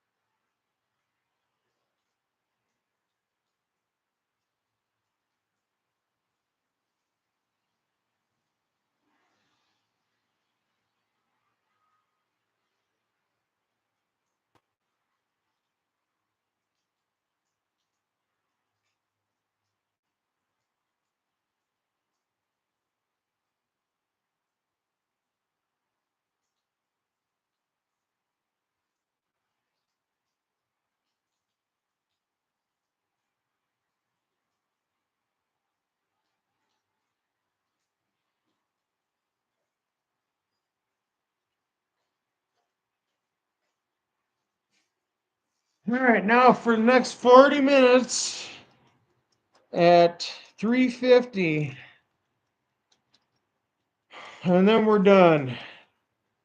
And with the expected fuck up, we're right on course. Just got to remember to mark the 2 pies that are on the bottom rack. Those are the ones that may not have gotten all the eggs. I know they didn't. I know they didn't get 4 eggs. But there was some of the mix left over from the previous pies. They could have gotten something to bind it together. I don't know. Let me close this door. Oh, nah, never mind. We're all right. Oh, shoot.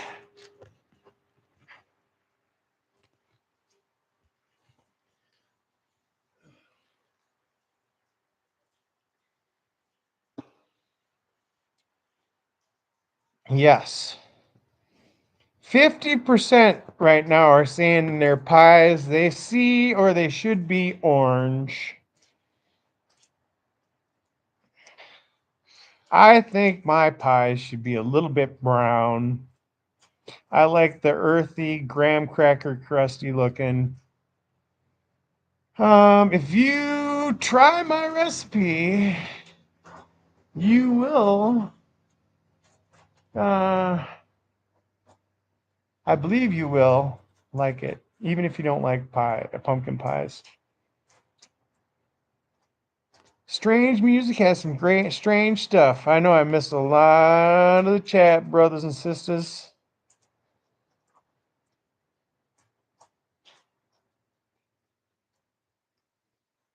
Boom, boom, boom, boom, boom. Taproot Tom, are you back here today? All right, good to see you, brother. Yeah, you know, everybody's phones are dying. My laptop, I had to plug it in 3 times. It's hopefully plugged in now and getting charged, right? Boy, it's so low, it's hard to tell. I think everything is kosher. My what do they call it? YouTuber cam or whatever the hell they call them things? Vlogger cam? That fucker's dead. Oh, no, wait, I got that charged and I need another memory card for that.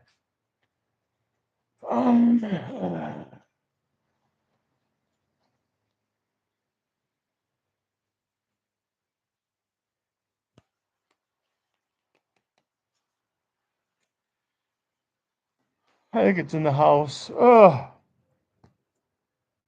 does everybody have wrenches? If you're in the chat, or if you're in the studio here, or whatever you want to call it, and you're not in the chat, get on the chat, and we will get you wrenched up here if you want people to be able to find your channel and support you. Let's see.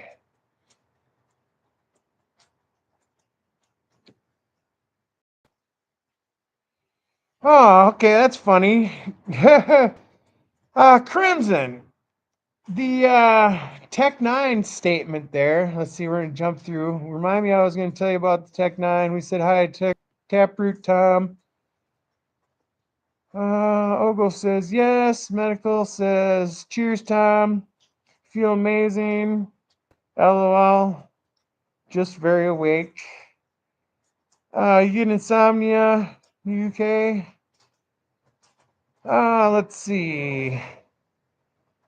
That's what Heather Rose said too, says Ogo, which would be yes, right? We're very awake. And then Ogo says strange music. Okay, that's where the comment strange music, strange clouds. Let's see. Crimson. Yeah, this is a key time. Pyre inspired cheesecake. Had everything but the crust. Oh shit. Go back 100 times, get it again. At Ogrogrown.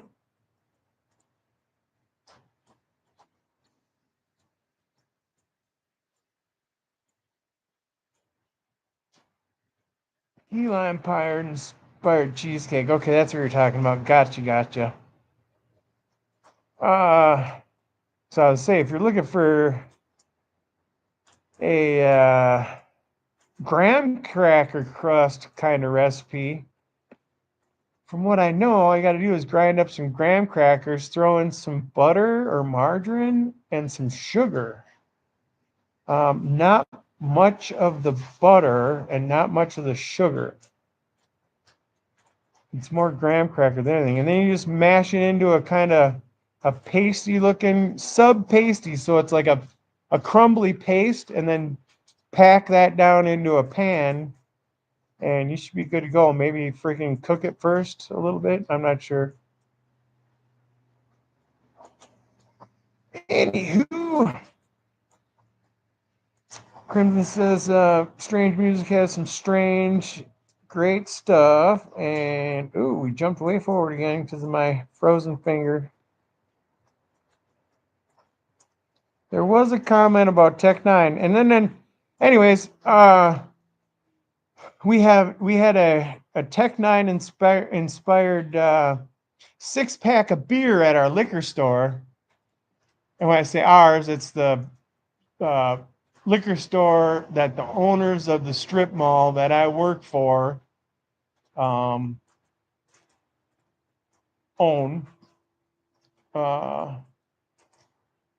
Somebody had requested it and was like, oh yeah, it'll be a really good seller. And then we got it. He bought 1 6-pack, moved, and then we didn't sell one more fucking 6-pack of that shit. Reduced the price, and still nobody wanted to buy it. I don't know what the hell. It's got to be really niche market or something, or people saw it and were like turned off for some reason. I don't know. Oh, I did set that alarm. All right, good. Let's see. What time is the show tonight, Crimson? Yeah, what time is the show tonight, Crimson? And you know, if you are unfamiliar, damn. I don't think of this name much.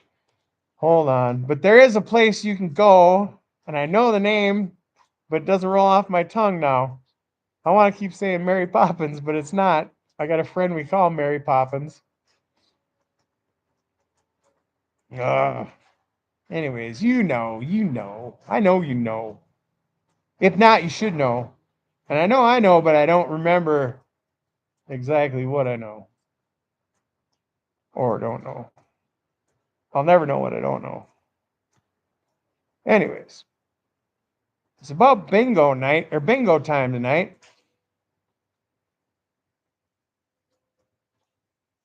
Okay, so Crimson Show is 7 Central, 8 p.m. Eastern.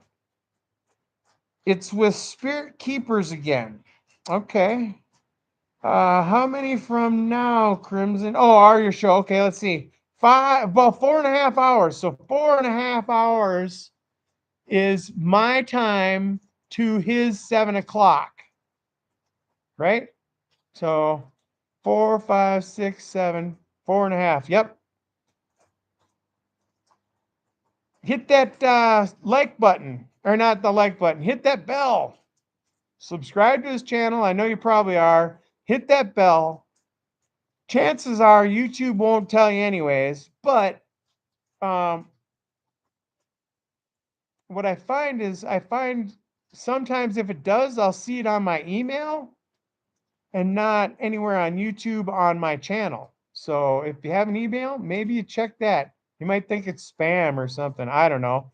I've only just begun my voyage on internet, computer, anything. Basically, the beginning of this year was my first experience going anywhere that somebody didn't type in for me and say, okay, here, when you're done with this one, let me know and I'll give you the next one. Looking for bee stuff for my honeybees. So right on. Yep. As long as I have everything set up, I think everything's set up to where you can message me right to my email. Otherwise, leave a message on the chats for this video or the whatever.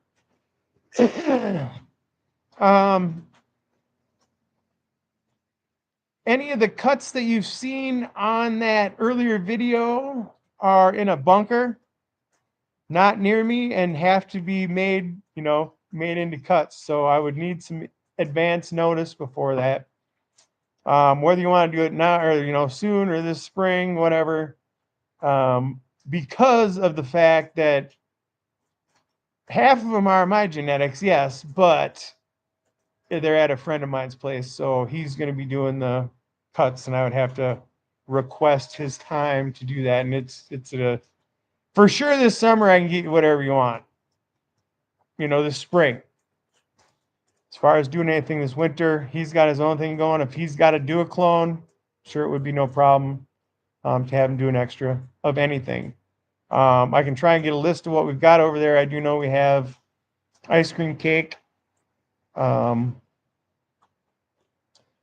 There's possibly a power plant over there. I'm not sure about that one. Blueberry sprinkle. These are, yeah, stuff that I've grown that I know is good. Purple punch lemon drizzle.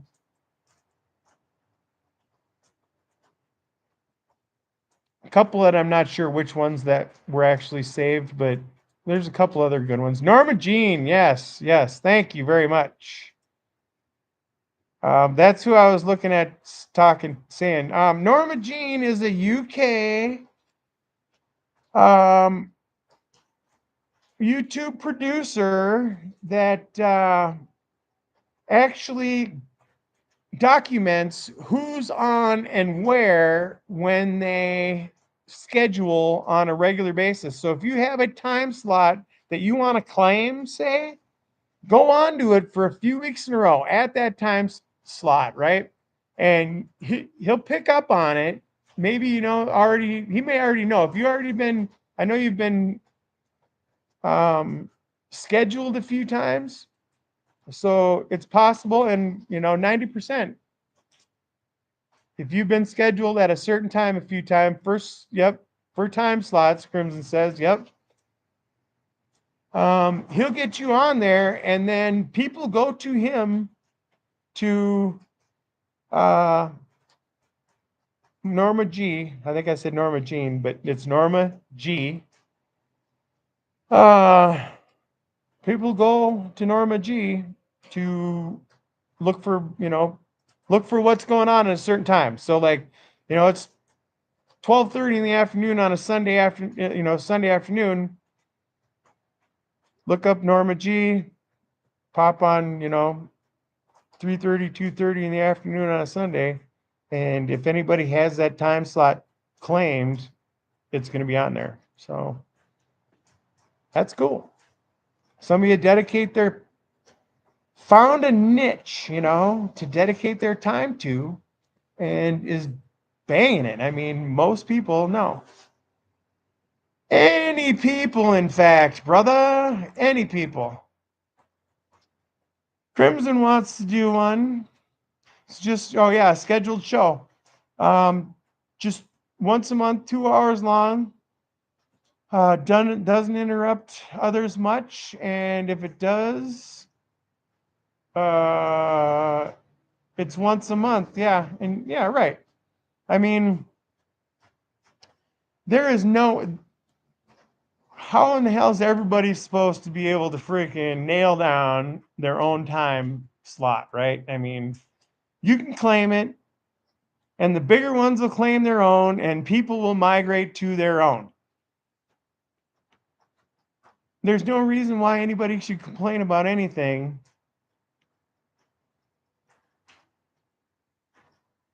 If your followers are your followers, they're going to stick with you. They're going to, on a laptop, I can follow 5 people at least, I think.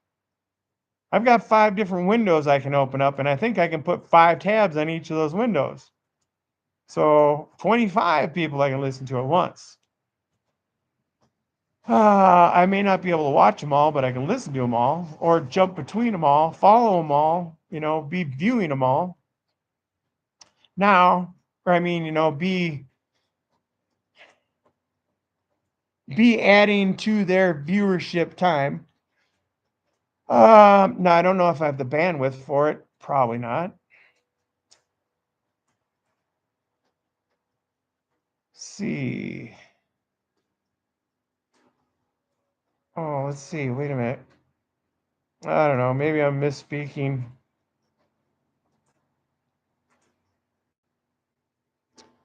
He wants his on Twitch. I don't know anything about any of the other stuff, and I probably won't. You can't, or I don't know. I'm pretty whooped right now and been getting ripped. I should probably do another rip to wake up a little bit. Let's see. You can't, and not everybody knows everybody, right? Or knows others have. Yeah, right. I mean, man, it's just too freaking much. And there's more and more every day. And I encourage that. Okay. I encourage everybody to, um, you know, at least try one form of it. And then, if you got a laptop, do what you can with a laptop. If you just have a cell phone, do what you can with a cell phone. The cell phones work really well. I like how they're absolutely portable. You can go anywhere with them, but they overheat apparently. And the batteries, which you can get backup batteries and stuff, but the batteries go dead.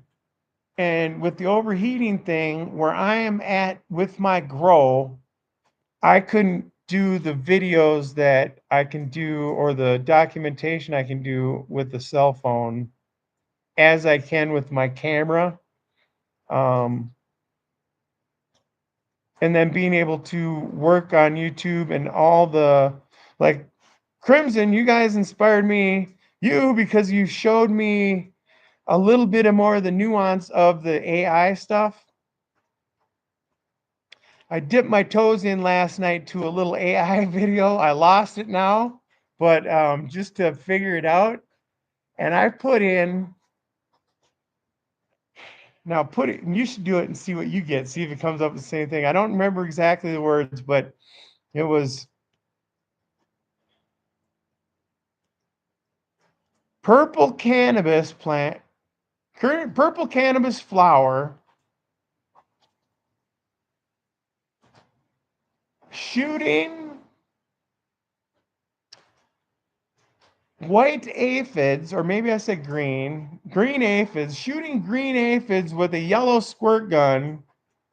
And then it explodes or something. I wasn't able to get it to explode, but when it showed me 4 different options of what I explained there, it was freaking trip.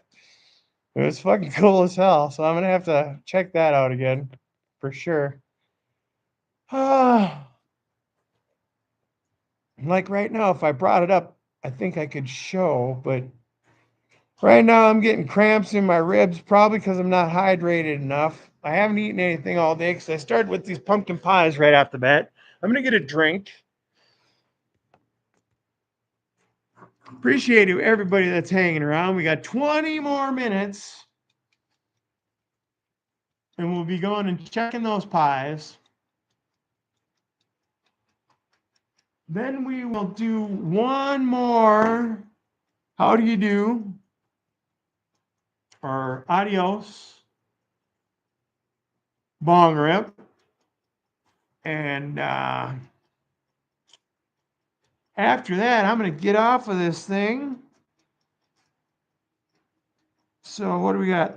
Yeah, so right around 4 o'clock, we're going to be winding up.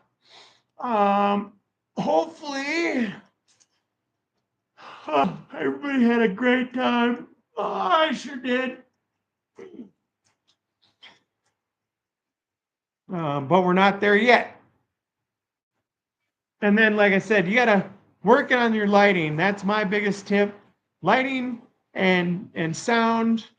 And then earphones work. So you just got to round out your freaking operation.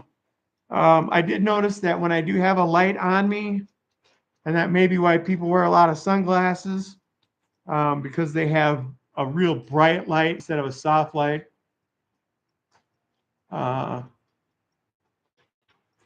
And it's hard to look at the camera while the light's shining in your face. Anyways.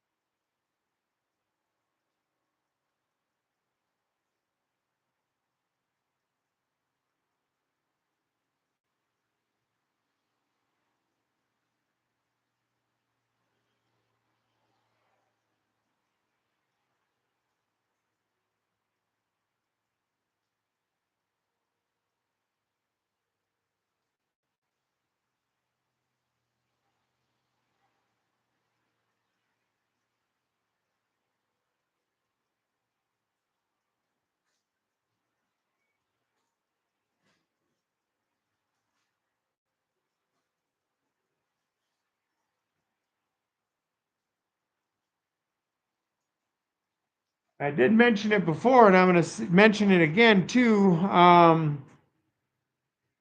Shit.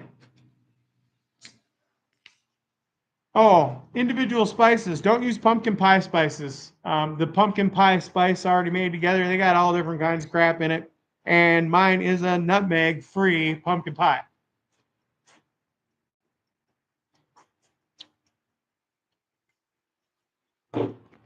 Ah. What do we got here? It's about... Oh, shoot. Did it warm up? May have warmed up a degree or two, but usually around 3 o'clock around here, it does warm up a bit. But I think the moisture in the air freaking made it feel colder. Did everybody? Maybe not everybody. This is my tincture / extract. Okay. So that is a half a pound of golden goat. And then a little bit of some other flour that I had. I mean, it was the larfy stuff that I had off the plant. So like 1 Ziploc baggie of untrimmed larf. And then I got 1 liter bottle of an extract version of Everclear. So it's Everclear that they made an extract alcohol out of. A 151 alcohol, 75 or 72% or something like that, 76%. Okay, so it's Everclear brand.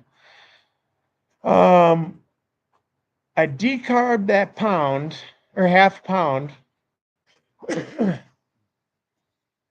steeped it in the alcohol, squeezed all the alcohol out of it, you know, after I really worked it a little bit. Steeped out, and you know, I let it dissolve what it needed to dissolve. Squeezed it out. Sampled it a couple of times, and it was so freaking terrible, that alcohol. I don't drink any alcohol anymore. By choice. It didn't freaking agree with me.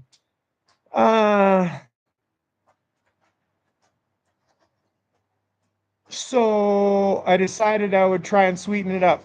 I took some of my own honey, about half a cup, mixed it up, let it dissolve, let it sit, sample it again. It was still really, really, really bitter. And then the taste lasted freaking so long.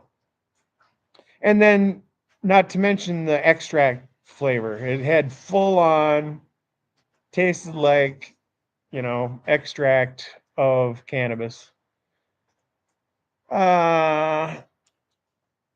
Which with nothing else, it ain't the greatest taste. And it wasn't binding anything either anyways, because there was no sugar in it. So I took that honey. That didn't work well. It wasn't sweet enough. There was still all that alcohol in there, you know. So what I did is I added another 1.5 cups of honey and a whole bag of gummy worms, like a 6-ounce bag or 4 to 6 ounce bag of gummy worms. And then I heated the whole mixture up and dissolved, for the most part, the gummy worms. So right now, that is actually green, but it's so darn dark.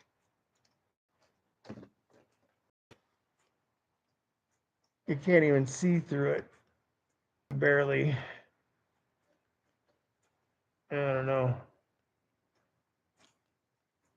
This light sucks too, but a little dab will do you. I don't know what to do with it other than sample it a little bit at a time. And it does, because I cooked off the alcohol, but it still does have some alcohol taste to it.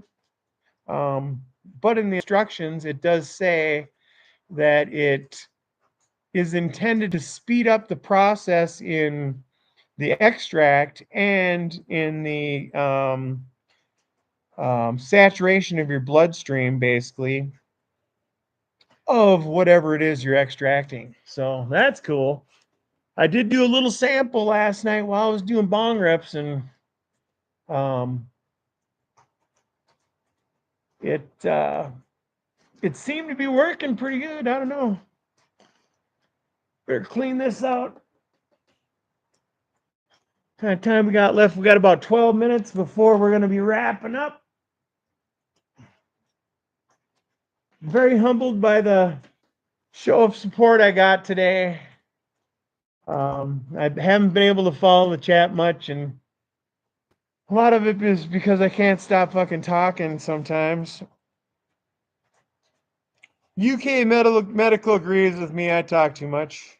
And also, but he's new.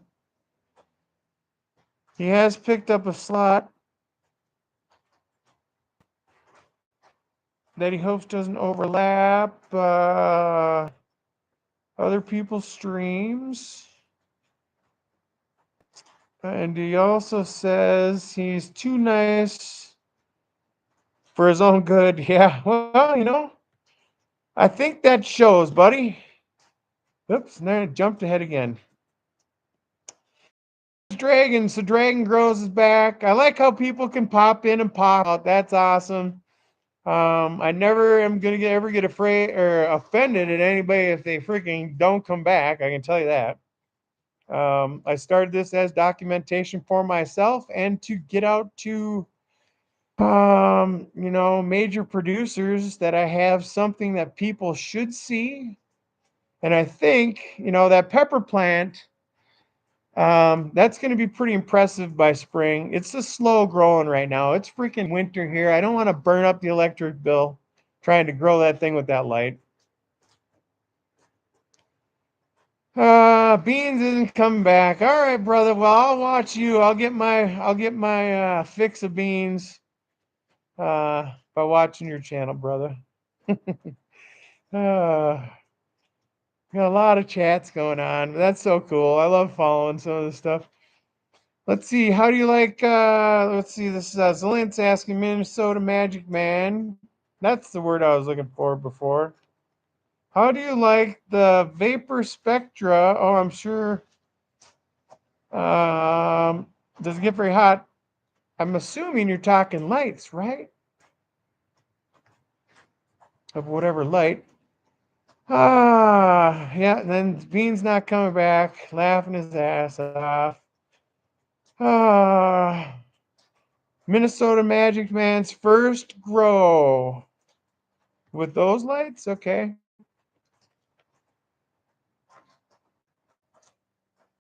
Oh, with us being so connected around the world there, Dragon, I'm not worried about anybody missing anything or popping in and out. Sometimes I'll just pop in to wave at people at 3 o'clock in the morning as I wake up, take a couple of puffs, and then I'm passing out again. It's hard to sleep a lot at one time. So, you know, I haven't seen, boy, I miss him too.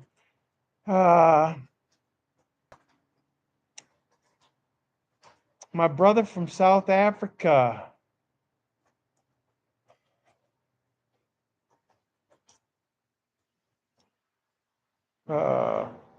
Cape Town grower or Southern Cape grower. Oh man, now I got to look it up. Forgive me. It's been a few weeks since he's produced anything that I've seen. Southern Cape grower.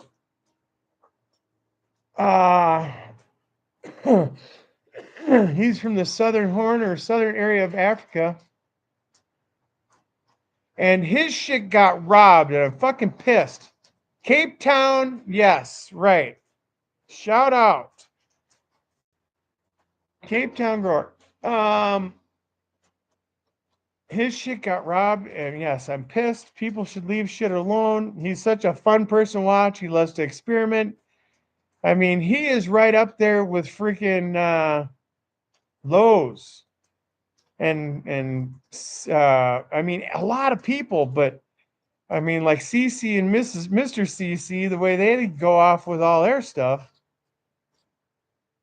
And I know people with doing breeding and stuff, a lot of the times you don't just go with one or two plants. So you can, but I don't know. We are 7 minutes away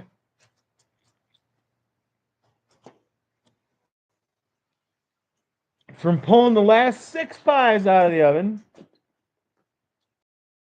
I'm out of whatever I had ground up here.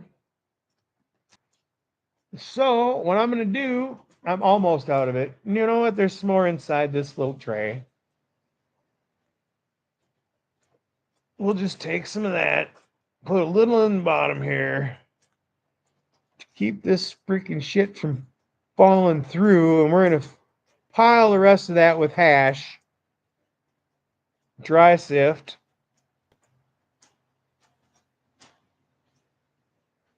From the bubble gum, or I should say gubble bum,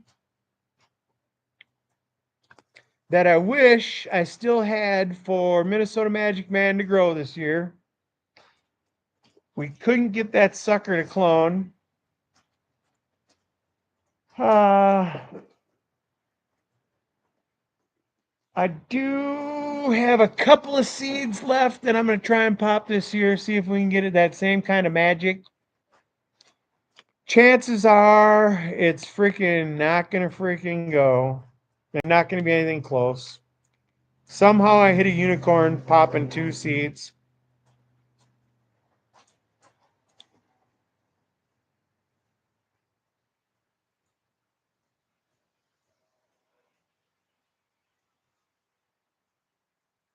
That's a dry sift.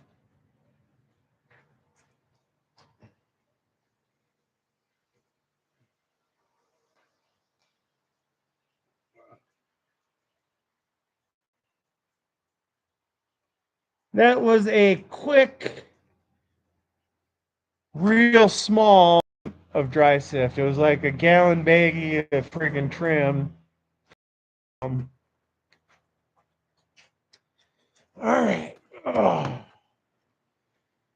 We're going to be working on a strange cloud here. Oh. Hope everybody's been able to follow along, everybody. Like I said, if I get on to some other platforms, I'm going to have to learn how to bring up comments over here on the screen. I'm working on some AI stuff. Winter is when I get to work on my tech.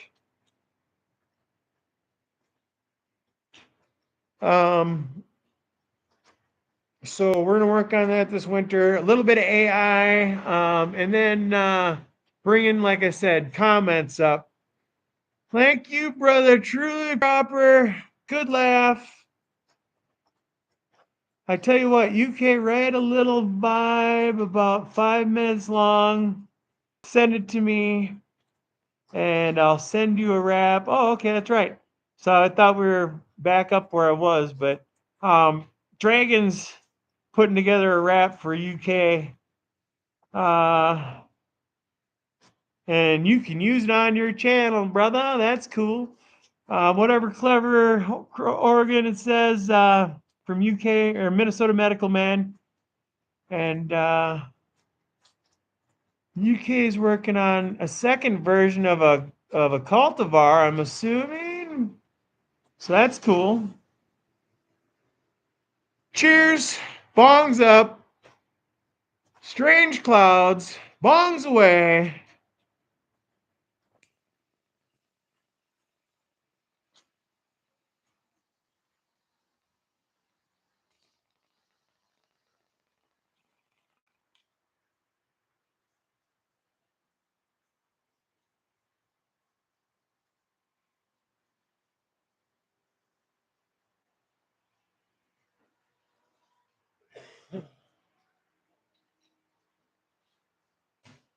Oh,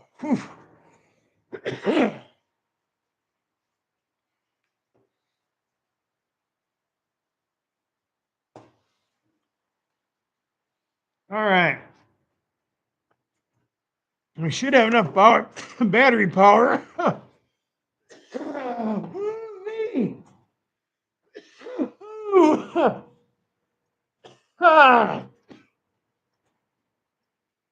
Funny thing about that shit. Takes a second to hit ya. Oh man.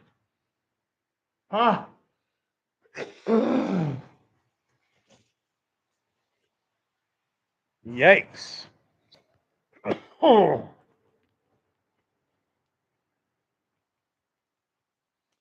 My goodness.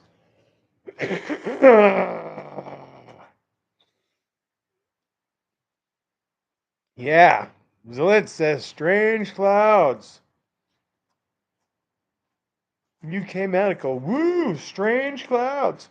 Dragon. Dragon, which program do I use? Zlit says. UK says LOL. Krogan. UK says, I was the first to hear, and yeah, you were the first here, and he's going to be the last to leave. Right on. Can't wait to get a bong again, Zelins. I just got back into him again. Because I was smoking a lot of joints, and I might as well have started smoking cigarettes again the way I freaking sounded. I'm still a little wheezy at night. But nothing like when I was smoking. All right, I'm going to tip this over because we got some rain going here.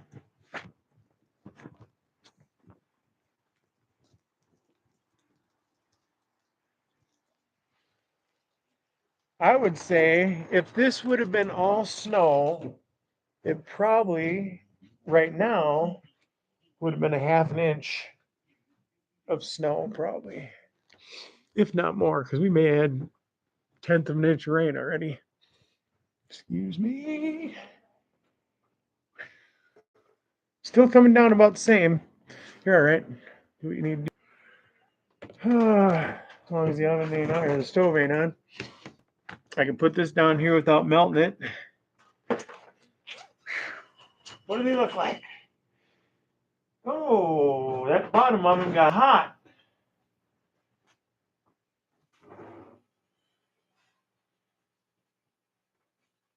This one looks like a, not this one per se, but the one on the bottom. You know, I've been noticing that the last couple, I was mentioning that on here, that it's not like a preheated oven, it's a saturated heated oven, you know? So these things are cooking a little faster. Which one didn't get egg? Oh, yeah, that would be this one. Good point. You know, it looks like a pecan pie. So, thanks. It's all yours, Minnesota Magic Man. I think that because of probably more The sugar? moisture. Okay.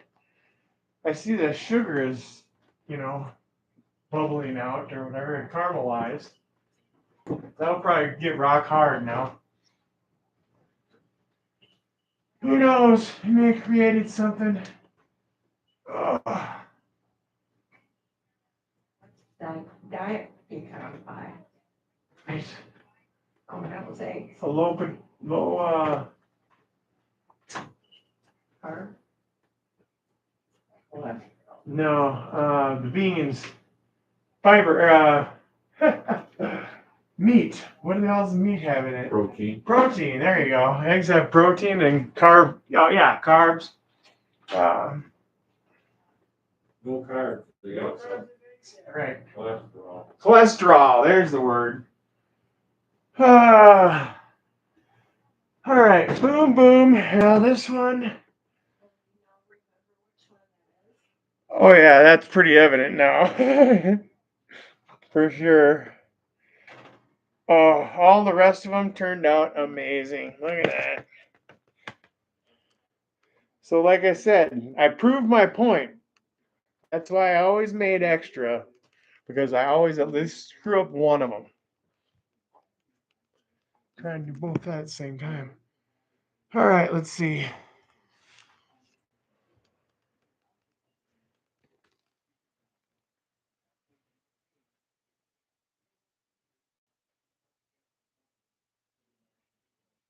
Doug hasn't been out. I just tried to let him out and he walked out there, got wet. He doesn't have a coat. He feels that wet now. I'll let him out. He'll go out. Just gotta keep him clean. Yeah. Wow. This stuff, you want me to move We're this? done. We don't need no more room now. Unless Dan wants to sit in this spot. All right. Anybody pick out the two that didn't get egg or didn't get a whole lot of egg?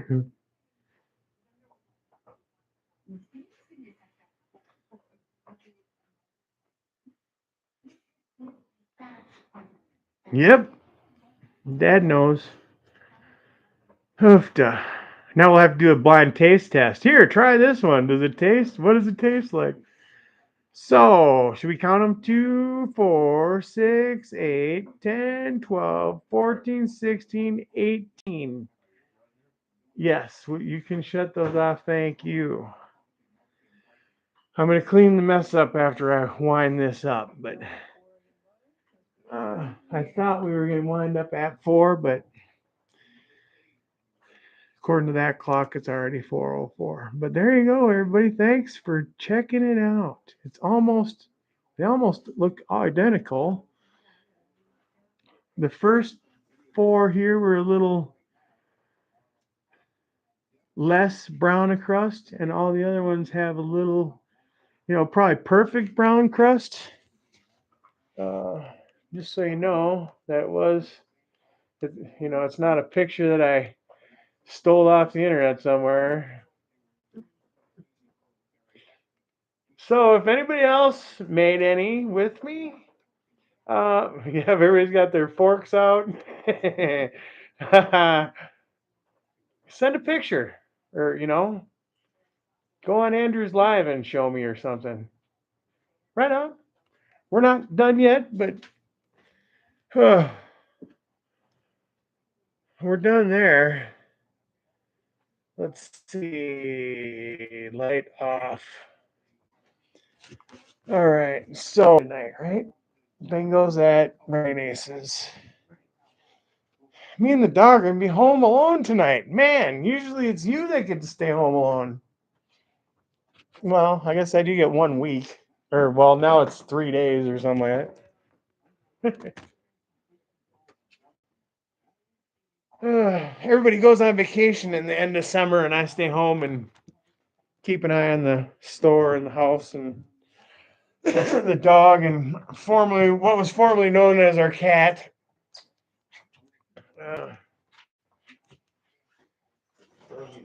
And the garden. I mean, I can't leave the garden. Leave the garden and the cucumbers die. Come on.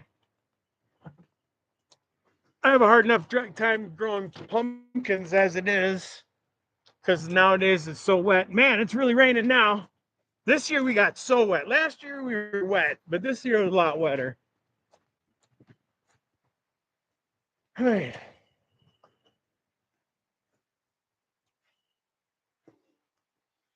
All right. From the second year, legal grow in Minnesota.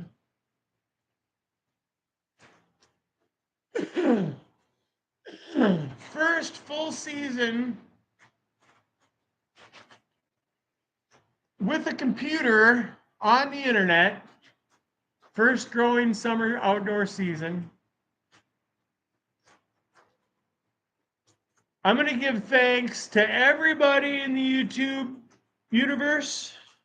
Whether you're a troll, which thankfully we don't have much exposure to trolls, but I think they keep you grounded to maybe the rest of the world that some of us don't get a lot of exposure to. Our health.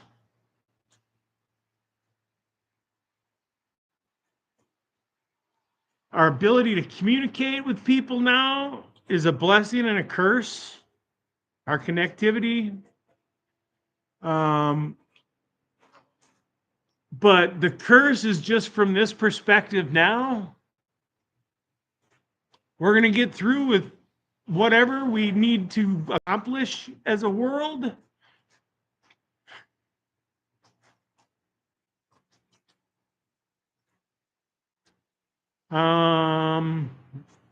I see a lot of advancements in like AI is really cool, but I don't even know where to go with quantum computers. I'm hearing stuff that is going to blow shit up. I mean, not literally, but kind of literally. You know, don't rely a lot on digital technology for your information. As soon as quantum computers come out, they're going to be freaking tearing apart anything we can do right now on a regular computer. Look it up. I'm not no conspiracy theorist type thing. I'm not into that kind of stuff, but I'm into technology and science and stuff like that. So I know that once quantum computers are created and hooked up to shit, I don't know how they hook up to things or whatever, but they're just so fast that they can pick apart, you know, the computers, the digital computer system we have now. Went on a rant. What the hell? I don't even know why I did. Well, I don't know. Just protect yourself.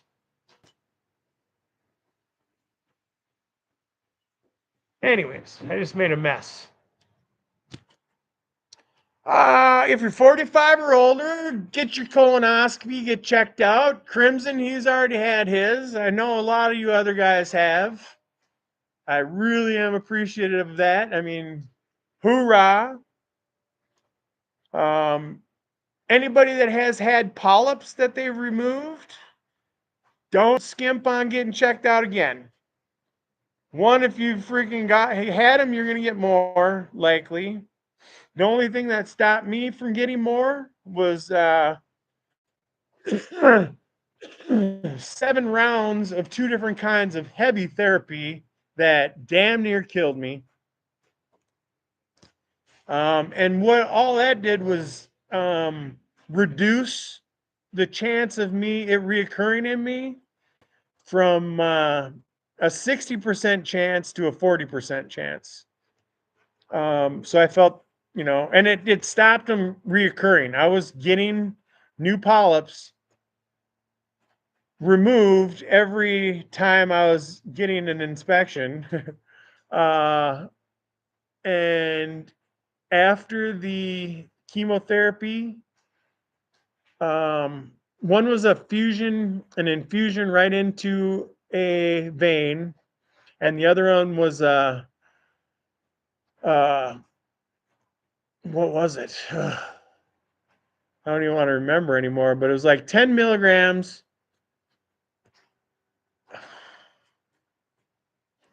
I think it was like 14 10 milligram pills twice a day for 14 days, or it was 10 of them. I don't know, but it was like insane amounts. But all it is in memory now. As of 3 weeks ago, I hit my 5-year mark, and shy of one more colonoscopy. I mean, they've already, you know, I still have to do one more colonoscopy so my surgeon can see me for the final time, and then I'll just go to anybody to, you know, have my random checkups. They told me I'm considered cured now, so I'm cured of cancer. There's a couple things, markers we got to watch or whatever, but boom, awesome. Anyways, make sure the dog's still here. We're going to do one more rip, and then I'm going to say thank you, everybody, for watching.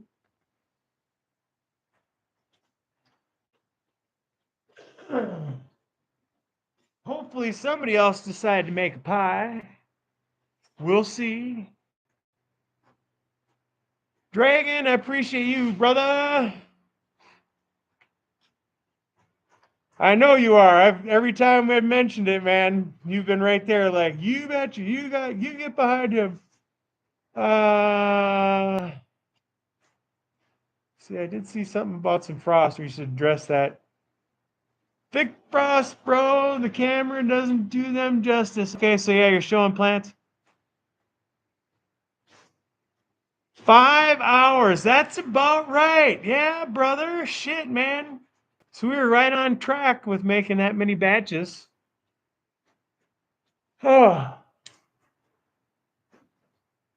Like I said, it used to. Oh, shit.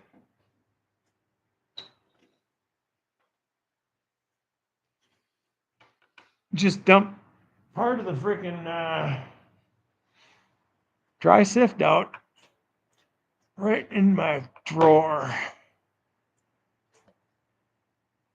Speaking of frost, it's getting pretty frosty in Minnesota. And really, I'm smoking straight up frost right now. Cheers, everybody. Bongs up, strange clouds. Cheers.